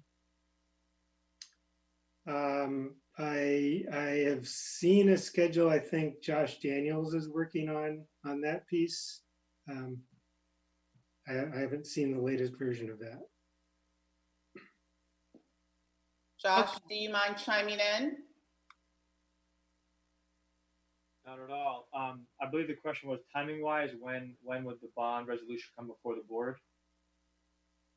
Yeah, and what are the implications of pushing back the adoption of the facility master plan to give us more time to come to agreement on what our vision is for 1025. So the deadline to put a resolution forward for the November election currently, although under COVID, who knows if those deadlines would normally change, but currently would be early August, late July. That's the absolute deadline. I would strongly recommend not waiting to the deadline because you never know what might come up. The current plan is to bring forward for a series of readings and discussions by the board a resolution that would include a project list in May. But again, this was all before COVID. And so it was going to go to the facilities committee before that at the May meeting. And we have not had a chance yet to reassess if those timelines make sense. So I would say it does give some opportunity for there to be continued discussion by the board and others, if you so choose, between now towards the end of March and the beginning to middle of May. There might be some wiggle room there if the board were to direct there to be sort of longer discussion, but I would hesitate unless the board wants to have these discussions, in late June and July, that they not push the master plan off too much longer, since I do agree that it would typically form the basis for a bond. Is that responsive, Vice President Gonzalez, to what the question is? Yeah. So then, Director Ng, I guess my suggestion to you would be to do what we always do, which is to introduce a new legislative matter, or see if we could hold a special meeting. We might really just need that to really try and get aligned on 1025. So colleagues, I want to, first of all, I need to ask someone to make a motion to extend the meeting. It's 9:54. We have several items ahead of us that could merit more conversation. So can I get a motion to extend the meeting to 11:30? Thank you. Is there a second? Thank you. Moved and seconded. So we will extend to 11:30. Sorry, who Director seconded Hinton it? Hodge, I saw you in queue wanting to speak on this item. So why don't you go next, and then we can come back around. Director Harris and I will note have not spoken yet in this round. Madam President, before we move to Director Hinton Hodge, I believe that Mr. Rickstraw is trying to get folks' attention for purposes of the vote. Mr. Yes. Rickstraw, did you need additional information on Yes. that extension? Who moved and seconded? It was moved by Director Hinton Hodge and seconded by Director Yee, I believe. And until we get further guidance from the state, we would need to do all votes by roll call. I apologize, but at this point we can't do it otherwise. So please take the roll on extending the meeting to 11:30. On the extension of the meeting until 11:30 p.m. this evening, Director Ng, Yes. Director Hinton Hodge, Yeah. Director Yee, Yes. Director Torres, Director Torres, Yes. Director Harris. I refuse to vote. Okay, Vice President Gonzalez. Yeah. And I will record Mr. Harris as an abstention. I was going to say, for the record, that's an extension to Yes.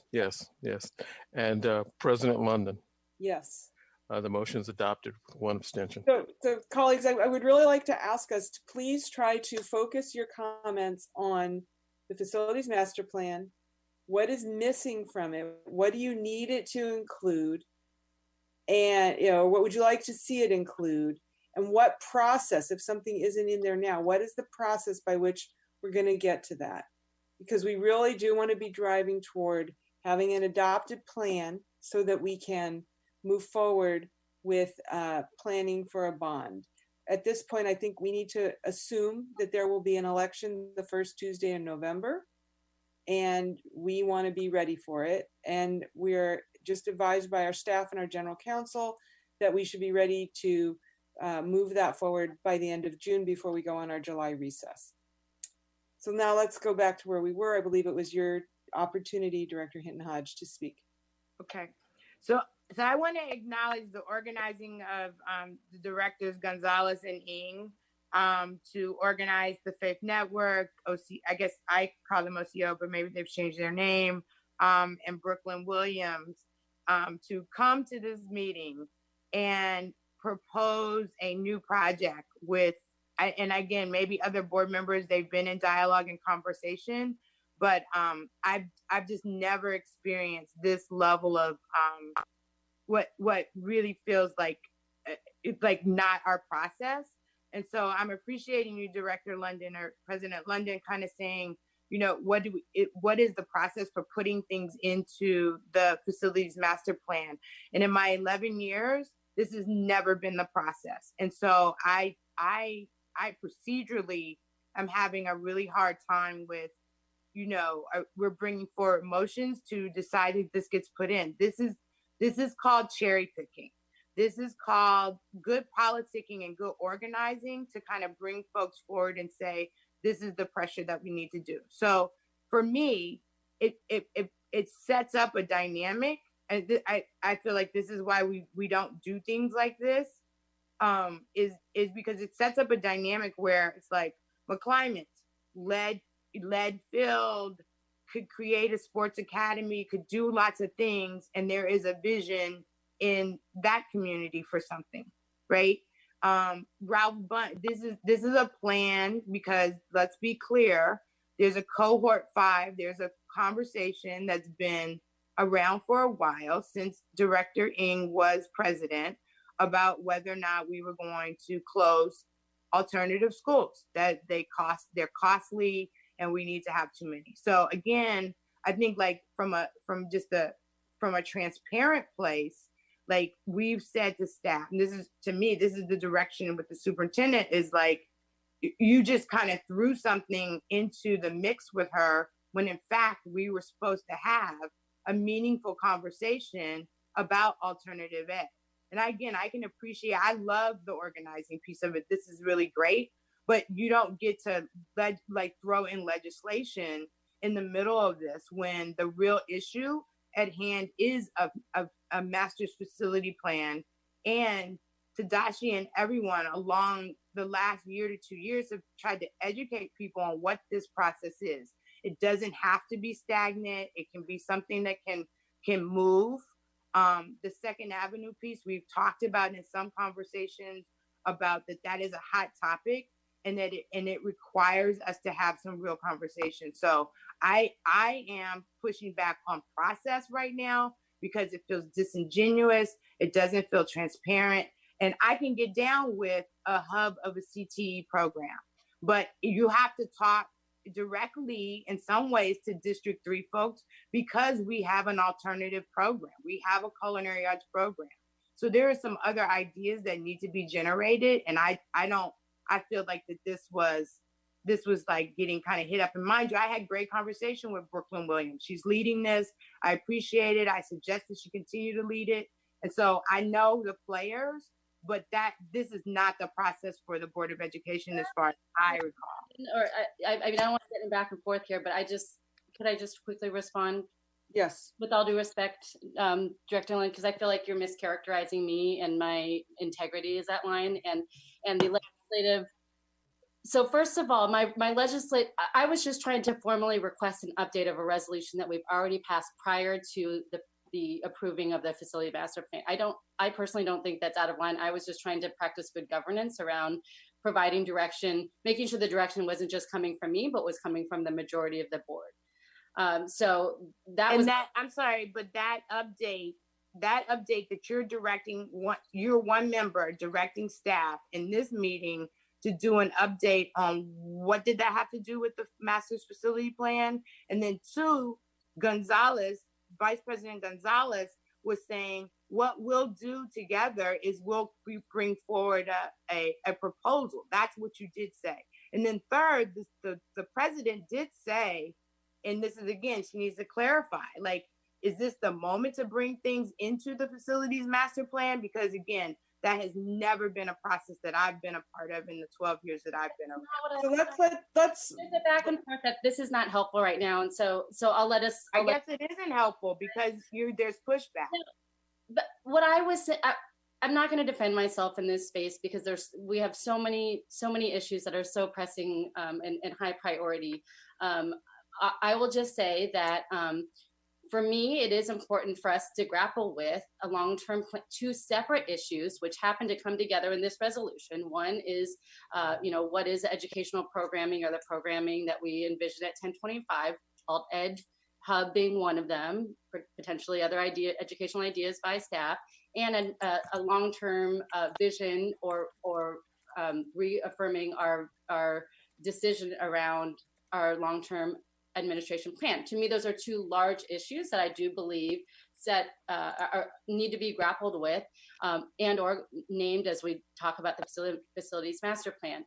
And I will also say that as we was talking about the facility master plan groups, this idea of an alt ed hub came organically out of a community meeting that I had earlier this year, where students and staff, community members, the president of Laney came and talked to me about ideas that they have and visions that they want to put forward around what they believe is the best use of space in that area. And so, to characterize this as me going out and organizing this body and jeopardizing the process, I think is unfair. So if I may, colleagues, I would like to suggest that I hear there was a very clearly defined process around the facilities master plan. Director Ng, I appreciate that this conversation, this idea came through one of the community meetings. I also, appreciate you asking for the update, because that was something that we looked at. I would like to suggest that we give the superintendent an opportunity to think about how a proposal for the alt ed program in general fits with our facilities needs. I think there's also potentially opportunities for revenue generation with these properties. So I just, there's a lot of considerations to balance, and I think we need to give her a moment to figure it out. Also being mindful that her, the ability of most of the staff to focus on this. I'm impressed that we're having this presentation at all, given what we've been through lately. I would like to pull us back. I just want to say, President Board, I can't even speak right now. President Board, London, to kind of go back to your point, what would be most helpful is actually what is missing, what else needs to be included in the overall facilities master plan. Some of the suggestions that Board Member Yee brought up, for an example, is it helpful to have a listing of dilemmas that we haven't been able to land and resolve over many years? I get the specific recommendations and desires around this specific property, and the facilities master plan is bigger than this one entity. So what would be helpful for staff is if we kind of come back up and think about the entire plan, which ultimately should be guiding what ultimately goes into our bond list. Is there any other additions or clarifications that you would like to see? I have and get the essence of having the update on 19-0901. I will talk to Tadashi about that in terms of timeline for us to bring it back. I will say the issue around alternative education actually connects a bit more in terms of blueprint than just the facilities master plan, because it gets into our long-term vision around what alternative education looks like, and grappling with the need to have multiple sites, maybe not as many, issues of quality and sustainability, and then obviously tying that back into a facility. So it would be more than just a facilities master plan conversation. But any other high level overall facilities master plan document feedback would be great as we wrap up on this particular agenda. So, colleagues, in order to move us forward, I'm going to give everybody 2 minutes. If you want your 2 minutes, you can have them. If you don't, you can just pass. And in those 2 minutes, I would like you to share with the group and with the superintendent what is missing for you in the document before us today, because we need to be able to move forward. If you've already stated what's missing for you, then you're done and you can pass, okay? We're gonna start with Director Harris because he hasn't spoken much. Are you ready? Can you do that? I'm ready. Go.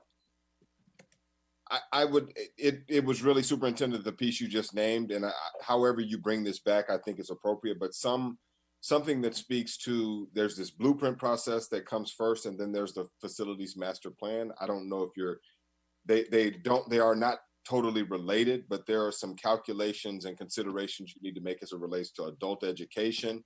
I've brought up things about how we could be thinking about the King Estates campus, but those all have to do with where we're going to place particular programs, and not necessarily are they attached to the facilities master plan.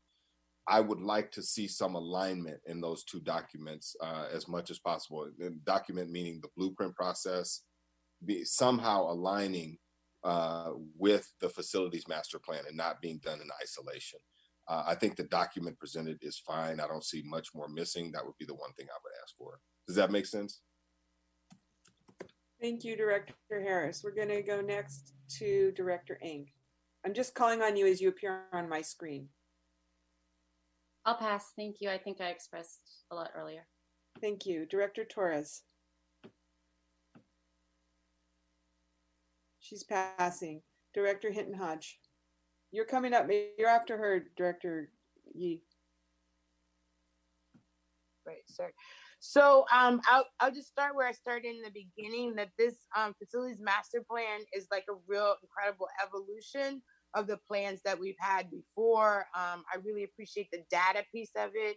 I do think that this is, it needs to be, obviously for me, I keep saying it needs to be really coupled with, again, that deeper dive and looking at the value of the properties, and that it should be incorporated. And this is where, like, maybe we actually need a better strategic plan. I know we have a citywide plan.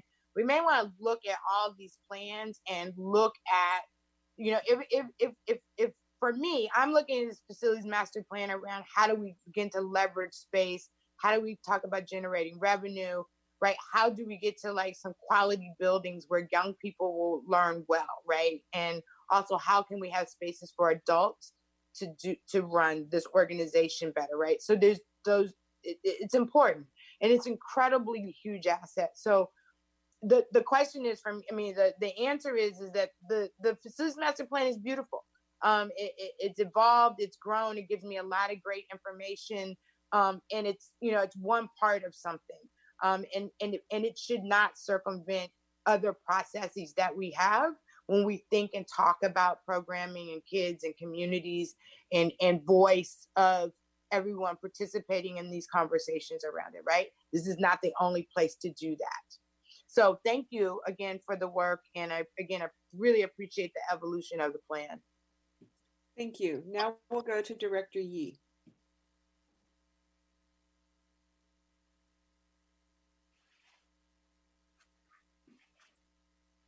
Can't hear you, Director Yee.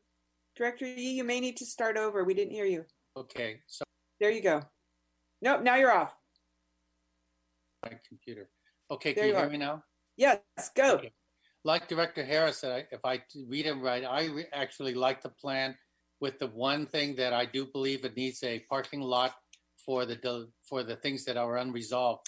So I have 5 considerations that we as a board have to deliberate on with more information. 1, what is the value of that property itself? What is the highest and best use value of the property?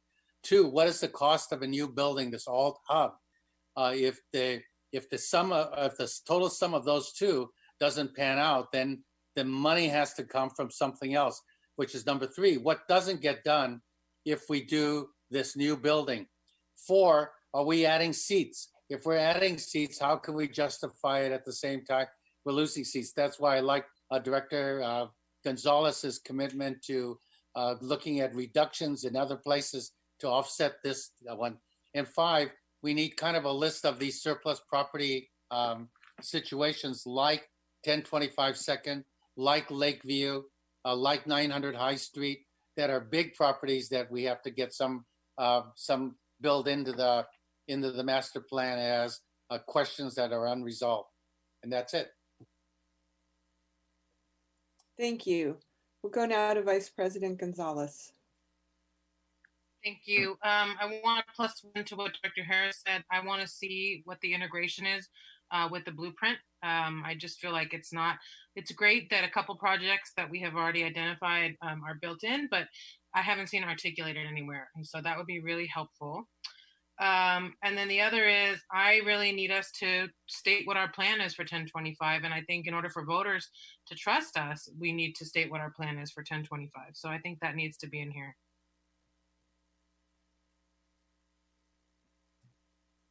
Thank you. And I will time myself. So I read this document in one sitting, so I don't recall if it calls out explicitly the projects that were not resolved in Measure J. I think that is going to be important to have in this document. If it isn't included already, if you could add that in, that would be great. I concur that if we can find ways to connect this with other strategic planning documents that we have, that would be very useful. I would like to see us, when we talk about sustainability, I think it's very important to talk about resiliency, climate resiliency. We saw a lot of comments about making sure the buildings are appropriate for the changing weather that we have. This is climate change. This is why the green schoolyards piece is important, getting more trees onto the campuses. So I also want to see us explicitly name energy storage. That's going to be very important with the public safety power shutoffs. And that's going to be something that voters are going to really care about, because that's a different reason why people had to miss work, because their kids couldn't go to school because there wasn't enough backup power at their site. And then I really think that the question is not what should we, I mean, there's two questions.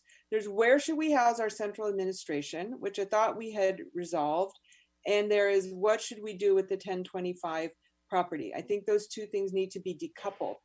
I think it's okay to have a conversation about, is the scope of the project at Cole bigger than we can afford right now? And should we be looking at different ways of housing our central administration? But I think it's very important to name in this facilities master plan that we need a place to put our central administration, because as the superintendent said, we all know we get yelled at for being at 1000 Broadway, but we don't have any place for people to work. Like, they need a place to work, and it's not so cut and dried. So since I was timing myself, I'm now out of time. So that's the end of that. I would like superintendent to have a conversation about timeline.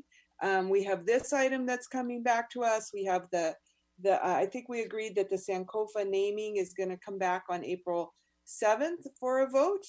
And there may be some other items that come later in the agenda. So what was the initial thinking about the timing on this? Can the superintendent or Mr. Nakagawa help us out there?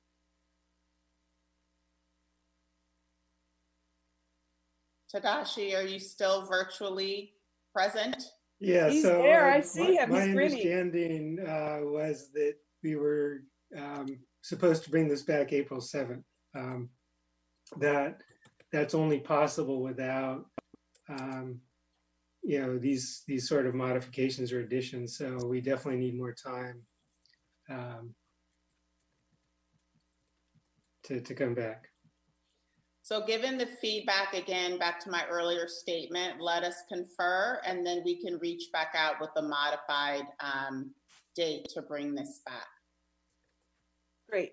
Thank you very much. Thank you. So that concludes unfinished business. We're now on item T, new business. And the first item, T1, is 20-0605. Excuse me, I'm looking at a different screen. This is the Proposition 51 offer between the district and Aspire Berkeley Maynard. And I just want to differentiate for people who are still watching at home.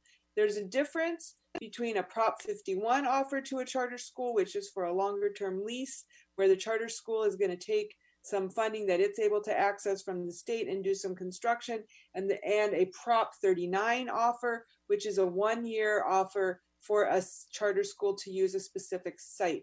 Both of these are programs that are mandated under state law. So I'm going to move now to item T1. Do I have is this a first This is read? a Is first that- read, Madam President. Do I need a motion in order to bring No, this to the floor? no. Okay, it's simply great. So we're gonna move in then with our director, with Ms. Maraka. I'm sorry, Ms. Maraka, it's late and I do not remember your title, but please proceed. No problem.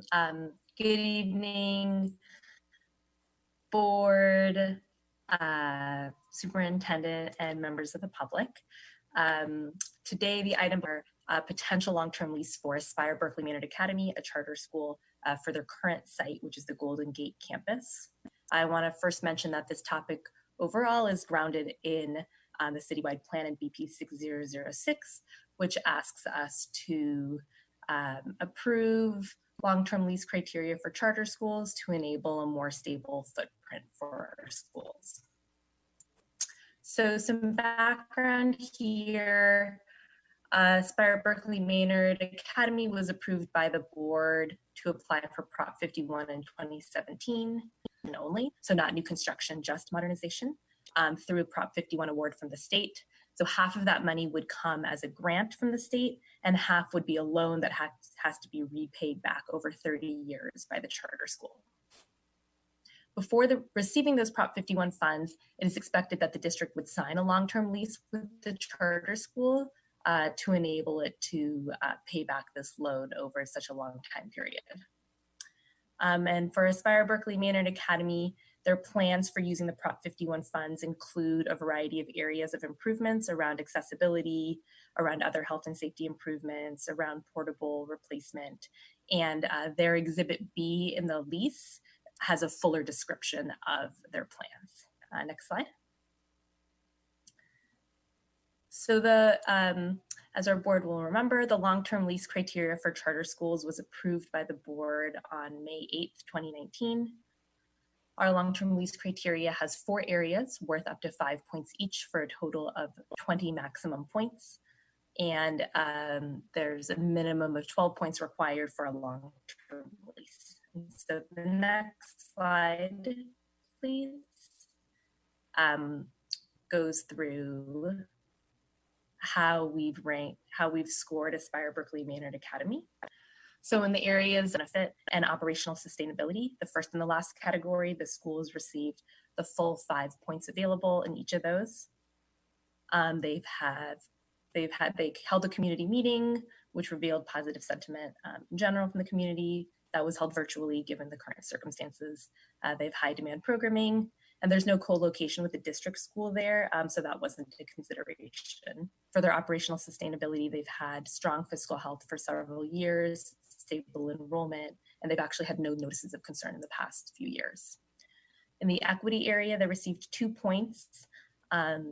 One piece of that criteria is what percent Oakland students they serve, and Aspire Berkeley Maynard serves only 52% in district. So that knocked them down a little bit. But they do accept students in all grade years all year long. And then in terms of their demographics, their low income percentage and students with disabilities are a bit below OUSD, and then their English learner percentage is a fair bit below OUSD's. And then, oh, sorry, could you go to the previous slide? And then the last piece here is is quality academic performance, and they're right in the middle here at 3 points because their dashboard colors are majority yellow. Next slide.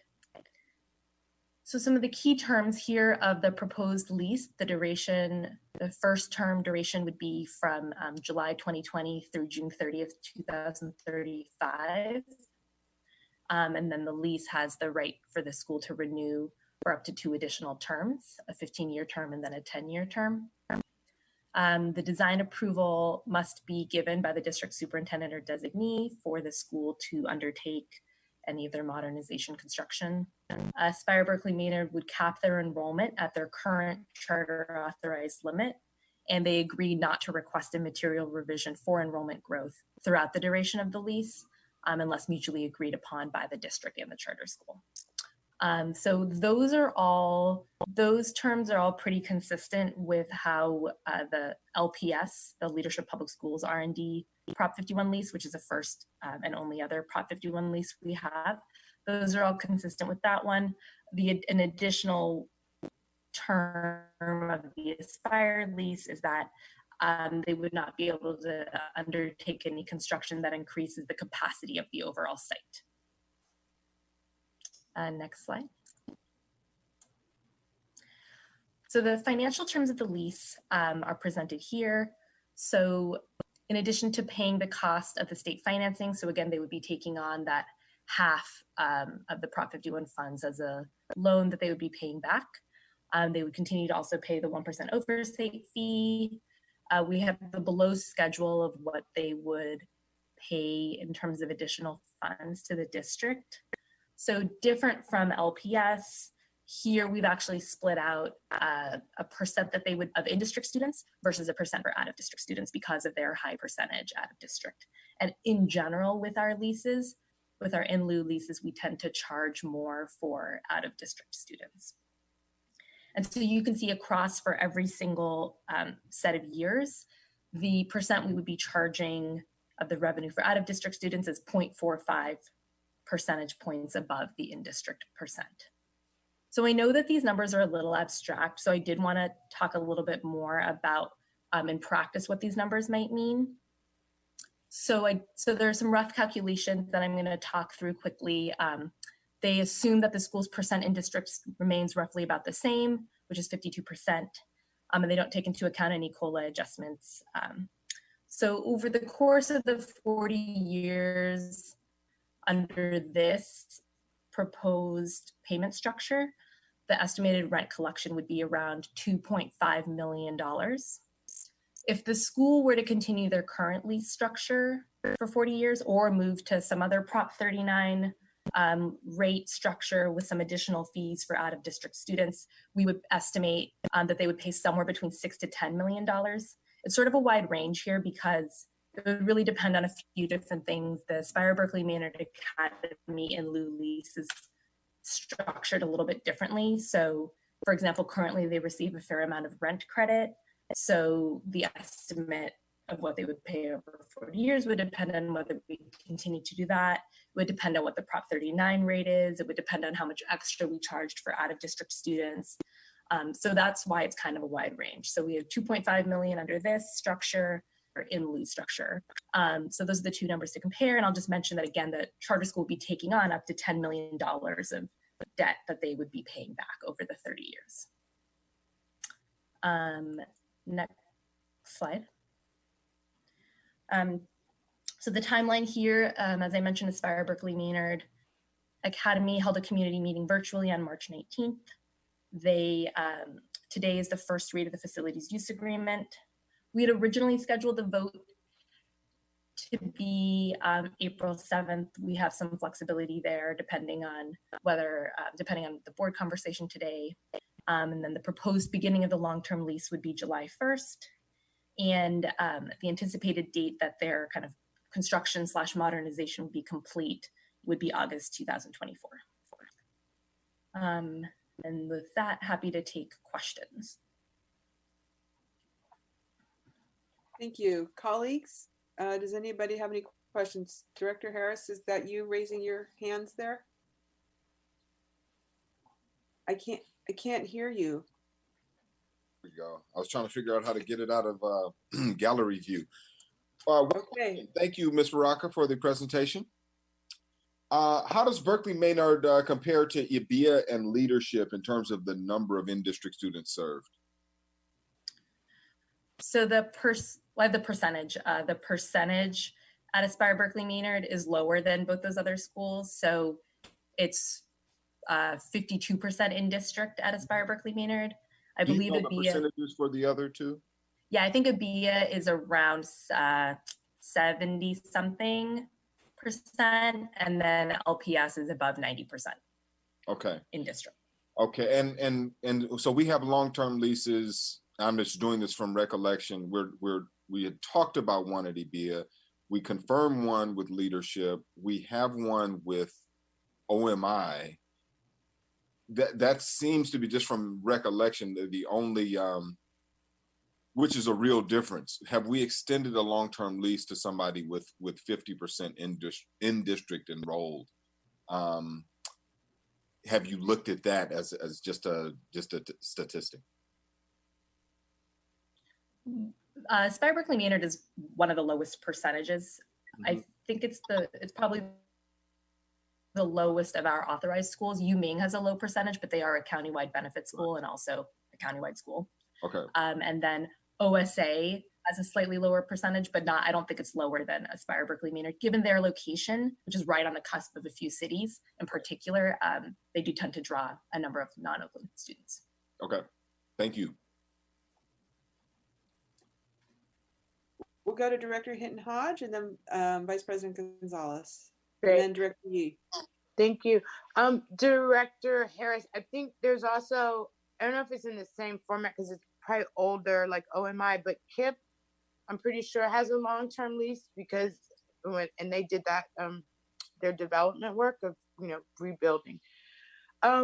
So one thing about, I'm really happy that this is coming forward. I really wish that ABIA and the other ones were moving forward as well.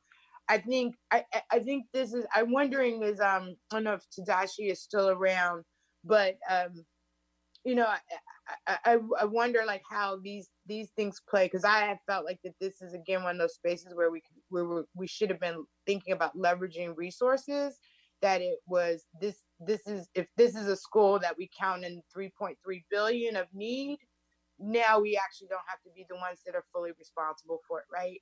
And so again, this idea of again, ideologically, people will say, those kids or those taxpayers don't deserve it, but in fact, there's law that says that they can do it, and this is one of those moments where it's like you can take on the burden that we don't necessarily have. And then there's a historical piece around Berkeley Maynard that we've known for a really long time that population, if it used to be, and Director London, you can kind of either back me up or verify this for me, but like 5 to 6 years ago or so, we looked at low Oakland residents and we was like, what's going on? Where are they from? And they were predominantly from Richmond. And so if you look at the time period of the recession that happened in Oakland, even with the mortgages and people having the ability to be able to buy a house in Pittsburgh or buy a house in Richmond versus being able to buy here, that used to be that population of kids. And we did have some data that kind of supported it. And so there were some conversations about whether or not they should be deemed because their school actually reflects gentrification that has happened in Oakland, and in a period of time where it looked like the black flight was moving towards maybe more opportunity. Didn't quite happen that way, but then they also couldn't move back to Oakland as well. So I know I had some data a few years ago that I'm a little bit more anecdotal right now. So anyway, I appreciate the process of being very clear. And again, looking at I support these things because I feel like it provides stabilization for the student population, for the families, and then it just, for all the things we feel like they should do better at in terms of SPED or whatever, if we create that kind of stabilized environment, it's really important. Yeah, so if I could just jump in, for the Prop 51 sites, we have excluded those costs from the 3.2 billion. Okay, I would say that that's just an interesting number to know, like, you know what I mean? Like, is that a selling point, out into the world, into community? It's like, this is the charter sector actually taking on this many millions of dollars worth of rehab and modernization of buildings in Oakland. Director Hinton Hodge, we want to move on. I believe that Director Yee was next, but I don't see him on the video. So I will go to Vice President Gonzalez.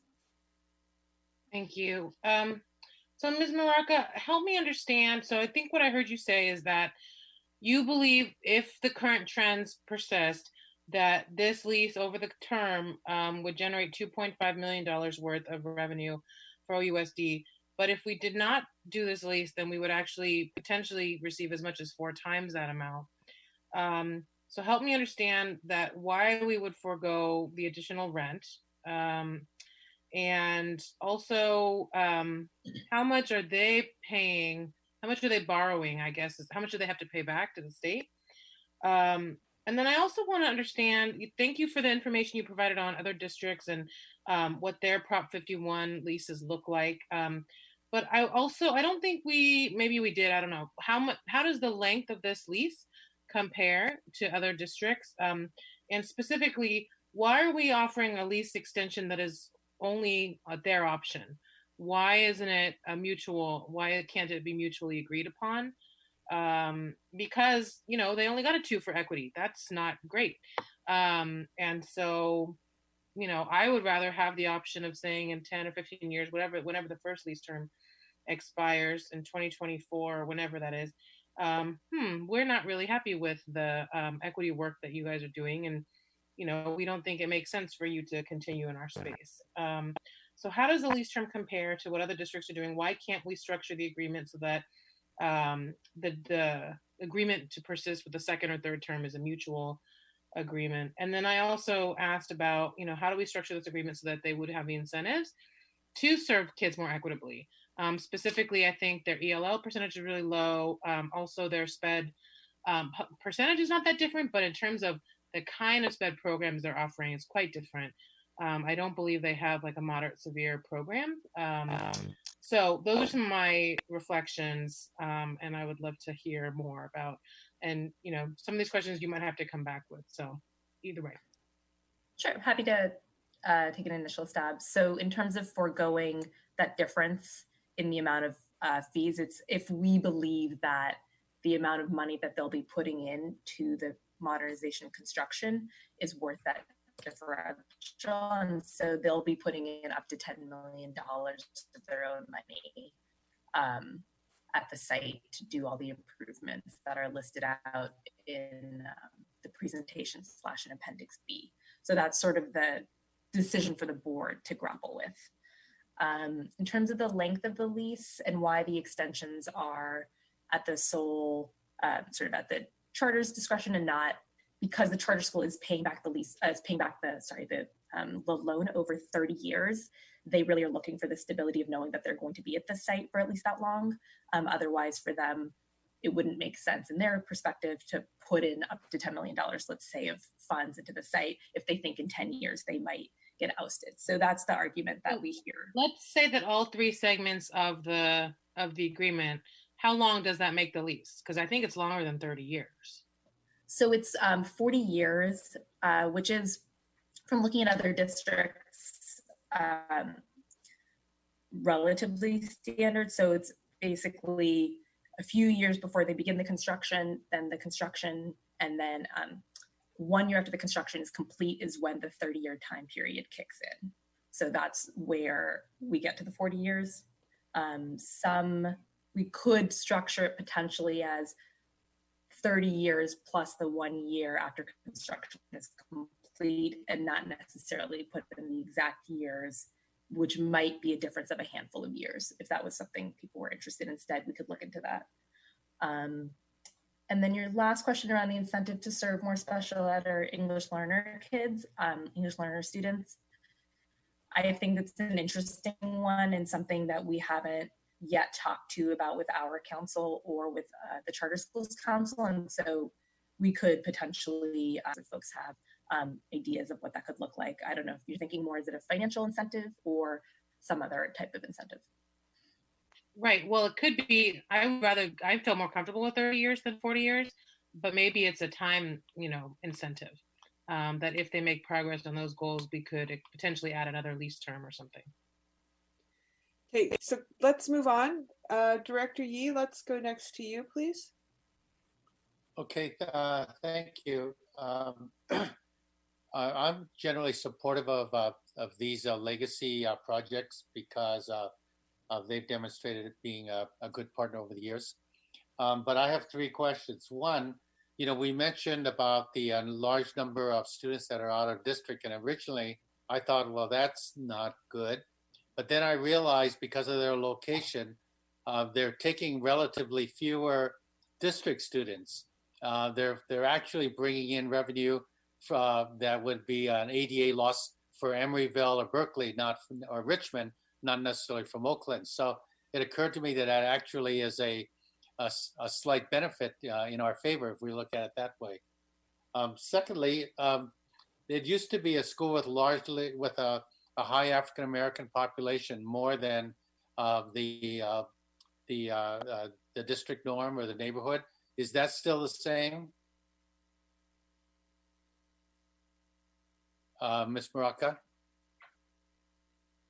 Oh, sorry. I thought you were going to go through all three of your questions. Oh, okay. Well, that's the second one. And the third is if they decide if we decline the long-term lease on them and offered them a continuation of the Prop 39 or something like that, so that then we would essentially lose the facilities development of a building that we own, because in 30 or 40 years at the end of this, we ultimately recover the benefit of the property, right? They don't own the property on top of our land. And let's say in the end of 40 years, we could basically say, fine, we want our property back. Is that true? That's correct. So the lease is very explicit that we continue to own the property, and that if we want to reclaim the property at the end of the lease, we certainly could do that in terms of using it for some other purpose. Right. And in terms of the percent African American at the school, it's about 56%, and the OUSD average is at about 24-25%. So this is the irony of the English Learners Challenge. I mean, let's not assume that all the English learners are Latino, but for the purposes of the discussion, we know that when populations gain satisfaction in a school, they oftentimes bring and recruit families and social contacts, and the population shifts. So I think the 56% has been pretty stable and remarkable in a way for a school like Berkeley Maynard. So, I'm less excited about making any adjustments on that side. I understand the issues about special education, and that's something that could be that we've talked with them about before. But I actually think the service to the African American community has been exemplary. So thank you for the report. Thank you, Director Yee. I noticed that Mr. Stack, who's the principal at Berkeley Maynard, is in queue wanting to offer comment on, and I'm wondering, board, if it would be all right if we allow him an opportunity to provide some information right now. And I'm sorry, I should have mentioned that we have two folks from Aspire Berkeley Maynard who are happy to answer direct questions and or give public comment. Mr. Seychell, could you please allow Mr. Stack, could you unmute Mr. J. Stack so that he can speak? And there's another number there I don't recognize. I don't know if that's, I don't know who the Berkeley Maynard people are. So while Mr. Seychell is giving Mr. Stack access to speak, Mr. Stack, if you can prepare yourself to also tell us if there's someone else from Berkeley Maynard who we should be unmuting to answer these questions or give some insights, that would be helpful. And then we will go to public comment for those of you who are wanting to offer public comment. Go ahead, Mr. Stack. Hi, can you hear me? Yep, we can. Sorry, is that photo of my son or is that? We can't see you, don't worry. You're just talking. We're not looking at you. All right, sorry, I've been on this call for the last 5 hours. And it's been interesting to say the least. I commend you all. My father was a president of the school board in my local district. And so I appreciate all the time and effort you're putting into this. I know what you all are up against. I'm really kind of all over the place in my thoughts right now. I just want to appreciate you for taking a first read look at Prop 51 and what we're asking for. As somebody who's been at the school site for the last 13 years and has seen every single aspect of the school building and what we need to upgrade, if you look at the actual ask of what we feel like we can afford with the negotiation with the district, they are all things that are just basic ADA. My wife's an architect, and We're just asking for basic like compliance, fire issues, and things that our kids need in order to basically survive the day to day. Getting into the weeds of some of the questions that were asked with regards to in-district versus out-of-district, English learners, students with disabilities, and our English learners. I just want to clarify some data that came up in December when we were up for renewal and we were unanimously approved. One, that our SPED population is increasingly growing to moderate to severe. We have repurposed every single room in our entire school. Every single closet has been repurposed into a place where kids can have either counseling sessions or special education services administered to them. We have a growing moderate to severe population. Out of 63 students, which has doubled in the last 4 years and will continue to double, of students with disabilities. Our mod severe population has grown from 5% to 13% in the last few years. And we anticipate that continuing to grow.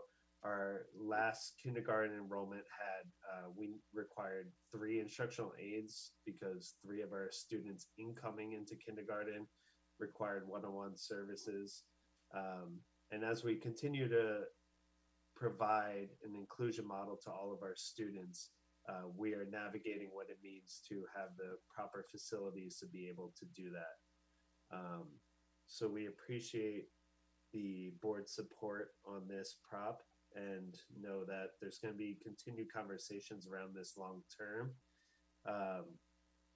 The questions around our African American students and students coming from Richmond, I'll again reiterate what I reiterated when we were up for renewal in December, which is that our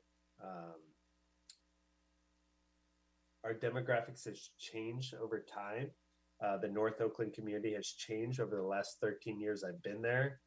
The cost of housing in that area has changed. We have several families who work for Kaiser, for example, on Broadway, who now commute from Antioch and further away, but want their kids at a local school that they have confidence in. These are African American families who have been priced out of their local community and continue to have to find educational opportunities while they work in Oakland, but have had to find housing outside of the local community. So thank you, Mr. Stack. Is there anybody else who you need to call, who you wanted to call on right now to help answer some of the questions that have been raised? Yeah, I believe our CFO is also on the call if she'd like to chime in about the finances of it. Is that Janine Hawk? Yes. Okay, so if we could unmute Ms. Hawk, please. Yep. Janine Hawk. Welcome, Ms. Hawk. Go ahead. Thank you, President London. Thank you, board. Appreciate the opportunity. Can you hear me? Yes, we can. Thank you. I just wanted to, first of all, thank the board for considering this. We appreciate it and appreciate the partnership that we've had with OUSD over the years. I have also served as a K-12 board member, so I understand the challenges and the needs to balance competing needs. So thank you. Thank all of you for your service. I did want to speak specifically to 2 things. First of all, Berkeley Maynard has not had a major renovation since 1994. And as you heard as part of your facilities master plan agenda item, there's certainly a pent-up demand to bring Oakland schools up to standard, and we're happy to participate as a partner with that through this Prop 51 opportunity. I also wanted to address the length of time of the lease, and the payback period is 30 years. The way the grant and loan process works is it's based on reimbursement. So during the time that the clock actually doesn't start ticking from July 1st for bond repayment, it starts over the period of the construction. And so that could amount to a several year period. And so if we constrain the lease to 30 years, which is specifically the bond payback period, that wouldn't take into account the construction period. So I certainly want to reiterate the need to have this be a 40-year lease as opposed to a 30-year lease. And we appreciated the work and the back and forth we did with the Office of Charter Schools and with Ms. Maraca.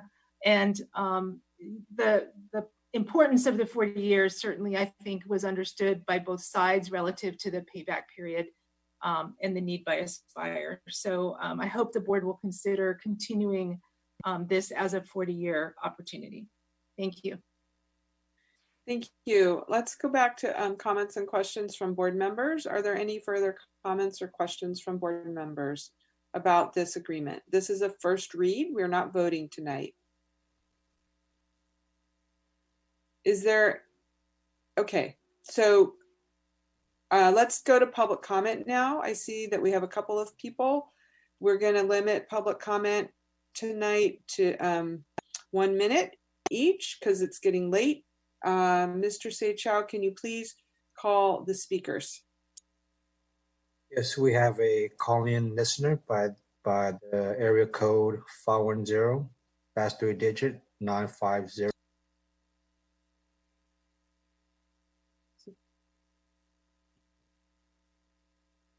Hi, this is Kim Davis. Can you hear me? Yes, we can. Okay, great. I just wanted to talk a little bit about the lease payments. First, the item that the last speaker said that the repayment doesn't start initially at the beginning of the lease. I think that needs to be reflected in this so that they are not, getting the sweetheart deal from the get-go.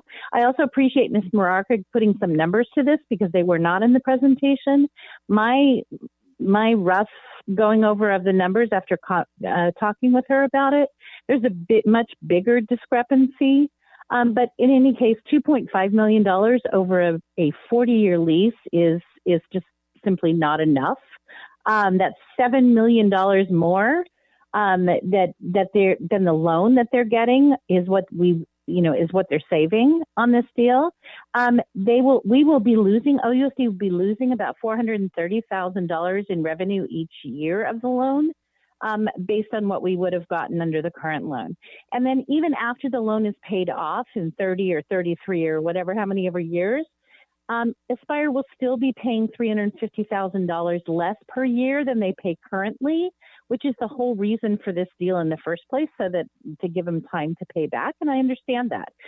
Also, the idea that OUSD will get the benefit of the new construction is ridiculous. At the end of the lease, OUSD gets a 40-year-old building, partially improved, all improved, whatever, that they have not used and that they've collected no rent in that 40-year period. So that's not fair.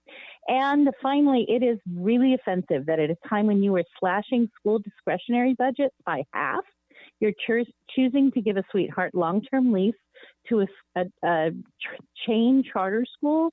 You need to rethink the numbers on this because they are not equitable. Thank you.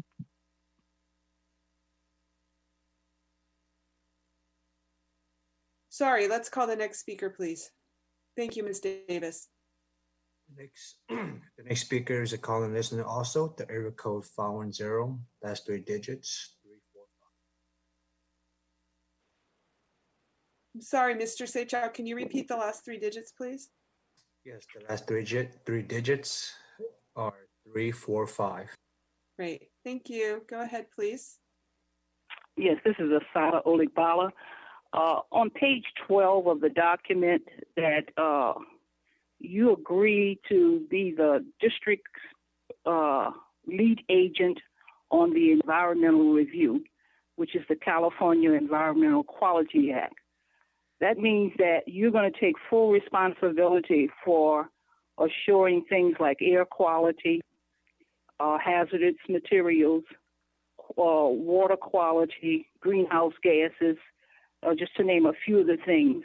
And why is it that the district is taking responsibility for this what is it entails, and it's very serious responsibility because this is one of the reasons why Aspire Chartered School had to close because of a toxic vapor that was released, and they did not have an adequate SIPA review. I would hope someone would want to get more information on the responsibility you have related to SIPA. Thank you. Thank you. Are there any more public comment, Mr. Seychow? Yes, next speaker is Mike Hutchison. Thank you. Go ahead, Mr. Hutchinson.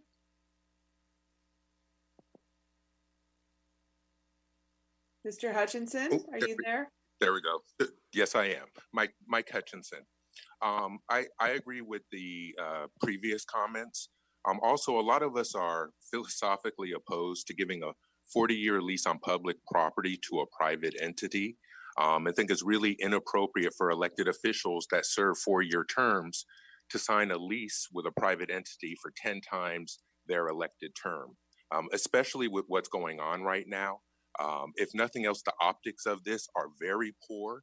And at a time when the governor issued an emergency order to hold meetings this way, for this to be the time that you choose to do a 40-year lease of public property is really unacceptable. I think it's also interesting looking at the scorecard or the criteria listed in this proposal. The two categories that this charter school did not score well on are the two categories that the school board says they value most: equity and quality. According to this, Berkeley Maynard is not a high quality school. They're average. And according to this, they scored only 2 in equity, and only 52% of their students live in district. So why are you giving our Oakland public assets away to a private entity for 40 years, and that private entity doesn't even solely represent Oakland students? Thank you, Mr. Hutchinson. Are there any additional public comments? Yes, next speaker we have Carol Delton. Great. Go ahead, Ms. Delton. Good evening, board. I very much support the previous comments, and I appreciate that Ms. Davis has done the math. I was upset to hear that you compare this to the Leadership Public School lease, which was one of the most upsetting things that I've heard from the board, hearing that you all voted, or at least a majority of you voted for a lease that would bring in less revenue than the Prop 39 law, which is already a deal. You had a consultant come in a few years ago who talked about the benefit to charter schools of having the stability. They should be willing to pay for it. Who is negotiating on behalf of the district? And finally, it's not clear from me the status of the Golden Gate CDC under this lease. If they are so hard up for space, perhaps they would be willing to pay more to have that additional space as they did for 1 year. Thank you.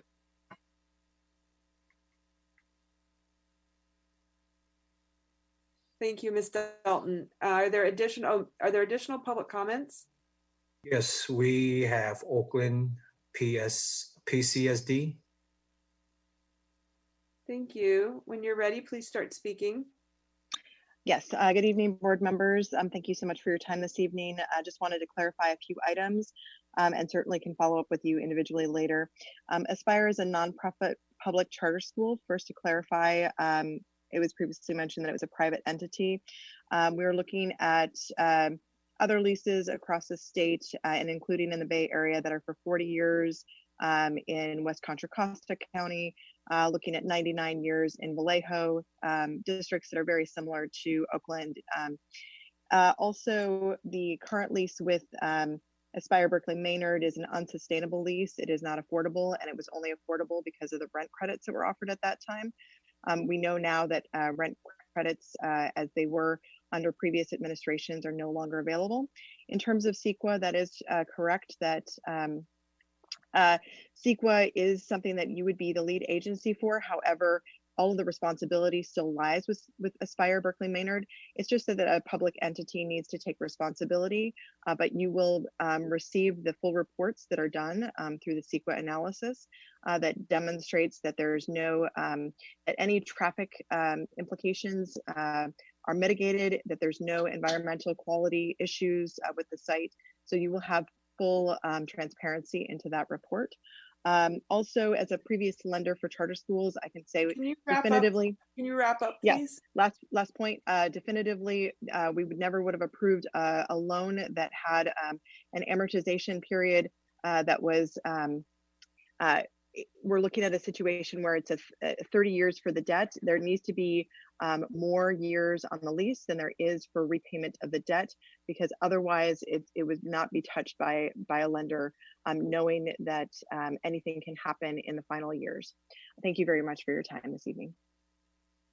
Thank you. Colleagues, is there additional comment? Director Gonzalez, we're going to go 2 minutes with this round. We're really running short on time tonight. Go ahead, Sure. Director Gonzalez. Vice President Gonzalez, excuse me. Yeah, no worries. My other suggestion to Ms. Maraca is if we are going to give a 40-year lease term, then there should be an escalator. Why should they be paying the same thing in year 40 that they're paying in year 1? That doesn't make any sense. Everything else, we experience inflation with everything else. Why should the charter school not be paying more as especially as they start to actually be able to use? They are actually paying more. It is. Can you say more about that, because I can't tell that from the percentage chart that you provided. The percentage chart says, so like years 1 through 15.5% for in-district, 16 to 25.75, 26 through 35 is 1%, 36 through 40 is 2%. And then all of those are plus 0.45 for the out of district. Okay, so can you, when this comes back, can you provide how that 25 million breaks out over the course of the lease? Thank you. Anybody else want to offer anything? Colleagues, I just want to, I'm still evaluating this, but one of the things that I'm struck by is the very detailed presentation we had earlier this evening on the facilities master plan and the need at our own sites. And the fact that the charter school has no way to upgrade its facility. This is a site that's in my district, and I've visited this school several times, and it is indeed in need of repair. And unless we're willing to step up as the owner of the building and start to rehabilitate that building with our bond funds, the charter school's gone out and found a way to do that. And I just want to kind of leave that with you, that this is a building that we own, and this is a way for us to have some ability to keep it in good shape. So unless there's any further comment, I'd like to move on. Is there anything further? Okay, so Ms. Maraca, when is this scheduled to come back to us? So I will go back and discuss with our legal counsel, the primary negotiators on the lease, but we potentially could bring it back for April 7th if we can incorporate some of these comments by then. So we'll aim for that, but if that's not possible, then we'll aim for a later meeting. So here I'm sorry. Yeah, Madam President. So can I get a read back on what, because it was just one board member, Director Gonzalez, Vice President Gonzalez, asking for changes. And so one thing that I wanted to see happen is that one person kind of delays the process or what have you, because we've been in lease negotiations before where it's taken us a really long time. And so if staff has gotten to the point where, and I get, we can do clarifying questions, but I don't understand what Vice President Gonzalez was actually asking for, and whether or not that's one person who shifts the process, or like, is that important for all of us to know? But I'm not even sure what the questions are, because I don't want staff to have to drive down the road just because one person is taking them that way, because we can go in all 7 directions and then delay this. So I just want to know what those questions were, if you don't mind, Vice President Gonzalez.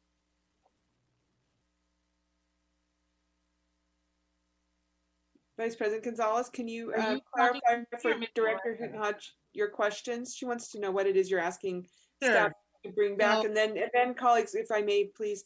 And then she wants to know whether this is the will of the entire board to hear this information, or just one board member. Yeah. So the main question was, can we structure the agreement so that the incentives are in place so that they actually are serving our high need students? So if they have 11, 12%, special ed, and we have 16 or 17%, and that grows every year, can we structure the agreement so that they are actually serving more high need students?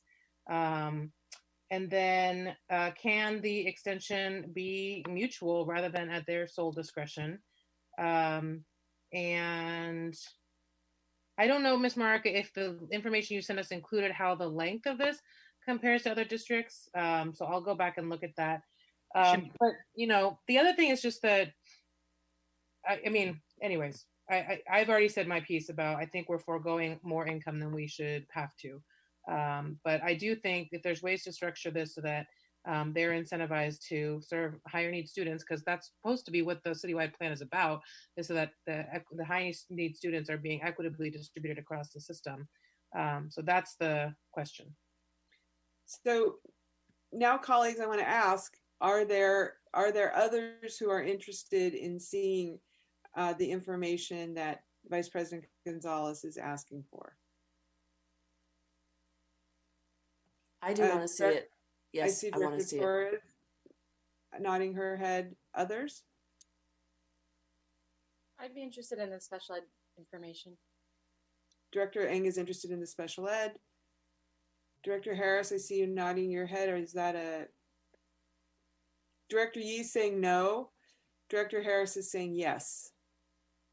So it sounds like if you could look into that information, it does sound like there's a majority of board members who would like to go in that direction. At least explore it. Thank you. Okay. It's 11:04 on my clock. We're going to move now to item T2 200548. This is a Proposition 39 facility offer between the for all of the Prop 39 offers. So I'm going to turn it back over to Madam President, we need a motion and a second. This is a voting item. This is a voting item. Is there a motion to approve item moved by Director Yee? Is there a second?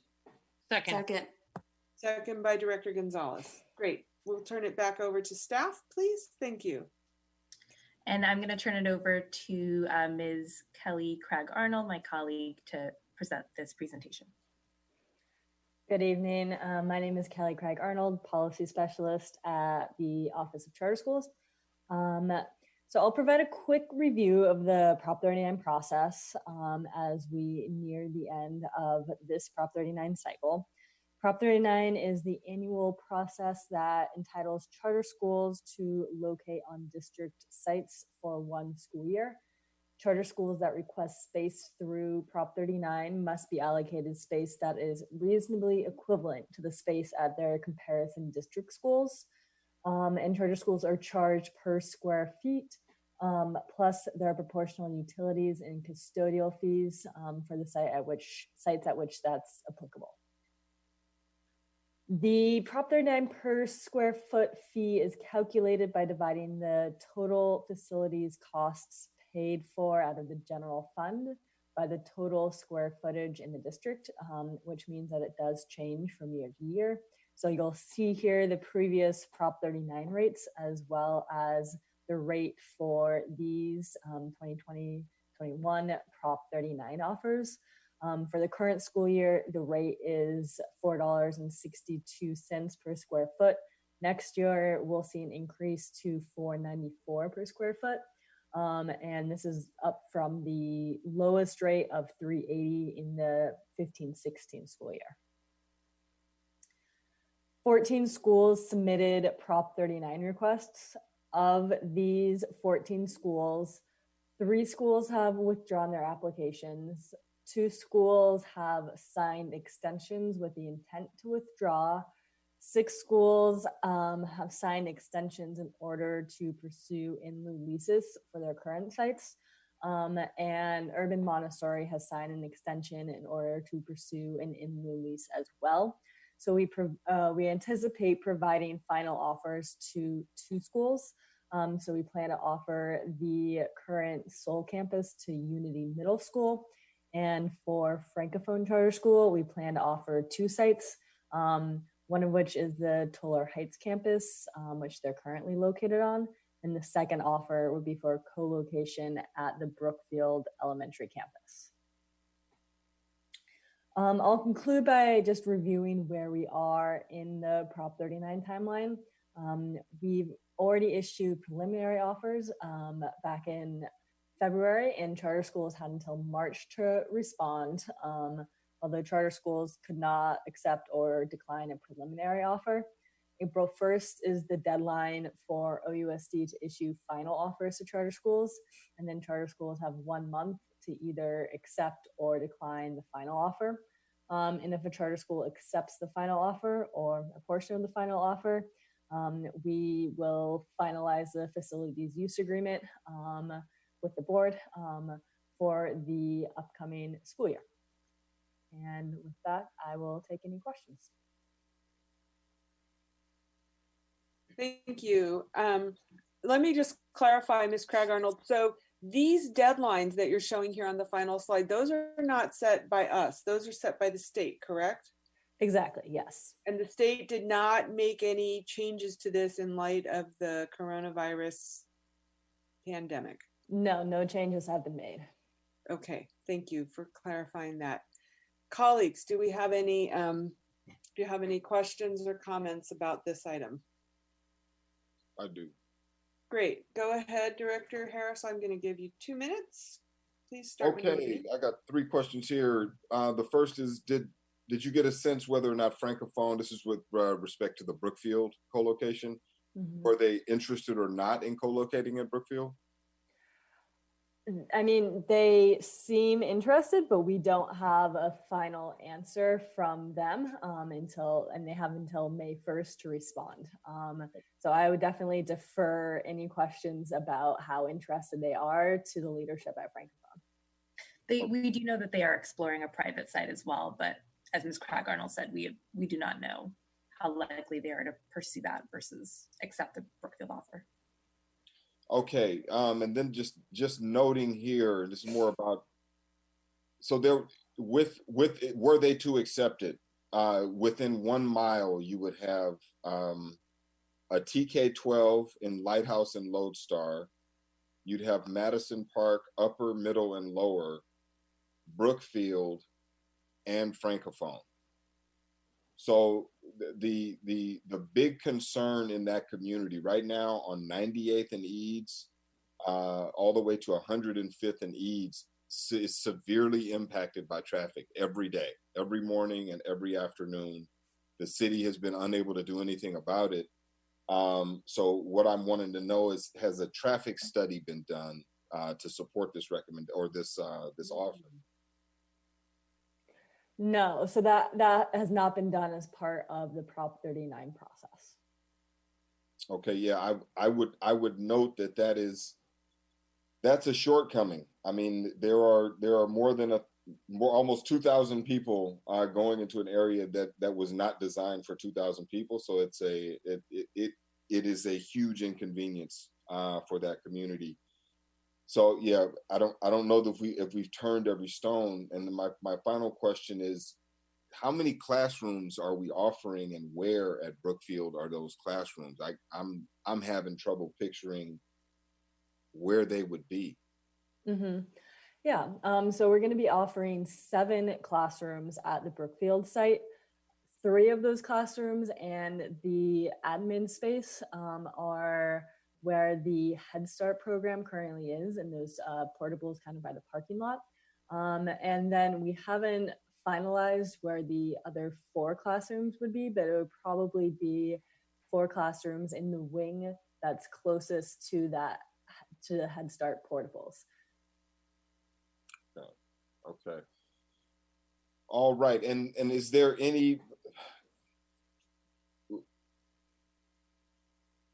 without the traffic study, without clarity on where the classrooms are or will be, was there any thought given to a 3-site offer? I know we lean away from 3-site offers, but was that ever a consideration here? Because they can be accommodated at these 2 sites, we did not consider, I mean, we did consider all options, but since we could accommodate them in this 2-site offer, that's how we chose to move forward. Okay. Especially since part of that was also prioritizing finding them a site that, as you had mentioned, I think a few months ago at the board meeting, that was not at Howard. because of that co-location. Okay, thank you. Thank you, Director Harris. Any other questions or comments on this item? This is a voting item. Can I ask a quick question? Oh, sorry.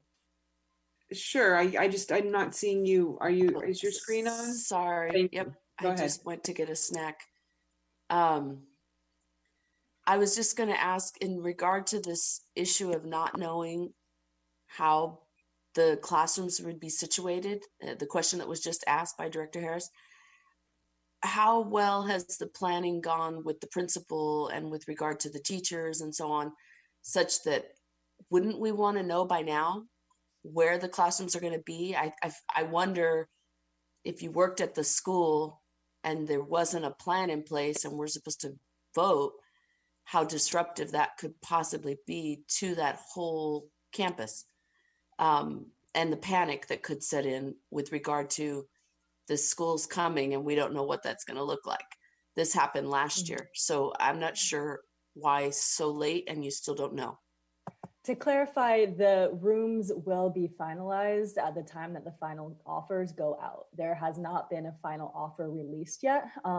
So there is no, final offer letter that gives those specific rooms. We've been in close collaboration with the principal, the network superintendent, and the network partner on deciding which rooms would be least disruptive for the final offer, which is how we have been kind of shifting our thinking from what was offered in the preliminary offer to what we're anticipating offering in the final offer. Thank you. Anybody else have any questions or comments about this agreement? Director Gonzalez, go ahead.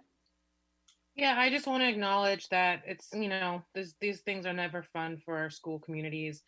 And that, I just don't feel like as a board member that I have great tools because we're legally required to do this. We've been sued before by the charter school for not complying with the law in their opinion. And I just really want to acknowledge that it's not great. It's really painful for school communities when they have to shove over and rearrange everything to make space. So I just want to acknowledge that. Thank you. Director Ng. Thank you. Excuse me if I missed this, but is there a planned relocation of the Head Start? Or I just am wanting to understand what the impact is at the school site. It sounds like they would be taking over Head Start classrooms, but is there not a Head Start there that's? There is currently a Head Start there. The lease is year to year. Okay, and so that Head Start, so we would be displacing a Head Start program, and that Head Start program would relocate. Has there been conversations with them around where the Head Start is relocating? No, we haven't talked to them about their plans for their program, no. So, but that is a lease through the district, is that right? So we have not notified Head Start that their lease will not be renewed and that they would have to find another program? Oh, sorry, excuse me, location for their program? Correct. Although I will say that there definitely are district sites in that area that have underutilized space that could be potentially an alternative.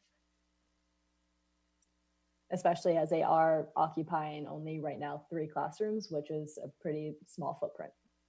And this is the first year the Head Start program was placed there is because they were displaced from their typical site. So they were looking for a temporary place to go while they, I think, perform some renovations and updates on their normal site. So it was never intended to be a long-term placement for this Head Start program. Okay. And we've been in contact with our early childhood education office about this as of several months ago. Great. Okay. Thank you. That's helpful just in terms of the that it was a temporary site for the Head Start. And then I know that some of what we've heard from other co-locations were around impact on special education classrooms and other challenges. But I understand that it sounds like we've not yet identified which classrooms, so it sounds like it's hard to understand what the impact of the school programming might be, but it would be helpful to know that, just to be able to better understand what the potential impact in terms of consolidating classrooms for the current school would be. Yeah, and we are actually waiting on the principal to finalize those classrooms, and she's going to be making the determination based on, as I believe she said to us before, what would be the least disruptive for her teachers within that wing. And that wing is all the classrooms are identical in size, so it would just be 4 classrooms from that wing. Are there any further comments from board members? Director Yee, go ahead. Just one comment. We started this meeting with the presentation on on the blueprint and the cohort update at the beginning of the meeting from the superintendent's report, and I'm just reflecting on the space demands we have all across the district, and the necessity in the blueprint model or the options that the blueprint model presented us in terms of cohort 3 schools. And it's just ironic that they began the meeting with that discussion, and we're ending the meeting in the consequences of us not making these decisions at the front end. So, and as Director, I believe Gonzalez said, these are really difficult for all of us to do, and I appreciate the staff for coming up with at least some which make us legally compliant. Thank you. Thank you. I haven't had a chance yet to say something, and I just want to say that I'm very, I share Director Harris's concern about the traffic impacts, particularly because I believe that Francophone has a pretty heavy commuter population, and the congestion that we experienced and the level of disruption that, I'm on the other side of town and I heard about it. So I'm not sure where to go, because I believe we need to vote tonight because there's a statutory deadline, but I'm feeling very concerned about that piece of it. I don't know if there's anything anybody has to offer on that. Okay, let's go to public comment, please. Yes, we have a call-in listener by the area code 510, last 3 digits, 345. Go ahead, please. Yes, this is Asada Oligbawa. I'm very disappointed in the conversation around Francophone, particularly having dealt with the issue with Francophone with Howard Elementary School and the displacement issues that went on there. It seems like we are not prepared to clearly understand if Brookfield can adequately accommodate Francophone. And at this point, that should have been taken care of, so we have the ability to say this can work. But it might end up that children will be displaced out of their classrooms, and hopefully not like Howard, placed in closets. But I can't see how we move forward to do anything based on, we don't know anything. And the city of Oakland is not aware, I'm sure, of the Head Start program, which is Brookfield, a city of Oakland component, being moved out. So the fact that there's so much unclarity, and to take a vote with all this unclarity doesn't seem the right thing to do. Thank you. Can we call the next speaker, please? Yes, the next speaker, Mike Hutchinson. Oh, this is Mike Hutchinson. I think this is year 39. One of the first made by staff was inaccurate. It's not when a charter school requests space that space has to be given. First, the district needs to figure out any quote unquote underutilized space. And so when I hear that the plan for the offer at Brookfield includes the portables, that is not a quality Prop 39 offer under school board policy, with the policy to reduce portables across the district. So portables are not supposed to be included in the utilization formula. Why has that happened? Also, the years of talent, you were not closing our public school in order to move in charters. When we look at what's happening to the Seoul Middle School campus, we see a public school being displaced in order to move a charter school into its place. That is awful optics, and it's really a bad decision. And lastly, you are setting now the precedent where if a community fights against Prop 39, like Howard did, then that charter school will run off to another site.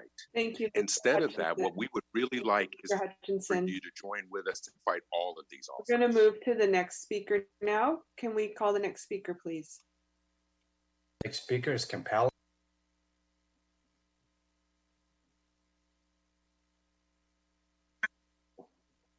Yes? Hi, go ahead. Okay, great. So hi, Superintendent Johnson Trammell and OUSD Board. This is Kampala. I'm a teacher in Oakland and I rarely speak in these forums, so I really hope you don't cut me off. I promise I won't speak more than 2 minutes. But the Brookfield community is really adamantly opposed to this Francophone co-location.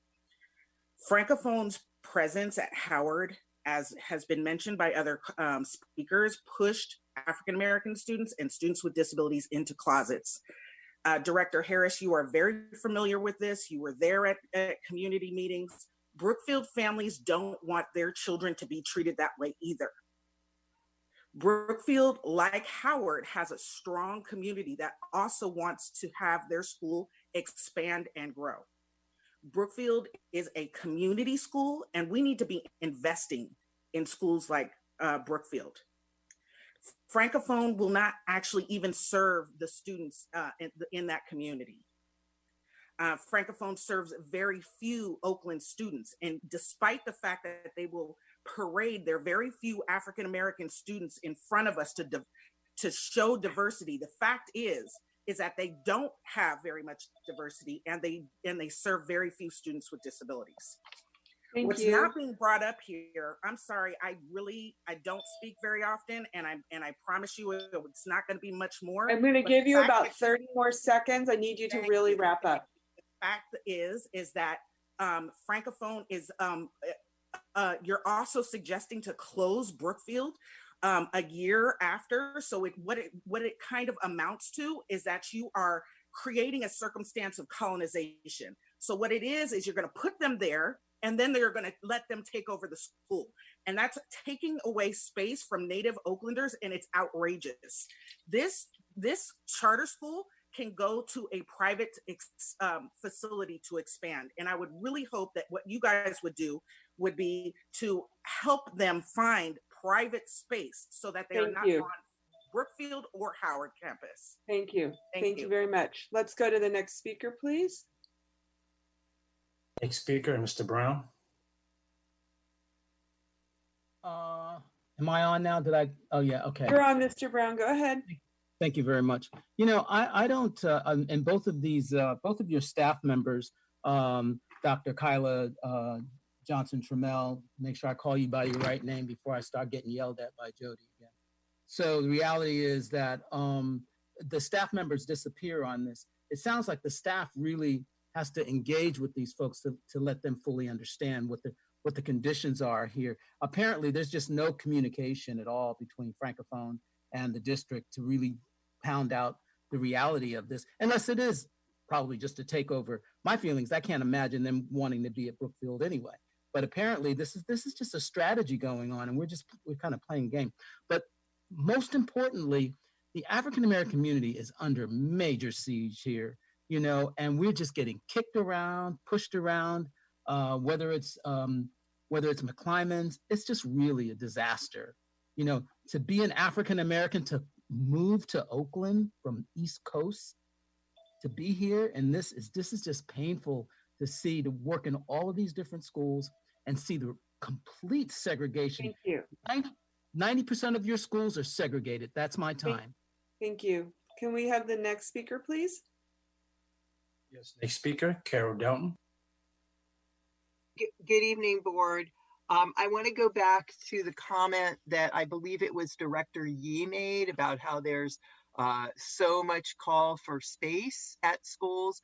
And the reason there's so much call for space at schools is it is a deal. Prop 39 is a deal compared to what schools would need to find and create and pay for in a private space. I think the district needs to acknowledge that and also acknowledge that the OUSD in-district students should come first. One concern I had that I want to continue to raise is the calculation of the Prop 39 rate, because earlier this year you had money that you had in the general fund that you sequestered in 2 of the specialized funds for facilities related costs. It sounded like a great idea at the time, but if it reduces the amount that you can charge for Prop 39, it is not a good deal. And I hope that you will carefully look at that with your financial staff to make sure that the district can continue to at least get itself reimbursed for costs versus not even being reimbursed. Thank you. Thank you. Are there any additional public comments? No, that concludes the public speaker for this item. Thank you. Director Ng. Thank you, President London. I understand what the timeline is, the timeline that's laid out by the state. I'd like to better understand from staff what the consequence would be to not vote on this one item. Excuse me. I'm actually okay with the other Prop 39 offer. It's more for me. Just hearing Director Harris, who I defer to as the school board member of the area, asking some real, really expressing his concerns around some key areas without having that information. I'm not sure I have all the information to move forward with a vote tonight. So I understand there is a certain timeline we have to stick to, but what are the consequences of not sticking to that timeline? I'd like to just better understand what happens if we either didn't vote or if the offer did not pass tonight. What would happen? We defer to General Counsel on that question.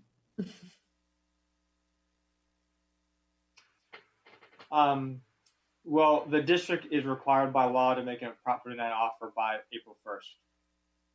So, if there would need to be some ability for staff to do that by April 1st.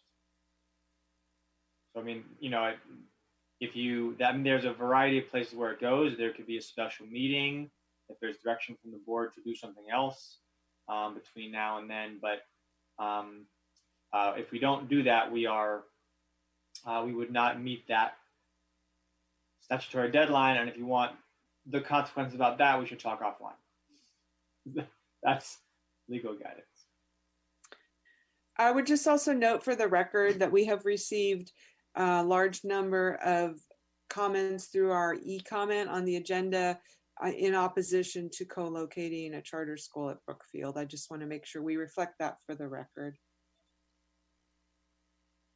So, President London, is it possible to split the vote? To vote on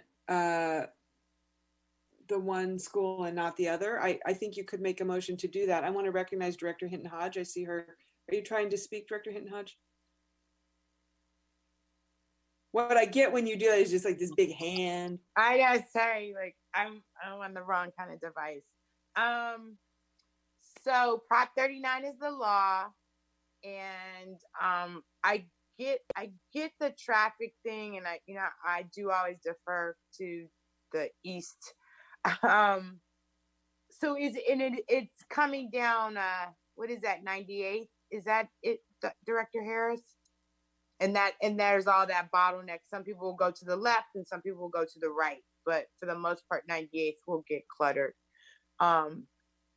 Okay. So I'm wondering whether or not there's things to talk about in terms of, we'd still have to kind of vote, but I'm wondering, do you talk to people about a later start date time?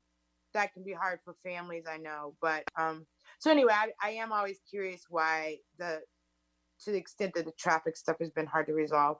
And so then I just want to like again keep ending on that this is the law. That I don't know the numbers around that space as much as I do like say a Prescott or whatever. But I mean, there's just a reality of, you know, again, kind of opportunity to maximize resources for us. You know, like that, the rent or what have you, the leasing actually helps to cover the deficit spending that we actually are doing. And I do agree with the investment in Brookfield. And I think that that's where the COVID-19 has kind of got us in this space where we were talking about doing a deeper dive around some of these schools and kind of revisioning and rethinking them. And then the only other thing that I would say, I mean, I think what disgusts me always in these conversations is that we're talking about Oakland children, or we're talking about taxpayers, however you want to, you know, one matters to you, one might not matter to you, in their education. And so I would say that for the disagreement and people not liking it, what I am not okay with, and I just really want to call out and disgusted by is that is that Francophone board members and family members, their personal addresses and also their telephone numbers have been acquired by whoever organizers or people who don't like this move, and they've actually been harassing and threatening people in the Francophone community. And I don't know who it is, but I also know that of all the, you know, the e-comments, we know that there's been a pretty organized effort by labor from CTA to even OEA, I believe. So I think it's just really important that, like, we may not like this and ideologically might be in some different places, but we really, I think, need to be respectful of families and how we deal with disagreement. Thank you, Director Hinton Hodge. Director Yee, and I just want to note that we do need a motion to extend the meeting. We're now at 11:34. So Director Yee, I'm going to ask you to first make a motion. Madam President, unless you Yes. table the pending motion to take up this other motion, it would not be in order. My recommendation is to go a few minutes over and see if we can dispose of the motion that's currently on the floor regarding this matter. Go ahead, Director Yee. Okay, this is just a point of order. Who made this motion, Mr. Rakestraw? Director Yee, seconded by Director Gonzalez. Okay. So then Director Ng earlier made a request, posed a situation where she could split off, because I believe that in the resolution there are two charter schools. Is that correct? And Ms. Moraka says yes. So were you suggesting that kind of friendly amendment, Director Ng? Yes. Do you want to make that friendly amendment? Well, it's technically called a motion to divide the question. Right.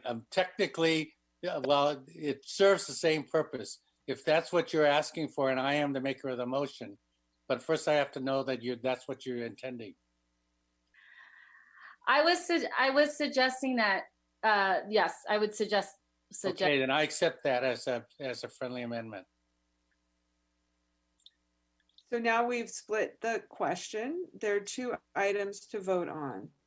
Mr. Rakestraw, can you please call the roll on the decision regarding Unity, not Francophone? I'm sorry, the other one. Unity. Unity. Thank you. Yes, to make a Proposition 39 facilities offer, Proposition 39 facilities offer to Unity. That's the pending question. Correct? Yes. Correct. Okay. All right, on the roll call. Student Director Smith-Dahl, Student Director Garibo, Director Ng, Yes. Director Hinton Hodge. I'm sorry, this is on Unity, correct? On Unity, yes. And it got separated out based on. Yes, we're separating the question. Okay, yes. Director Yee, Yes. Director Torres, Yes. Director Harris, Yes. Vice President Gonzalez, Yes.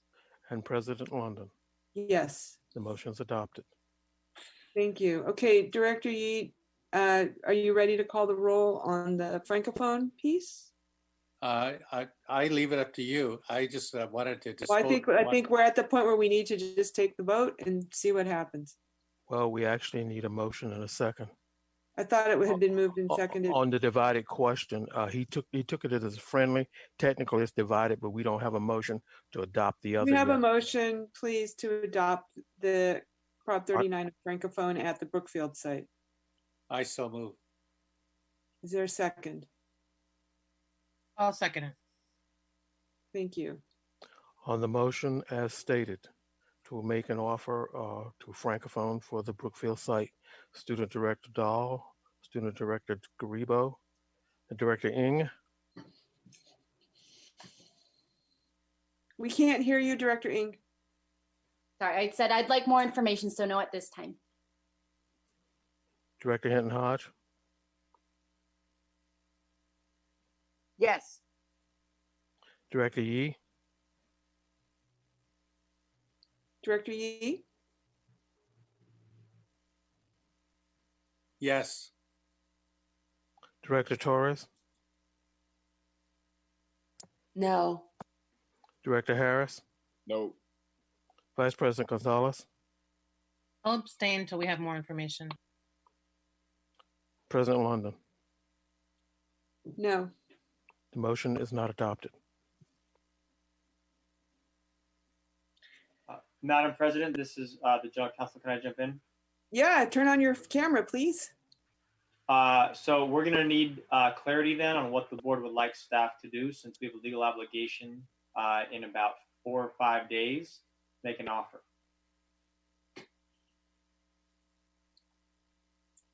And I'm not sure, I'll just jump back, I'm not sure that a full traffic analysis could be complete in this time. And just be clear that the offer is actually maintaining them on the Toller campus and having a secondary campus at Brookfield. It's not exclusively on Brookfield. It's primarily on Toller.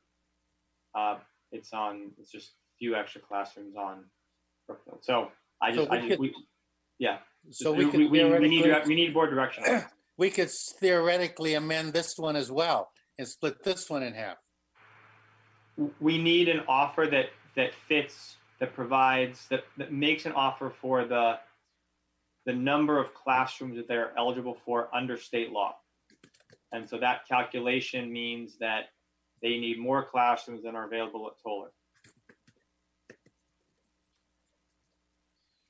So this, President London, I just want to clarify with Director Harris. There's two things I heard you ask about, Director Harris. One was about wanting to make sure that the space that is being offered is still going to allow Brookfield students to be able to carry out, their educational program without being disturbed. And the other piece was about just traffic safety and management around the campus. So are there other things that you would like to hear more about that would enable you to feel like you could move forward with this? No, those are the two main things. I would consider those pretty elementary in terms of, adding, 200 more kids to a community. We need to do the diligence first. So without having that done, it's just hard for me to say yes, given the impact that it could have. I just want to point out one thing about our formula showed 15 underutilized classrooms at Brookfield, and we are offering 7 of them. So we aren't actually offering the full amount of space that we would have calculated as underutilized.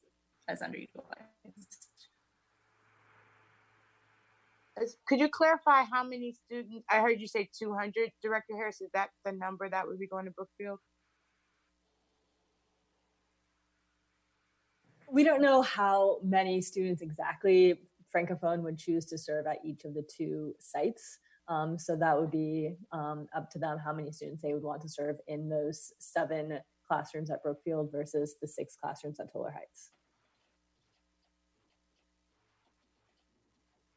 Would that be, I don't know if you were ballparking, Director Harris, but would that make a difference to, like the number of students?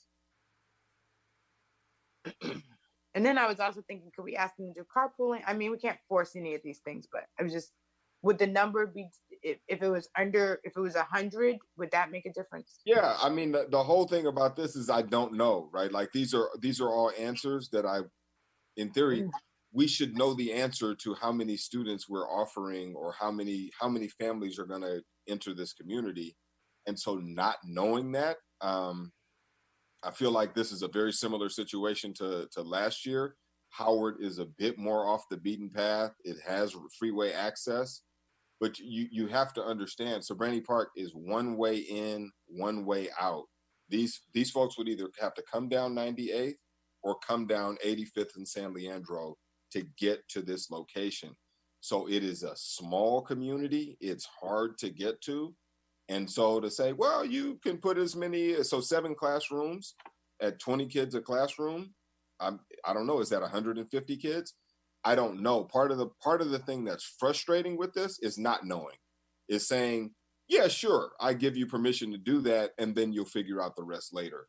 I feel like, you know, that we, by the skin of our teeth, got Howard in a state where it was ready last year, but I did not feel good about that, and I don't feel good about this, given that there's Lighthouse, there's Lodestar. If you go out there, they're building a 3-story building for Lodestar. Madison Park has over 1,000 kids there, and Brookfield has families there. So what are we saying if we're not sure about what's going to happen? And we just say, well, we'll figure it out after this. I'm just not comfortable with that. You know, I also realize I'm raising this up without a particular solution. And that's what I was saying, are 3 sites an option? But I do not feel confident in saying, well, you know, do your best. Here are 7 classrooms. We'll figure out where those are. We'll figure out where Head Start's going to be. And we'll do all of that after you give me permission to use the space. That thinking doesn't add up. Maybe we did it like this last year, but I don't like that.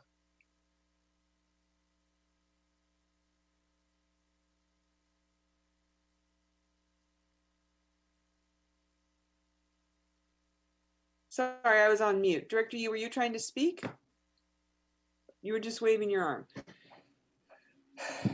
Okay, colleagues, I am quite frankly stymied, and by the time I voted, we couldn't have gotten to yes. So I'm looking for ideas, and I'm also going to ask you to look at your calendars because we need to make a decision on this by the 1st, and we don't have very much time to do that.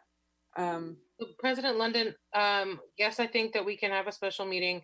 The question is, Ms. Maraca, do you feel like you have direction, or Ms. Craig, your other name, Arnold? You feel like you guys have sufficient direction on what information we need so that we could potentially get to a decision, if we meet again in a few days. Can you go back to the site and figure out how they're planning to use those 7 classrooms, how they're planning to move kids on and off the campus?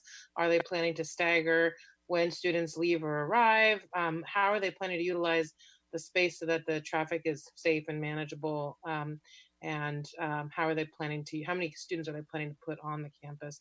I think the main thing, at least for me, is what we saw happen with Howard is students feeling like they were just being shoved aside into closets. And just wanted to make sure that that's not going to happen, that we're not displacing students. I think I would like to hear more about that.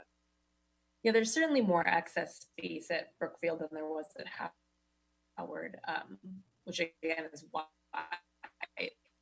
this is the offer for them. I think we can definitely talk to the charter school about which grades they were planning to put here versus the other site, so that will get us, and then we can ask them what that enrollment looks like. Normally, conversations about bell schedule and those types of conversations happen once we have an accepted final offer, and then the 2 schools sit down and we help moderate a sharing conversation. It sounds like there's a desire to have some of that conversation earlier.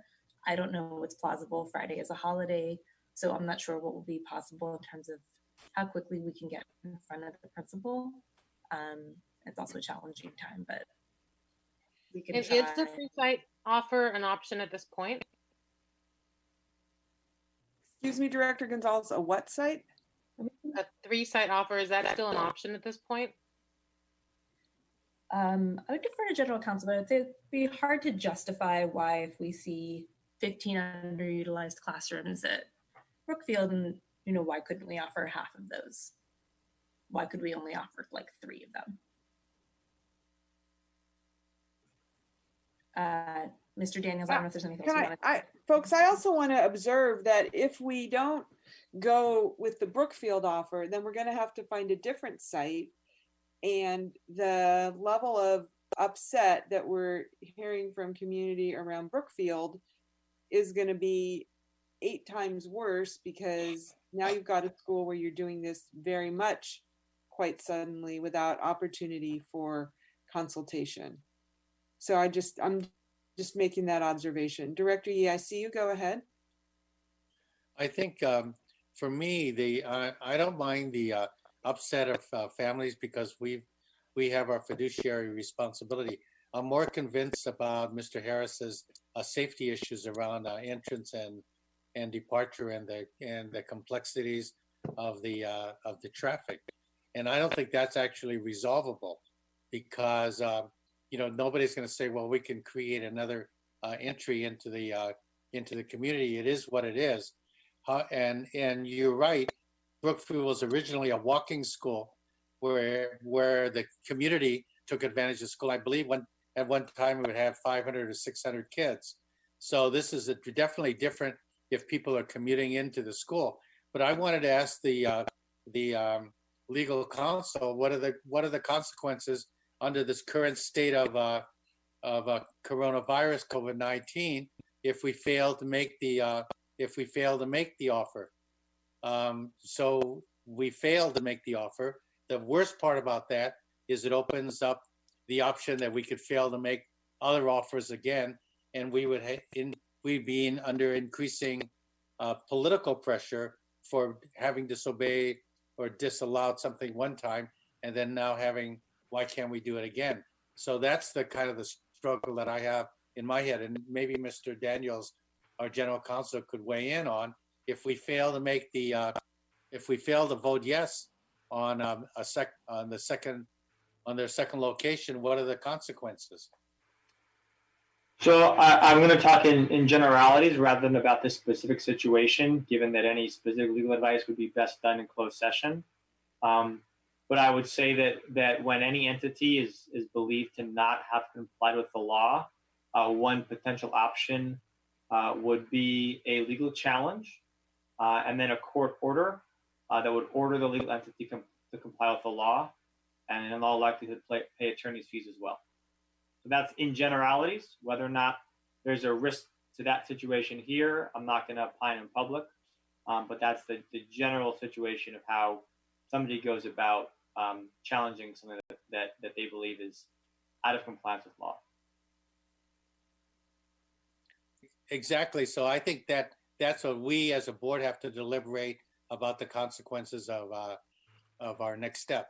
And I have no idea what the next steps might be. I'm just saying that that's the analysis that I was looking for. Colleagues, is anybody interested in making a motion to reconsider the vote that we just took?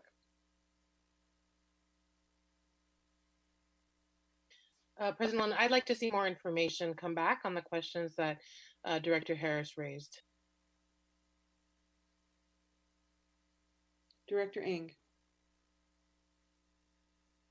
President Lund, it looks like we may be able to schedule a meeting on Monday or Tuesday, the 30th or 31st, if that was a desire to provide.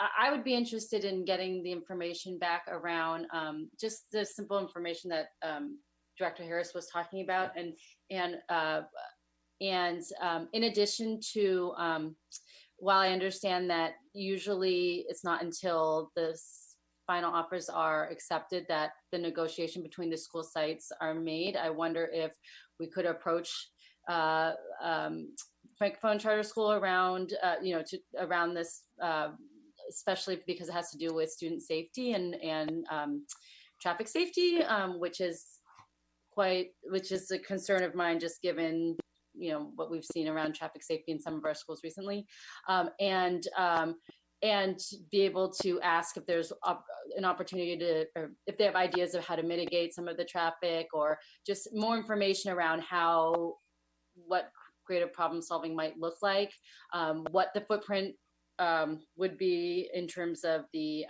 number of students, and just having just more information around how they might go about solving some of the problems. Of course, you can't, in the next few days, they're not going to, we're not going to solve the big problems to Director Yee's point around, like, you're not going to have another thoroughfare open up, but there might be ways that can be, where some of it can be mitigated through conversations with the school. I wonder if it's possible to have that conversation, then just be able to bring a report back to be able to vote on the item on Monday or Tuesday, to be able to continue, to be able to comply within the timeline. For example, different start time. I hear all that. I'm also mindful that next week is spring break, and I would imagine that many of our staff were trying to take a vacation, even if they can't go away. But if the board is unable to resolve this evening, then I guess we will have to schedule a meeting for Monday or Tuesday. I apologize to the staff around that. I'm going to actually at this point make a motion to reconsider the vote that we took. Is there a second? There's a second from Director Yee. Mr. Rakestraw, can we please call the roll again? Technically, this is a motion to reconsider. If it passes, then you can take the item up. If it does not pass, you cannot take the item up. Okay, so this is just whether or not we should vote again. Let's vote again. I'm just trying. I'm really trying. You're on mute, Mr. Rakestraw. I am. I think I'm home now. You're good. All right. The two student directors are absent. Director N, on the motion to reconsider the previous question. Director Ng. We can't hear you. Sorry. No. Director Hinton Hodge. Yes. Director Yee. Yes. Director Torres. No. Director Harris. No. Director Gonzalez. No. President London. Yes. The motion to reconsider is not adopted. Okay, folks, at this point, we're going to have to move on. And I'm sorry to the staff, but we're going to need to schedule a special meeting for Monday or Tuesday. If I may, Madam President, just before we go to that, the direction that I've understood, and I believe that charter staff has understood from the board, is to simply get more information about how the co-location at Brookfield might work. If that is the only direction from the board to staff, and it comes back on Monday or Tuesday, and for whatever reason the information is not sufficient to the board to vote, it would basically leave no time for staff to consider any other options. So it would basically be the proposal on the table with more information, or not making an offer of the complete array of classrooms. So I just want to make sure that's clear, that the board is aware that there will basically not be enough time to consider another offer or anything like that, if the board's direction is simply to ask for more information. Right, and I'm also being reminded that Friday is a holiday, so it's quite unlikely that that we will be able to even consider this until Tuesday the 31st. Well, also, Madam President, we remind we have to give a 24-hour notice of a special meeting. So unless the information is going to be verbal rather than written, I would need to post a meeting on a Monday if you're going to have a meeting on a Tuesday, or if you're going to have a meeting on Tuesday, pardon me, Wednesday. Council, could they have a meeting on Wednesday and still be compliant? Not at this time of the day. Okay, so I would need to, you could have, if you have a meeting on Tuesday, I will need to post it at least on Monday. I mean, you could have a meeting, first half of the day Wednesday, but again, just to be clear, we have an obligation by April 1st. And so I just want to make sure the board is aware of the situation it would find itself in if there were to be a special meeting next week.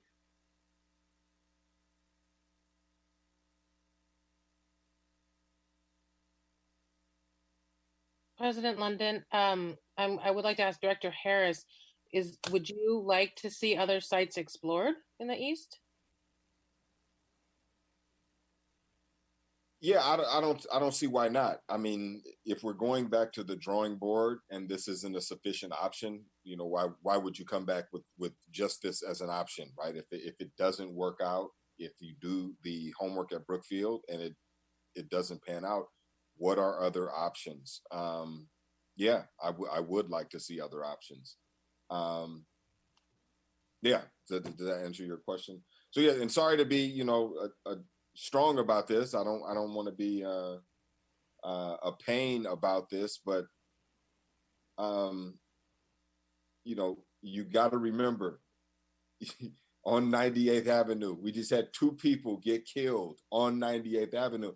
It's because people drive like not parents and teachers, but people who need to get out of traffic find a way to drive on the wrong side of the road. So the more we pour extra folks with no plan into the community, the more we're going to get erratic driving. At least that's what I've seen. So that's why I think this is a real issue. We have to be more thoughtful about where we're placing and how we're doing Prop 39 offers. This came up last year. I reluctantly voted yes. I didn't like that. So I want to just be honest with you all tonight and say, I do not feel comfortable committing to something without knowing all the details.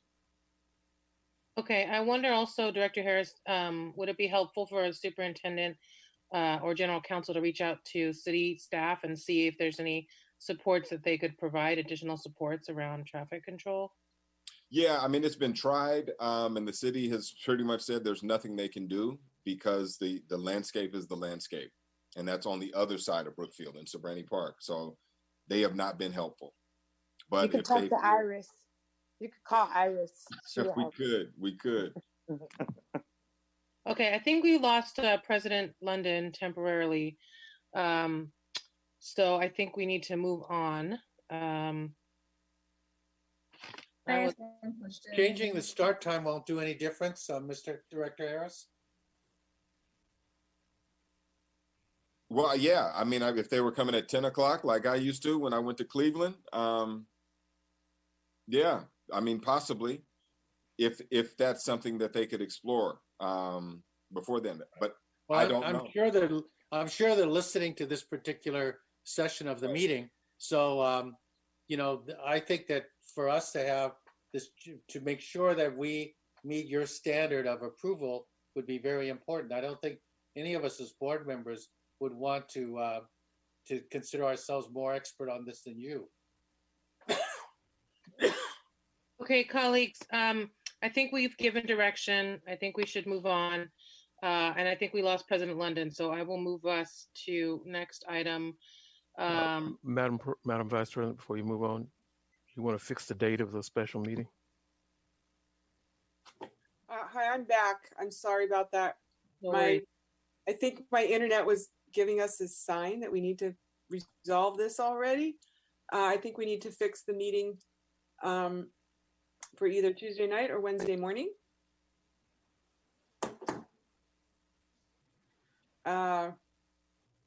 I would suggest looking at my calendar. Sorry, this is Sonali Marika.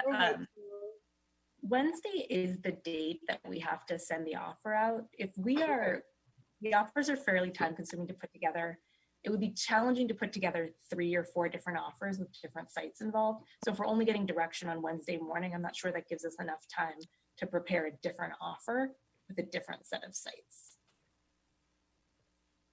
Okay, then we're gonna have this meeting on Tuesday.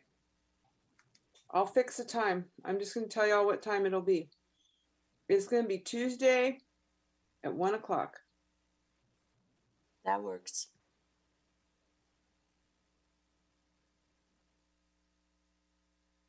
Which Hopefully y'all can must make- be noticed by Monday at 1 o'clock. Okay. All right. Got it. All right. I'm sorry for the crunch that puts you under. Great, we're gonna move on. Need a motion to extend, Madam President. Can I have a motion to extend the meeting until 12:30, please? So moved. I'm making that, okay, moved by Director Torres, seconded by me, and Director. And on the roll call. Yes, thank you. Student Director Dahl is absent. Student Director Garibo is absent. On the motion to extend to 12:30, Director Hinton Hodge. No. Director Ng. Yes. Director Yee. He's asleep. He says yes. He did. I need to hear it on the record. Yes. All right. Director Torres. Yes. Director Harris. Yes. Vice President Gonzalez. Yes. And President London. Yes. That motion is adopted. Okay, we're gonna move now to item T3, 200631. This is the findings, reasons why charter schools could not be accommodated at a single site. Thank you again. To be skipped at this point, if we're not. I'm This sorry, I will need can't to hear be you. skipped. I believe we can check with general. I'm sorry. I believe this will need to be skipped and brought back because this includes Francophone's double site. Okay, so this item will also have to come back to us on Tuesday. Okay, thank you. Then we're gonna move now to item T4. Do I have a motion to adopt 200484 application for provisional internship permit? So move. Moved by Director Gonzalez. Seconded by Director Yee. Can we call the roll? Is there any public comment on this item? Let's call the roll, please. Okay, 2 student members are absent. Director Harris. Yes, we have a public comment on this item. Okay, we'll hold. Oh, all Sorry right, about let's call that. the public My comment then. thing Thank didn't you. work. Asia, Mr. Brown.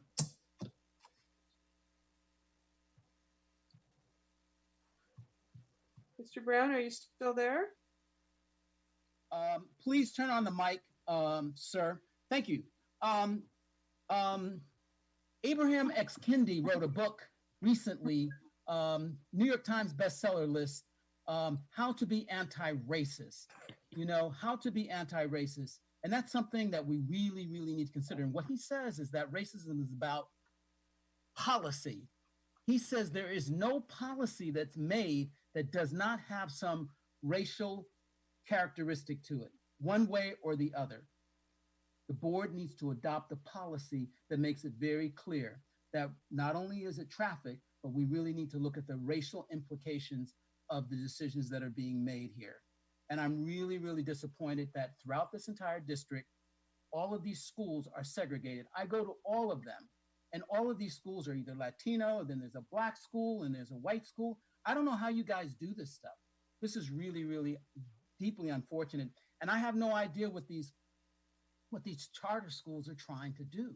This is just such an awful situation to find ourselves in, with the charter schools having the ability to come in here into our homes and just take up what they need to do.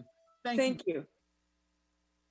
Okay, can we please call the roll on item 200484, which is the application for provisional internship permits?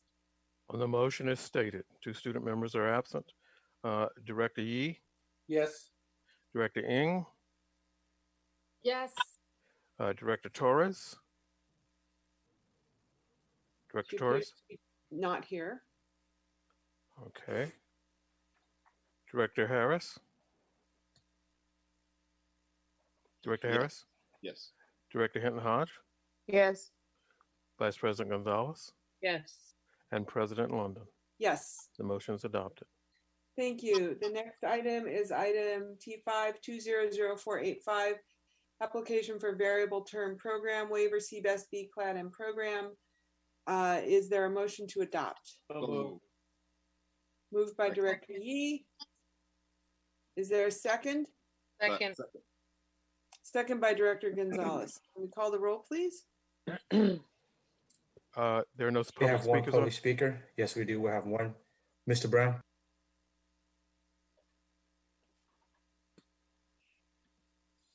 Madam President, can he speak on the subject? Thank you for turning my mic on. The subject is reparations for African American people in this country. It's very simple, and these policies are rolling through here in Brookfield. These people should not be at Brookfield at all. Mr. Okay. Brown, the item before us deals with waivers for teachers. Yes, and the problem with waivers. Brookfield. The problem with waivers for teachers is that we need to make sure that we have African American teachers coming into the school district, not students who are completely unqualified to do the job. We have Black kids going straight into the prison population, school to prison pipeline. I don't appreciate you, Jody, interrupting me when I'm talking and taking my time. I have a right to speak, okay? And I don't have a right to have you interrupt me in my time when I'm speaking. The fact of the matter is we need to look at all of these policies as they relate to African-American students and their families, including what we're trying to do at the former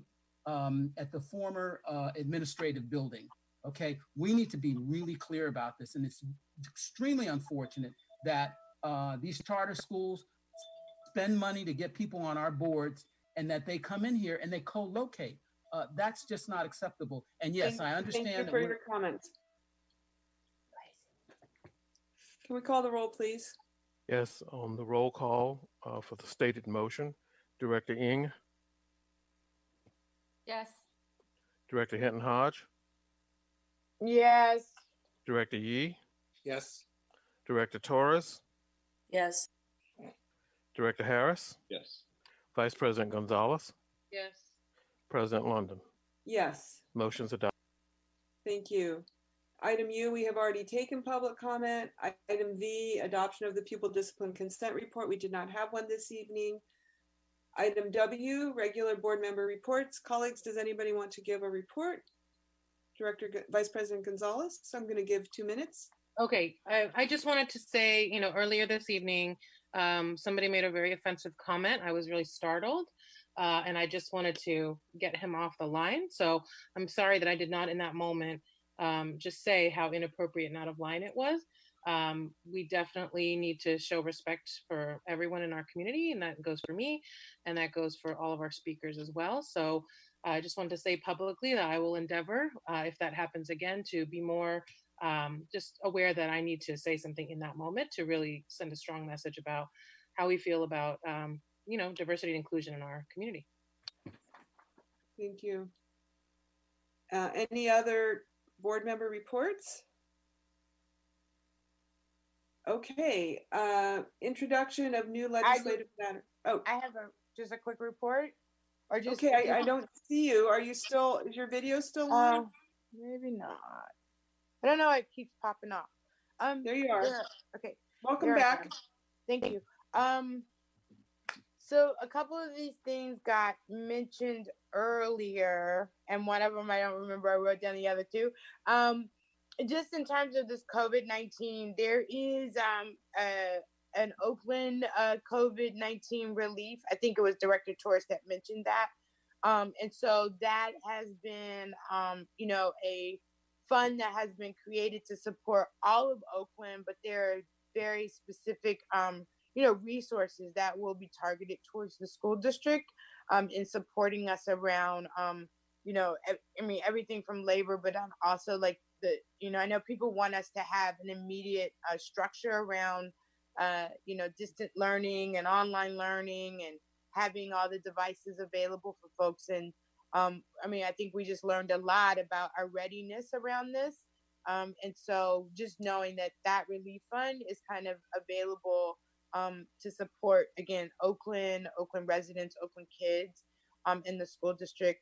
And then another particular relief fund that has been created, and we're familiar with this organization, nonprofit, the Oakland Reach. And just want to just acknowledge that their work once the sheltering in happened was very much about focusing and talking to families about what their needs were. A lot of the focus was, I thought the focus would be on, the academic program, did they get their classes? But it just became very real that, people are super concerned, obviously, about, their welfare and whether or not they're going to keep jobs or have jobs or be able to pay rent. And so there seemingly is going to be a generous packet that comes from the federal government, but locally there are these efforts to kind of support ourselves and support our families. And then obviously the last thing would be to think about supporting Tech Exchange, who is also going to kind of, is trying to step in to help us around getting devices for our students. And they had a report out that said that about 17,000 students do not have devices and don't have access to internet in Oakland. And so I think that, that's about half of our numbers. And so, I know the staff are, working kind of overtime, but whatever ways, I think us as a board and community can support these efforts, it'd be great. That was my report. And yay for McClymonds. Thanks to all the staff members that just stayed on top of that and finding that there's no TCE in the environment. And then to that community for just kind of hanging through all that stuff and then getting to COVID. So there's a lot of imbalance, I know, and trauma in the community right now. So just appreciating people for grace. Thanks. Thank you. Is there any further reports from board members? Director Yee. Oh, I thought you were the next item. I'm waiting for the next item. Okay, we're now going to move to item X. Madam President, we do have another public speaker, Mr. Brown. Thank you. Mr. Brown, you'll have 1 minute.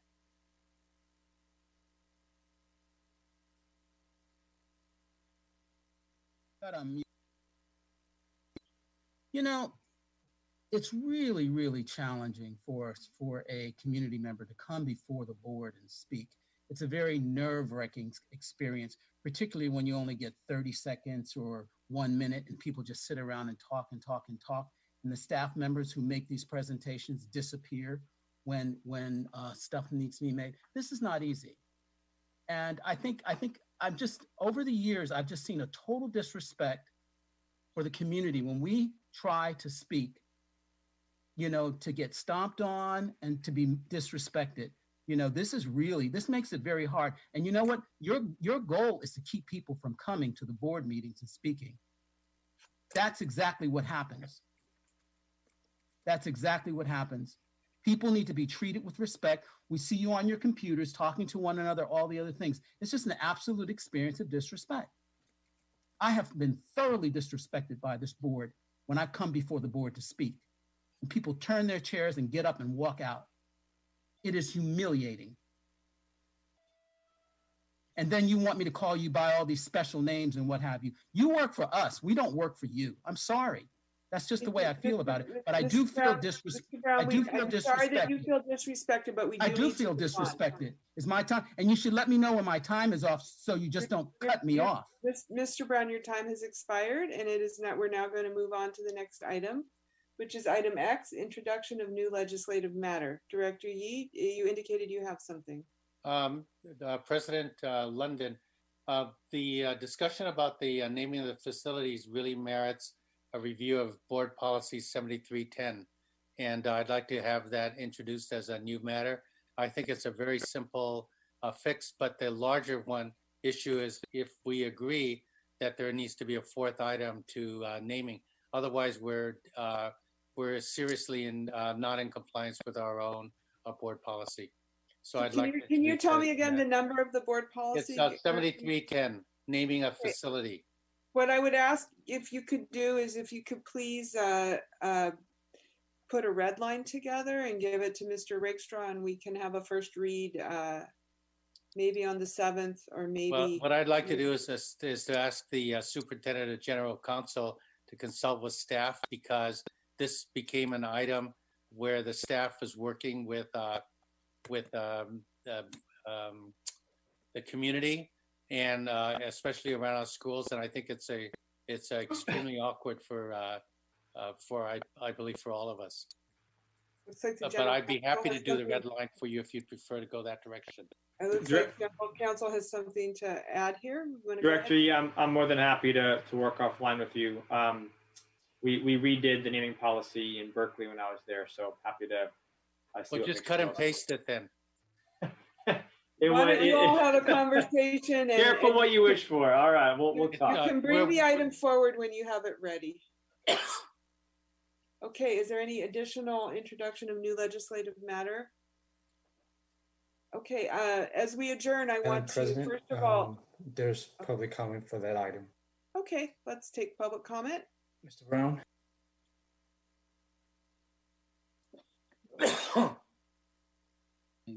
Takes a while to get unmuted here. I'm very grateful.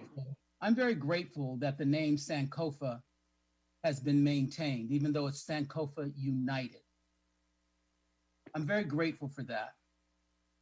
It's very easy to disregard the fact that my ancestors came over here in slave ships, and we don't know our history like Latinos and Asians and people from different countries.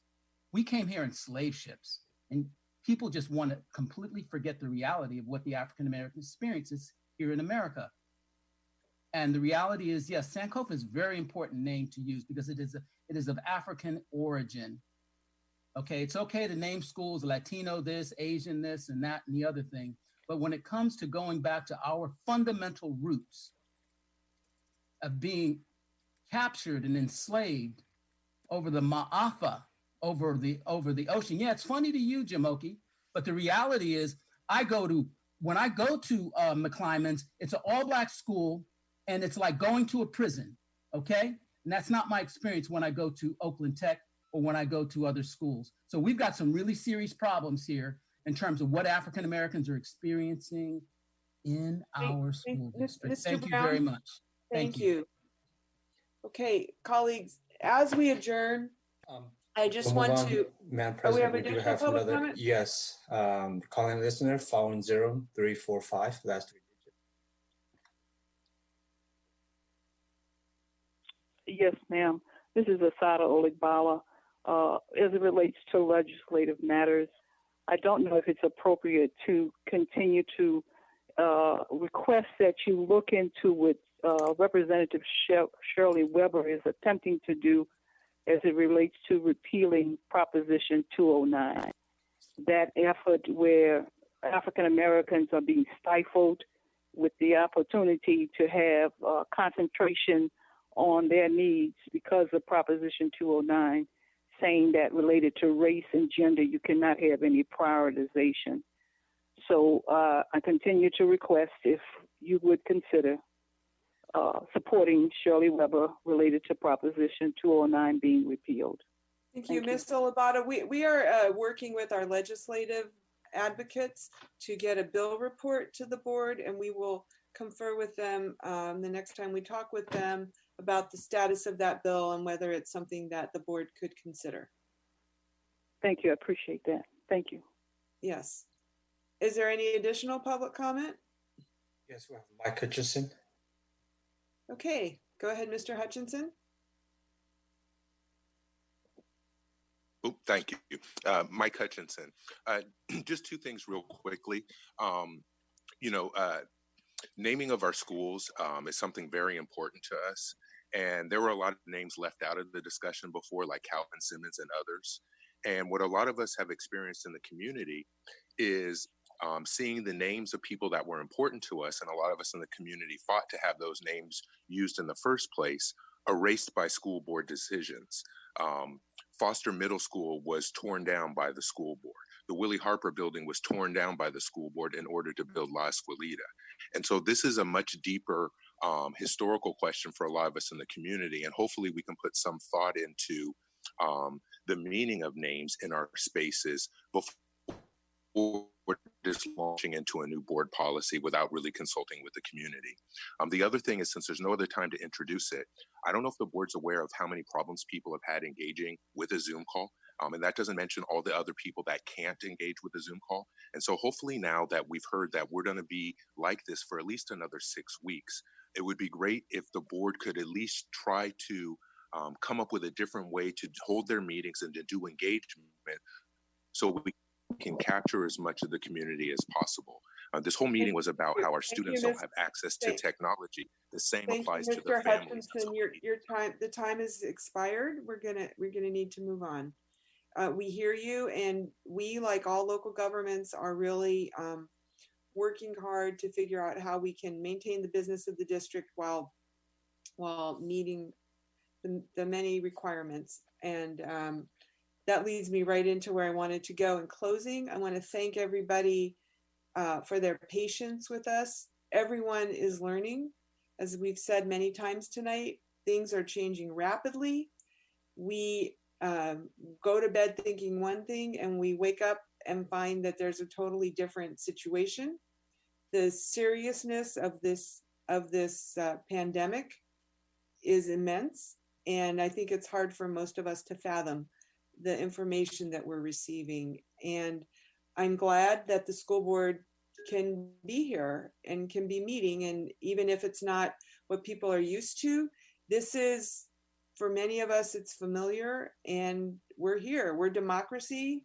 Y'all have come out and let us know your feelings and your opinions. I understand that you want more, and we're working on that. We're working as hard as we can. So I want to thank everybody. I want to ask everybody to please stay safe, and we are now officially adjourned. Thank you.